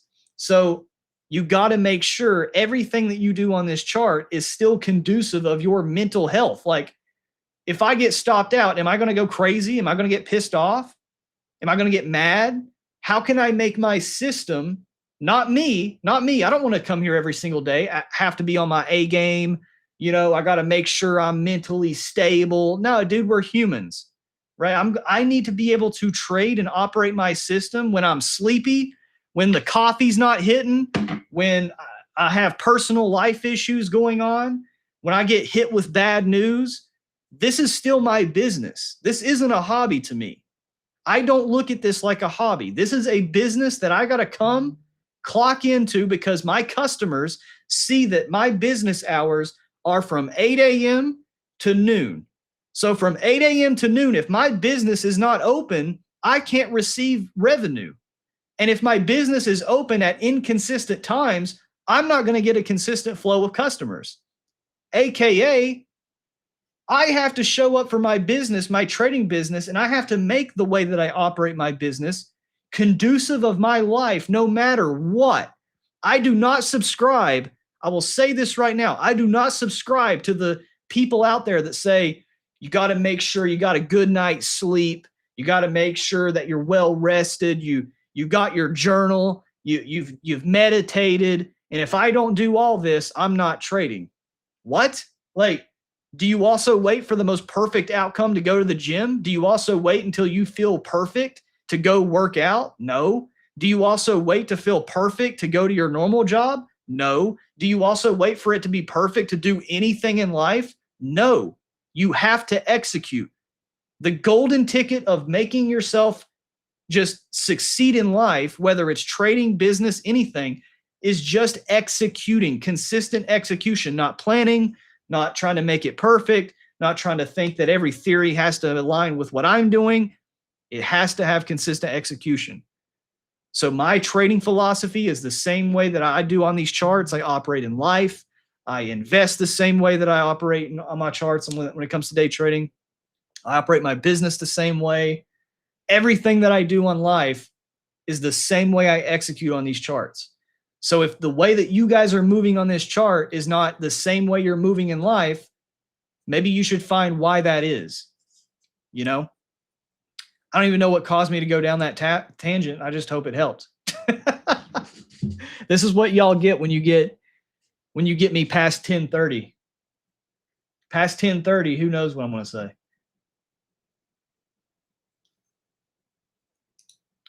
Good questions though. Good conversations. I like this.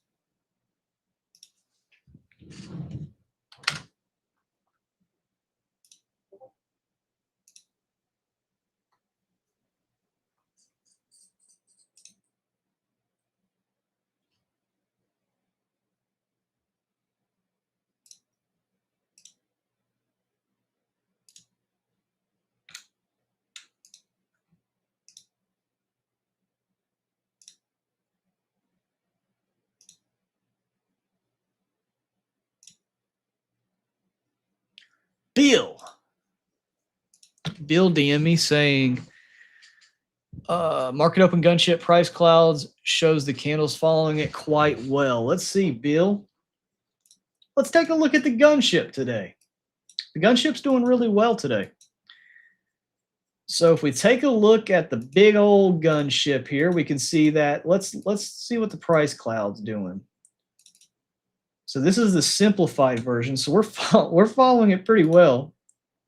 I turn on simple mode, you'll see that, and it's about the same. So we're following these price clouds really, really well.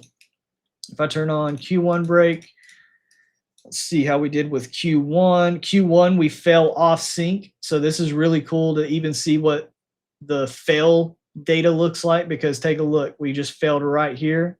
So because we did a failure Q1 break, this is the price cloud for when the Q1 break fails. This is where we're failing to. So that's really cool to see that. And then if we turn on price clouds for the 11 o'clock break, because we're about to have the 11 o'clock break turn on here. We'll turn that on.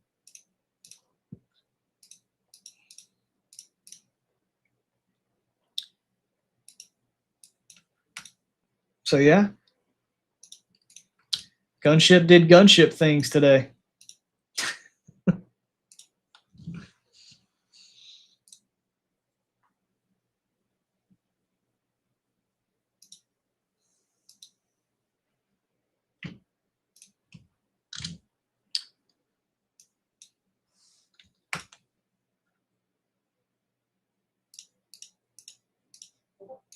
You know what we could do here?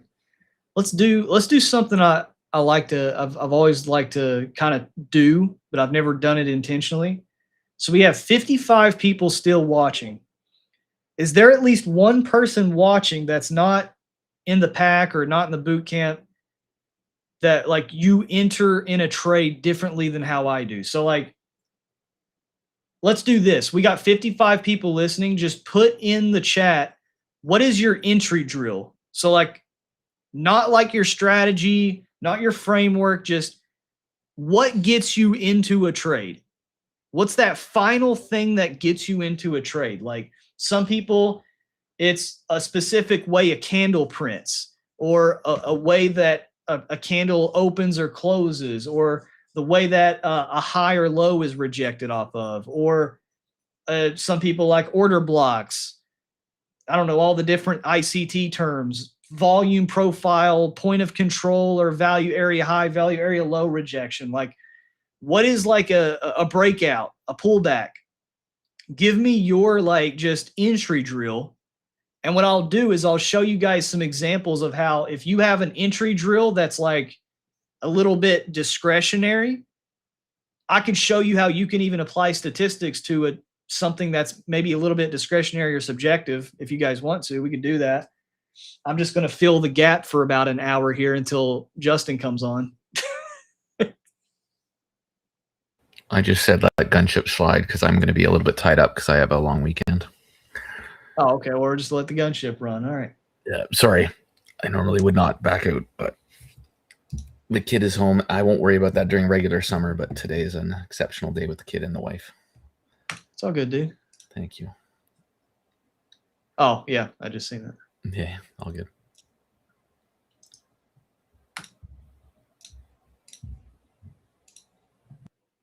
Nobody? Dude, we got 50 people in here. Nobody? We just got EP saying, EP copy trades me, and Time Is Everything says statistical coin flip.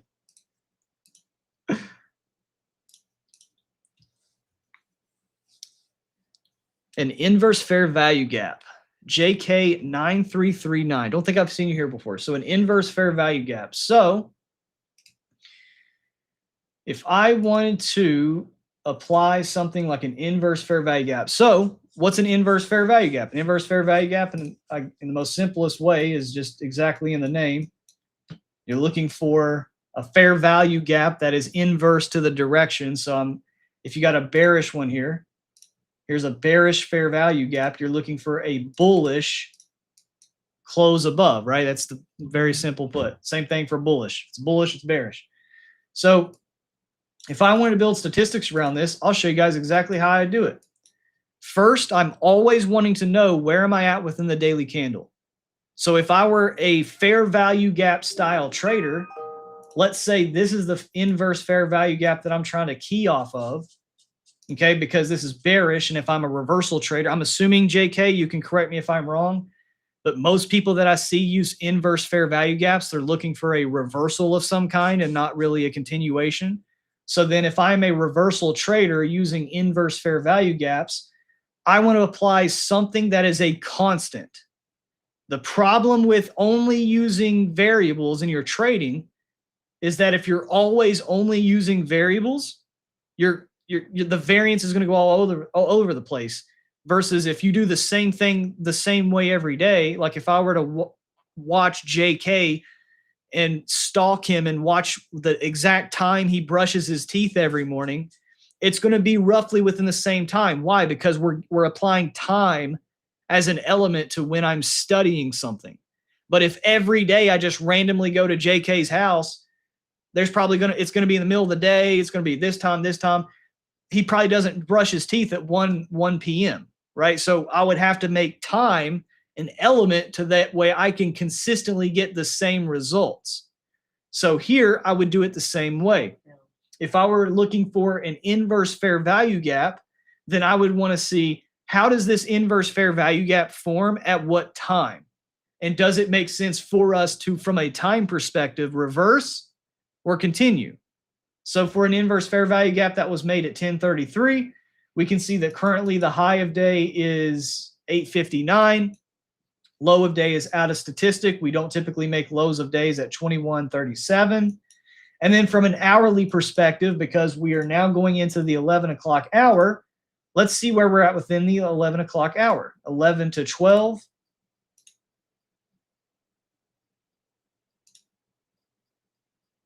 Here's 11 to 12.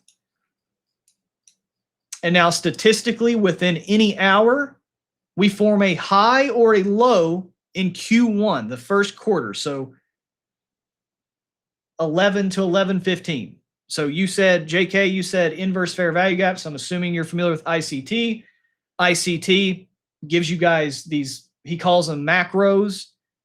Think of it like this is a statistical macro, right? Instead of me telling you, JK, trust me, the reason why this macro is a macro is because the banks are doing hibbity-jibbity bullshit. Whatever reason I give you, I can give you actual numbers. The reason why I am giving you 11 to 11:15 is not some mystical bullshit that I can't prove to you. I'm showing you statistics that are showing you that you can go and verify yourself that between the hours of 00 to XX15, between these 15-minute chunks of time, we tend to make the wick of an hourly candle. You can see that. It's undeniable. So because I know that this is the prime time to make a wick of an hourly candle, then if I'm a reversal inverse fair value gap trader, I want us to form a wick. In this case, if I'm bullish because I'm looking for the reversal, I want the wick to be made in this Q1. I want this inverse fair value gap that is overlaid with live price right here, right now. I would want that to be respecting a potential low in this hour, and then in Q2, take Q1's high. That's how I would play an inverse fair value gap. So then if I were to be trading, I'm not just going to arbitrarily trade a close above this inverse fair value gap. I'm going to let this inverse fair value gap plus the fact that we take the Q1 high be the reason that now I'm 2 for 2. This is my live price component, the inverse fair value gap. And then the statistical component would be starting at 11:15, taking the high of whatever we did in the first 15 minutes of this hour. Because then that is the signature of a bullish hourly candle when Q2 takes the Q1 high. Vice versa, if I want to spot when this inverse fair value gap is most likely failing, same thing. Right now we have a Q1 high right here and a Q1 low. Now, if I wanted to get real fun with it, if I want to get a little sexy with it, I could add distributions onto this inverse fair value gap. I could say this candle was made at 10:33. So I could run some distributions on the 10:33 to 10:34 candle by noon. And now what we'll be able to see, watch this. Watch this little fun stuff. Now we can have MFE distributions off of an inverse fair value gap. 10:30, 10:30. Let's make it 10:35 to 10:30. So that way we have a 5-minute candle. Let's do that. There we go. Now it's going to print. Why is it not printing? Now I messed it up.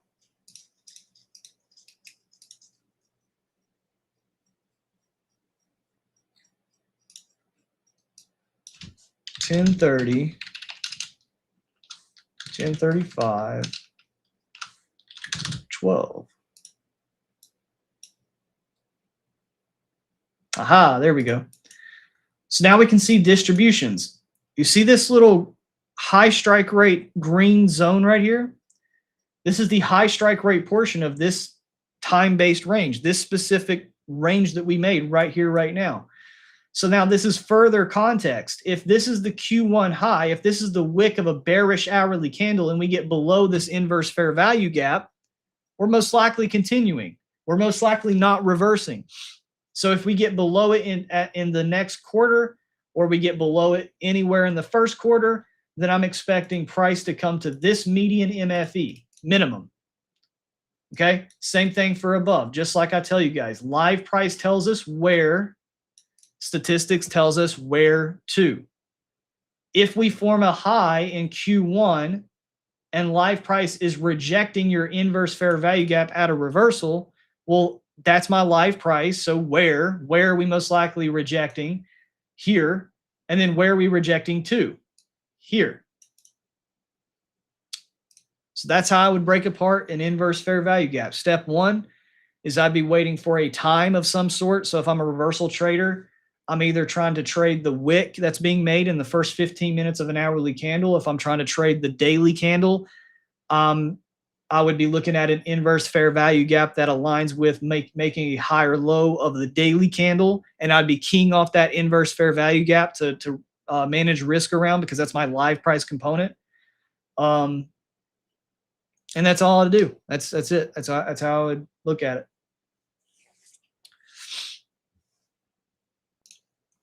FADA of legends. I look to fade the 7-hour highs and lows after 9:30, especially if it aligns with previous day invalidation. When you say 7-hour high, do you mean like a 7-hour candle, FADA? Like, give me that definition of what you mean by 7-hour when you say 7-hour highs and lows. This is fun. This is like a statistical Q&A for any way of trading. How about we do that? How about we just literally host a Q&A here, impromptu Q&A over any way of trading.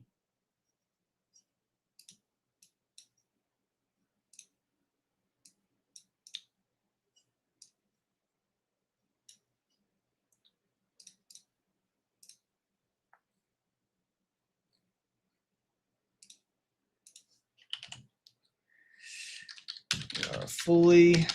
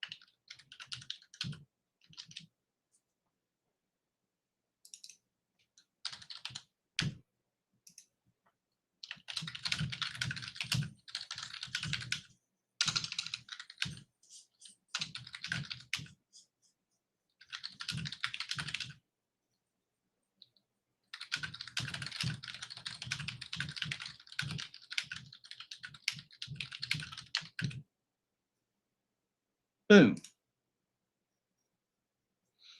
All right. If you guys want to help this get out to other people, I'm just going to share the Twitter link in the chat here.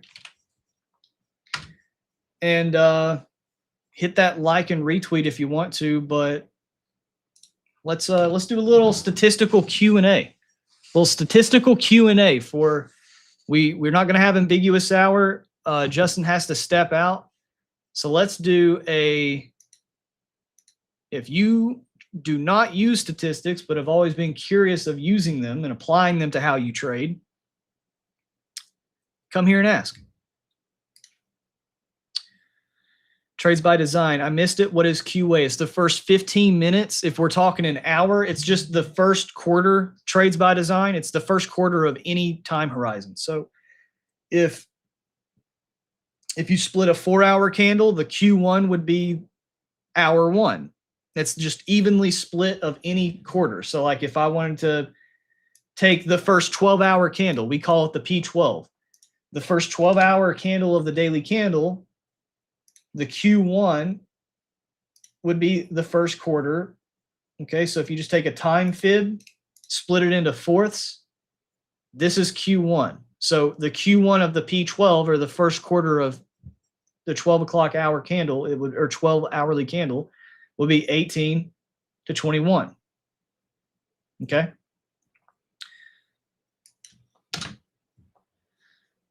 Yes, a 7-hour candle. That's pretty interesting. Why a 7-hour candle? Now you got me interested. Fada. Fada. Miller says you're doing great. Got to run. Bears are gay. I was gay today, Miller. Have a great day, bro.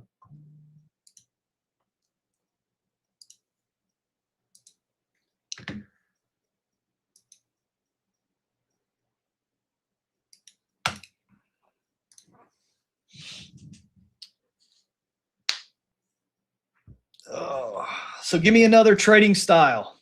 So we just did inverse fair value gaps, and we literally did this live. Look at this. Look at this. We're literally in the Q1. We're gonna call this inverse fair value gap live right here.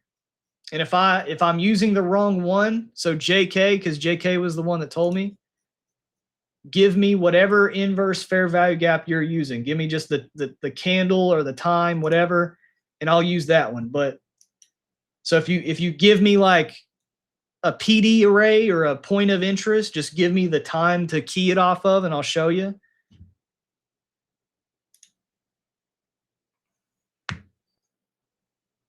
Or if you want to share your chart, go to this tweet I just shared and just reply to that tweet with your chart and say, hey, Austin, how would you use statistics to do this? I am an open book today.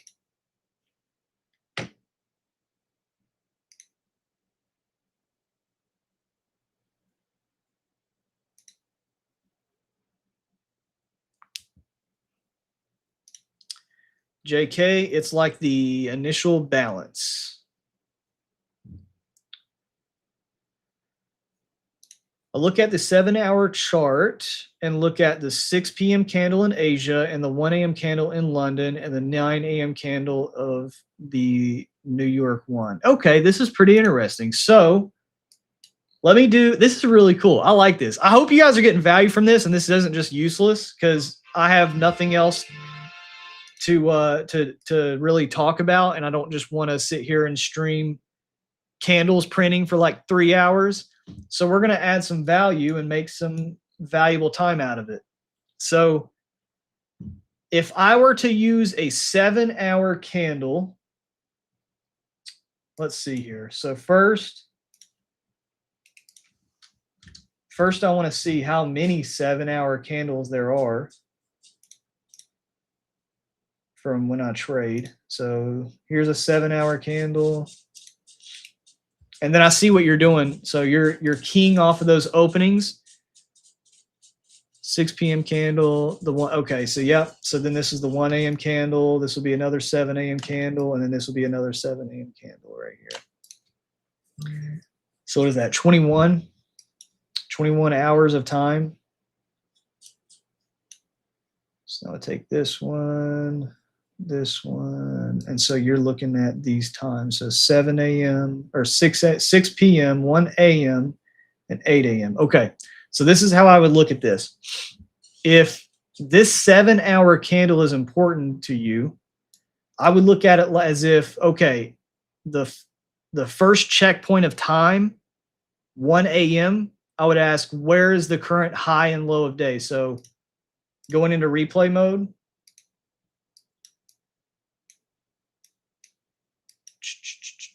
Going into replay mode, first I would be looking at, okay, the first 7 o'clock hour or the 7 hourly candles closed. Just like I look at RTH where I'm looking at the high and low of day, I'd be doing the same thing here. I'd be like, where's the current high and low of day? End of session. So I can see that this is an in-stat high. This is an out-of-stat low. And because we trade with OHLC data candlesticks, no matter if it's a 7-hour candle, 2-hour candle, 1-hour candle, we form wicks and bodies, right? So in this 7 o'clock candle, I would want to first be seeing how does this wick creation get made in conjunction with taking the previous 7 o'clock mid, high, or low. So here's the 7 o'clock midpoint.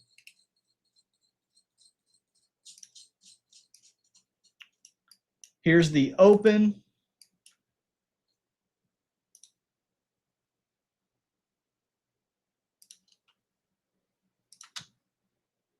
All right.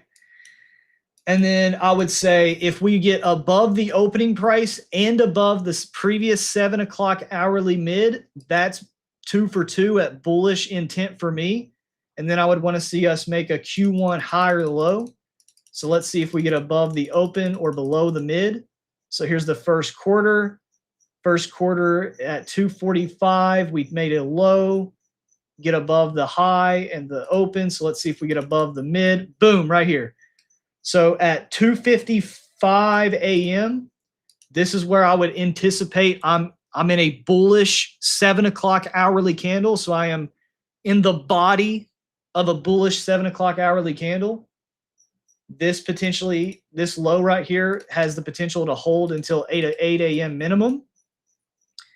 And then the midpoint is my pivot area. So this midpoint would be the pivot for if we're doing any funny business with the 7 o'clock or the 7 hourly candle.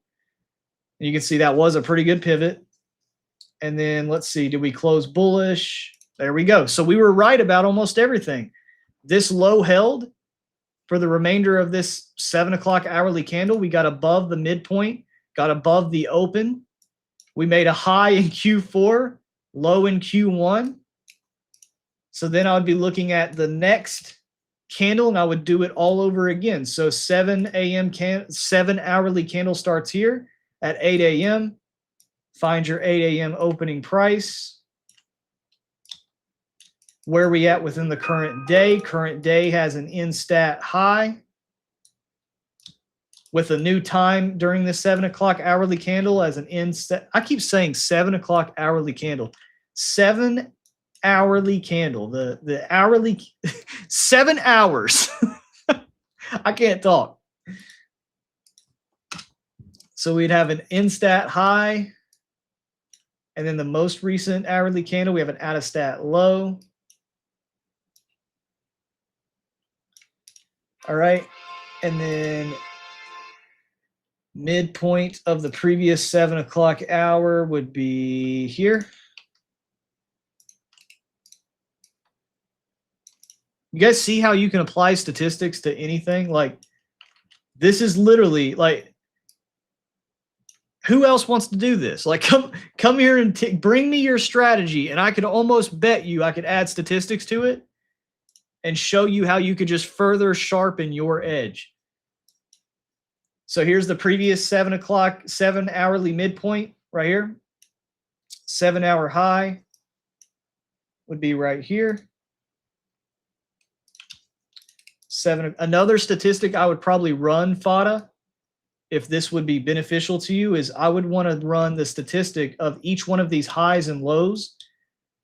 And so like during this 7 hourly candle, what's the statistic of taking both sides of the previous 7 o'clock high or low? So that's the first thing I would want to know statistically, because if we only statistically take one side, like somebody said earlier, it's kind of like the initial balance. Well, then I don't really need to care about this low down here, right? So I'd be wanting to know, if we take this high, is the odds even more in my favor of a continuation? So then let's let this play. So we take the high. Boom, 9:30 opens up. We have this high in Q1. Let's see if we get below the opening of this hour. Boom, we get below it. That's a signal of maybe we're in a bearish 7 hourly candle. We're in the body of a bearish 7 hourly candle. And then now we're about to be in Q3 in the live market. We are about to be in Q3 of this 7 o'clock hourly candle. So FADA, this would be how I would be reading price in the real time right now. I could be completely wrong. This is how if I was a FADA trader, if I was a 7 hourly trader trading 7 hour segments of time, I would be anticipating that I am in a body of a bearish 7 o'clock hour. I keep saying 7 o'clock. I'm in the body of a bearish 7 hourly candle, and that we're due for a new low in Q3, which comes up at 11:30. And if we make a new low in Q3, that would be us taking this low right here. Boom. And that's how I would read this entire candle. So that's how I'd apply statistics to a 7 hourly candle, 7 hour time. Hope that was helpful. Simon, what's up, Simon? AC, earlier your man Bowie was saying, ask Austin about Asia range scalping. He said it has a great hit rate. Asia scalping. Asia range scalping. Maybe he's talking about the 1800 break. Give me context. What do you mean Asia range scalping?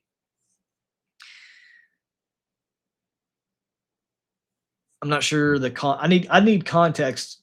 As far as like Asia goes, I mean, scalping is a really loose term because Asia moves a lot slower than New York most of the time. I would say a high hit rate of, if you're asking like something has a great hit rate, just the break off of 1800. If you're really looking for anything, the break of 1800, that's really it. If you take the high and the low of the first 15 minutes of the day, 18 to 1815, it produces a pretty good hit rate of just, breaking above or below that range. Yeah, he said the 18. Okay, so he's probably talking about, he's probably talking about the high day, low day statistics around 1800. So if I go into the daily profiler to show you guys, let me pull this here. Dude, I'm losing my voice. Talking too much today, bro.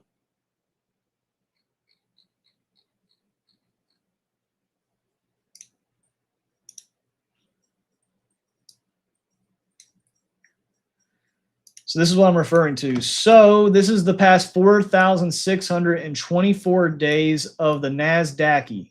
All right. The NASDAQ.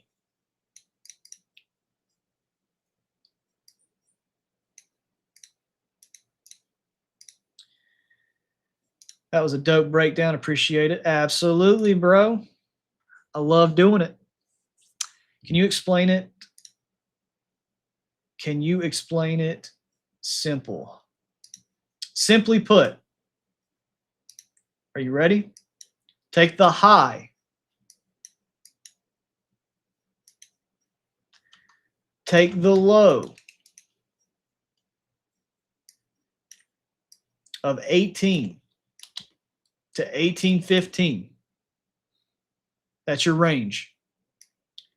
Within this 18 to 1815, this is your distribution of the times we've made a high and low of day between this time period. All right. So this is one of the major times we do a high or low of day. If not session, if not hourly candle, if not Asia at a minimum. So because this time period holds a lot of weight at either high day, low a day, high or low of the P12, high or low of Asia, if not high or low of the hourly candle. Let's take a look at which ones were right today. So was this, if we write out here, 1800 to 1815, high day / low day, high of P12, high / low of P12,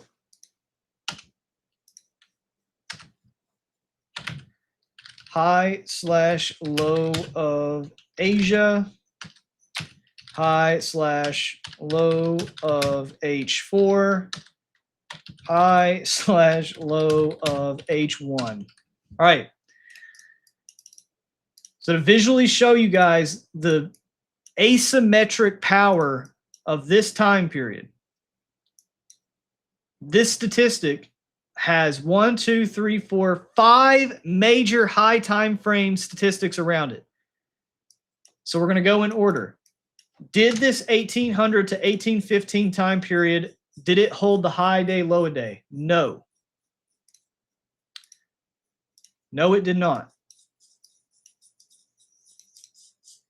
Did this 18 to 1815 hold the high or low of P12? Yes, it did. Did this 18 to 1815 hold the high or low of Asia? Yes, it did. Did this 18 to 1815 hold the high or low of the first 4-hour candle or H4 of the day? Yes, it did. Did this 18 to 1815 hold the high or low of at least the first hour of the day? Yes, it did. Let's go to the previous one. Did this 18 to 1815, and when I say 18, 1815, encompassing the entire hour, so we could also say or just entire hour. Because if you look at the statistics here, where's it at? If you look at the stats here, this still holds true for the entire hour of 18 to 1900. So did this hold the high or low of P12? Or I'm sorry, high day, low day? Yes, it did. And I don't think I have to go through all this because you can see it held the high of all of these. Oh my gosh. There we go. Next one. This one did none of them. This day, it did none of them. All right. This day. What was this low? Did none of them. This day. Did it do the high day, low day? Yes. Where's my check marks? Did it do the high day, low day? Yes. Did it do the high of P12? Yes. Malaysia, H4, H1. Here's another one. Do I have to keep going? Is this simple? Did this make the high day, low day? Yes. Did this make the high P12? Yes. Asia, yes. H4, yes. H1, yes. High day, low day. Did it hold the high day, low day? Yes. Did it hold the high of the P12? Asia, H4, H1. I keep going. I'll just keep going until somebody says I get it. All right, did this one? No, it did not. This one. Did it hold the high day, low day? Yes. Did all of it. What about this one? Did it hold the high day, low day? No. Even though the next hour it did, but we're still going to count it as a big old no. What about this day? Did we hold it? No. What about this day? Did we hold it? We held the low of session. Check this one out. This one,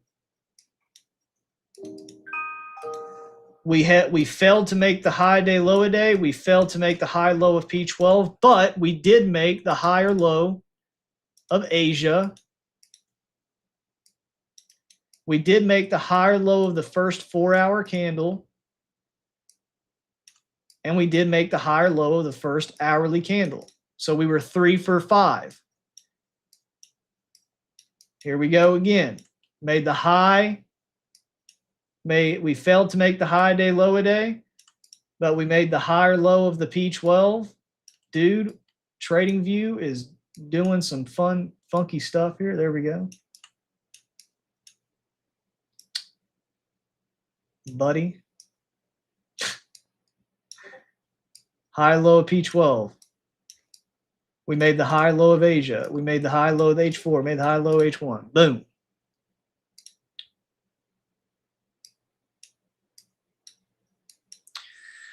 All right. That's it.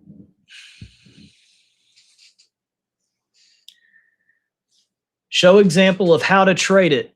Simon, I could show you 10 different examples of how to trade it. I want you to go and figure out how to trade it. That's the difference between me and all the other people that are asking you for your attention on social media. Is I'm not going to sit here and say, this is exactly where you're going to place your stop. This is exactly where you're going to get in, because there's a bajillion ways of taking a trade. And if I tell you my perspective on price to get into a trade and it doesn't click with you, it's not going to serve you any good, because entering a trade is the least important thing in trading. The entry is the lowest of the lowest of the lowest hanging fruit when it comes to what you need to understand when it comes to taking a trade. You need to understand, how are you going to do this every single day the same way? How are you going to do the analysis the same way every day? How are you managing risk? Are you taking the breakout, reversal, pullback, rejection? Tons of different ways. Take even how I trade 930. I take a 1-minute break above or below 930 when it aligns with my analysis. Some people take a breakout and pullback. Some people take an order block before 930 even prints. Some people don't like a breakout style trade because it's too big of a stop loss, so then they try to trade the pullback. Some people take the continuation off of 945.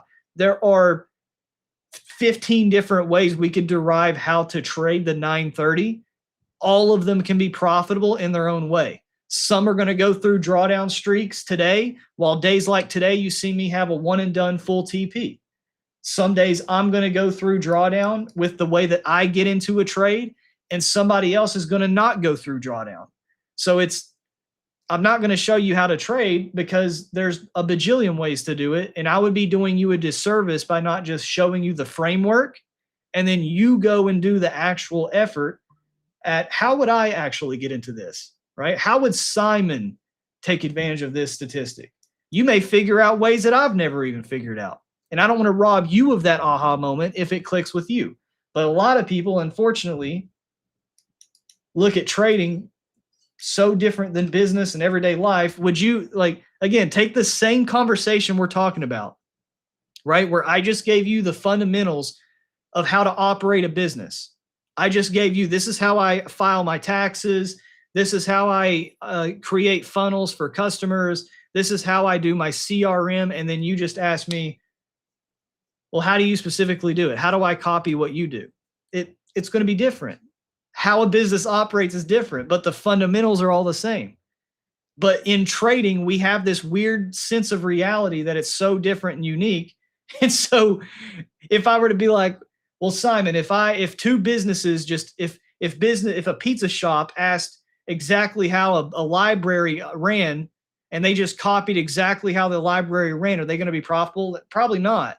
But if I took the fundamentals of how a pizza shop runs, you could then take that and apply it to selling books. You could apply it to investing in real estate. It's the fundamental, the framework of what is important in trading, not how do I get into a trade? It's the least of your concern. And look, we just even, remember the inverse fair value gap failure? How do I determine if that inverse fair value gap would fail? Look, we just did this live. I printed that box. You guys can go back and watch right here. Look at what we did. Look at what we did. Here was the median. Did I not draw this median MFE and tell you guys, if we're making a high in 11 o'clock hour and we're breaking below that inverse fair value gap, it's most likely failing. And where is it failing to? This box right here, median MFE.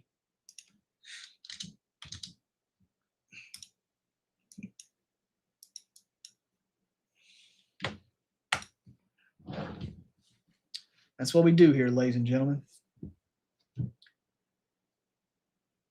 Anything else? Any other questions? Any other trading strategies? Any other styles?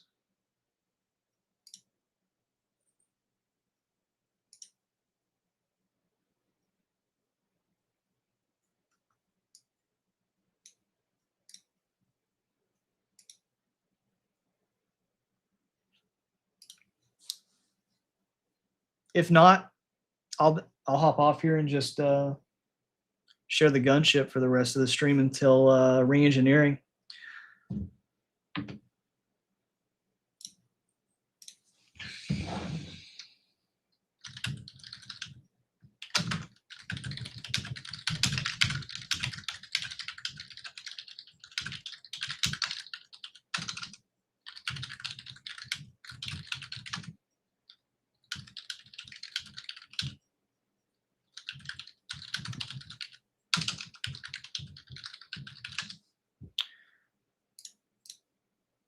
I think I need to go to boot camp. Go to boot camp, bro. Learn. Learn. Glad to have you.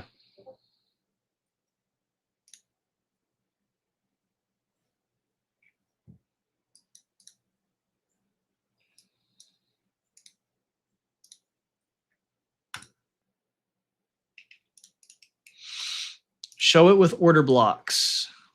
Let's see. Let's call price with order blocks. Now, here's something that I just don't understand. I still, to this day, for somebody give me that uses order blocks, give me the most recent order block that is applicable to price. Just give me the high and the low. So that way, because, dude, I still don't get how people draw order blocks. I've had so many people try to tell me what it's the low that it's the new low after making a high, but then I draw it and somebody tells me that's the wrong one. And then I'm like, well, how in the world do I draw the right one? So I'll gladly do an order block demonstration, but give me the price level so that way I'm using the right order block.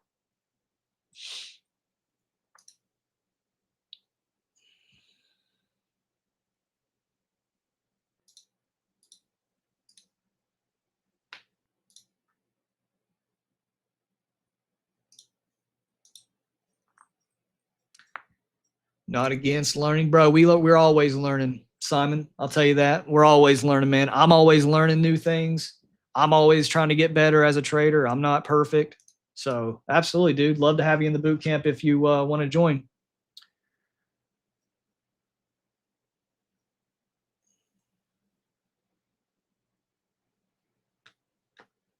I think I could probably, I mean, I know this is probably not the best, but for those of you that use order blocks, I could probably just get like an indicator. Is there an indicator that draws order blocks correctly? If I just search order block, is there any of these order block indicators that give good ones? And I'll show you guys over top of them. Let's see, order blocks and breaker blocks, order block detector, order block finder. What's this one? The show order block. Hey, look at that. All right, here's an order block. I don't know if these are right. Somebody that uses order blocks is going to come on here and be like, oh my God, dude, what is this dude doing? Okay, so if I were to be looking at these, I would already be looking at if I'm looking, if these are real, all right, if these are if order blocks are in the room with us, okay, and this is a valid bearish order block and this is a valid bullish order block. How I would be looking at this right here, right now, is that right now we took the Q1 low of this 11 o'clock candle. Because we took the Q1 low of this 11 o'clock candle, which is this low right here, this high statistically is due to hold historically more than it doesn't until noon. So if this high does hold and the statistic is true, we're due for a new low in Q4. If we reverse like what we're doing right now, and we do come up to take this high by the end of this hour, before the end of this hour, we're in what we like to call a lack of follow through hourly candle, where we make choppy movement. We're not making a continuation movement. We're making a choppy movement. So if we're making a choppy movement, then I would be expecting the reaction off this order block to be weak. I wouldn't be looking at this order block to think that we're going to then drop another 200 points from it. I would be looking at this order block as this is most likely an order block that could either fail or have a weak reaction, or I'd be looking for cash flow movements off of it or whatever. And then also, if I wanted to apply statistics to this order block, well, then I could see right here, it's 11 to 11:05 is the time period that this order block is within. So I could take what we have here in the pack, we call it the daily New York levels indicator, and I just put 11 to 11:05, and I only care about this until noon, so I'm going to put by noon, and we're going to look at the MFE of this order block. So the MFE of this order block, let's make it 1300 so we have a little bit more to work with here. There we go. All right. So we can see that from this order block, we've already distributed the cash flow and median MFE. What the? I don't know what just happened. My chart just went crazy. Oh, there we go. So we've already done what we at high strike rate do and what we median do right here. You see how we bounced off this median MFE? So now because I'm thinking that we are in a bearish hourly candle, if I'm thinking that we're due for a new low in Q4, we have extended MFEs right here. Look at what's overlapping this extended MFE. If I'm an order block trader, this is an order block. So then if we do come down and get into this order block, this will be a good order block to buy from. I'd be saying, okay, well, if we come down here, this is a low that makes sense because we're due for a new low in Q3 to Q4 in combination with this extended MFE. I would buy off this order block. And that's how I would look at order blocks. I would use these order blocks and see where do they intersect with MFE and time. And then would this one make sense to either break or break and fail, or have a good rejection and succeed? Appreciate you saying that. Raise the bar, Jay. Anything else? Anything else? It's 11:45. What I think we're going to do is I think we're just going to end the stream because I just don't want to sit here and stream candles printing for like 4 hours. Like so if you guys are on the free side and you want to tune into the re-engineering and you haven't yet, join the Discord. We're going to do the re-engineering live in the Discord. You have to pick the one that worked. What's up, Peter? Good morning, Peter. You have to pick the one that worked in hindsight. That's the right one. Got it. Not that. That's the right one. Got it. Not that difficult. Are you talking about picking the right order block? You have to pick the one that worked in hindsight. Yeah. I don't know.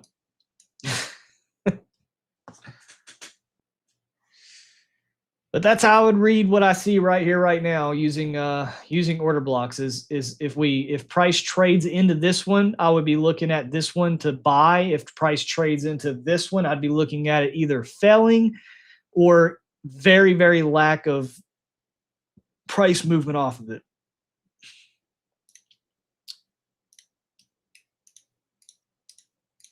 Anything else before we wrap it up? I'm going to call it here. I'm going to cut the stream instead of keep on going. And then, like I said, we're just going to do, because we haven't been able to do the segment today for Ambiguous Hour or Bootcamp Focus. And so just to save you guys time and energy, we will put all of it into re-engineering.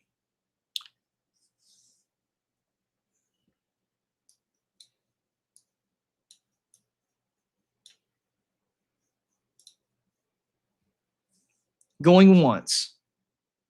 Going twice, going 7 times, 9 times, going 10 times. All right, I don't see any questions in the chat. I hope this stream was valuable for those of you that watch, and I hope that it gave you guys a little bit more insight into what we do. I hope you guys got to see yet again just another execution live, being able to do it confidently and consistently the same way. I hope you guys have a wonderful rest of your day. Stay grinding on your goals and never let anyone tell you that you can't do something they never done themselves. I'll see you all later. Bye, everybody.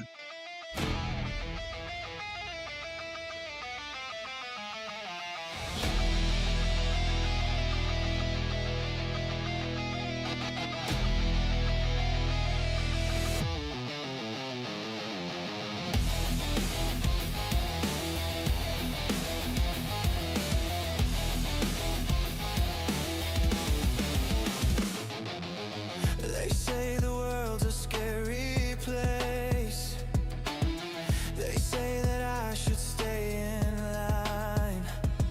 But who are they? What do they know? I don't believe a word they say. I don't know.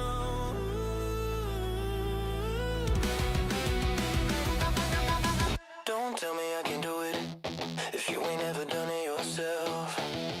Don't tell me that I'm losing. You don't know what it's like in hell.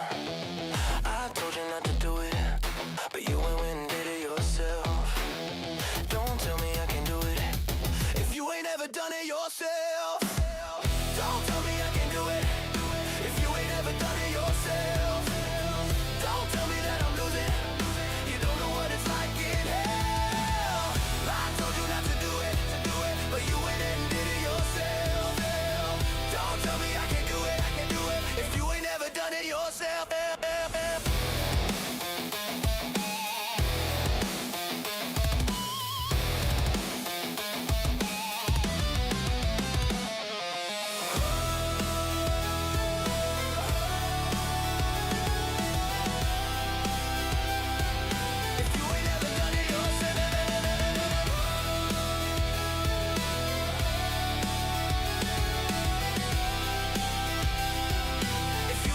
done it yourself.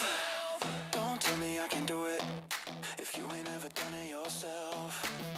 Don't tell me that I'm losing.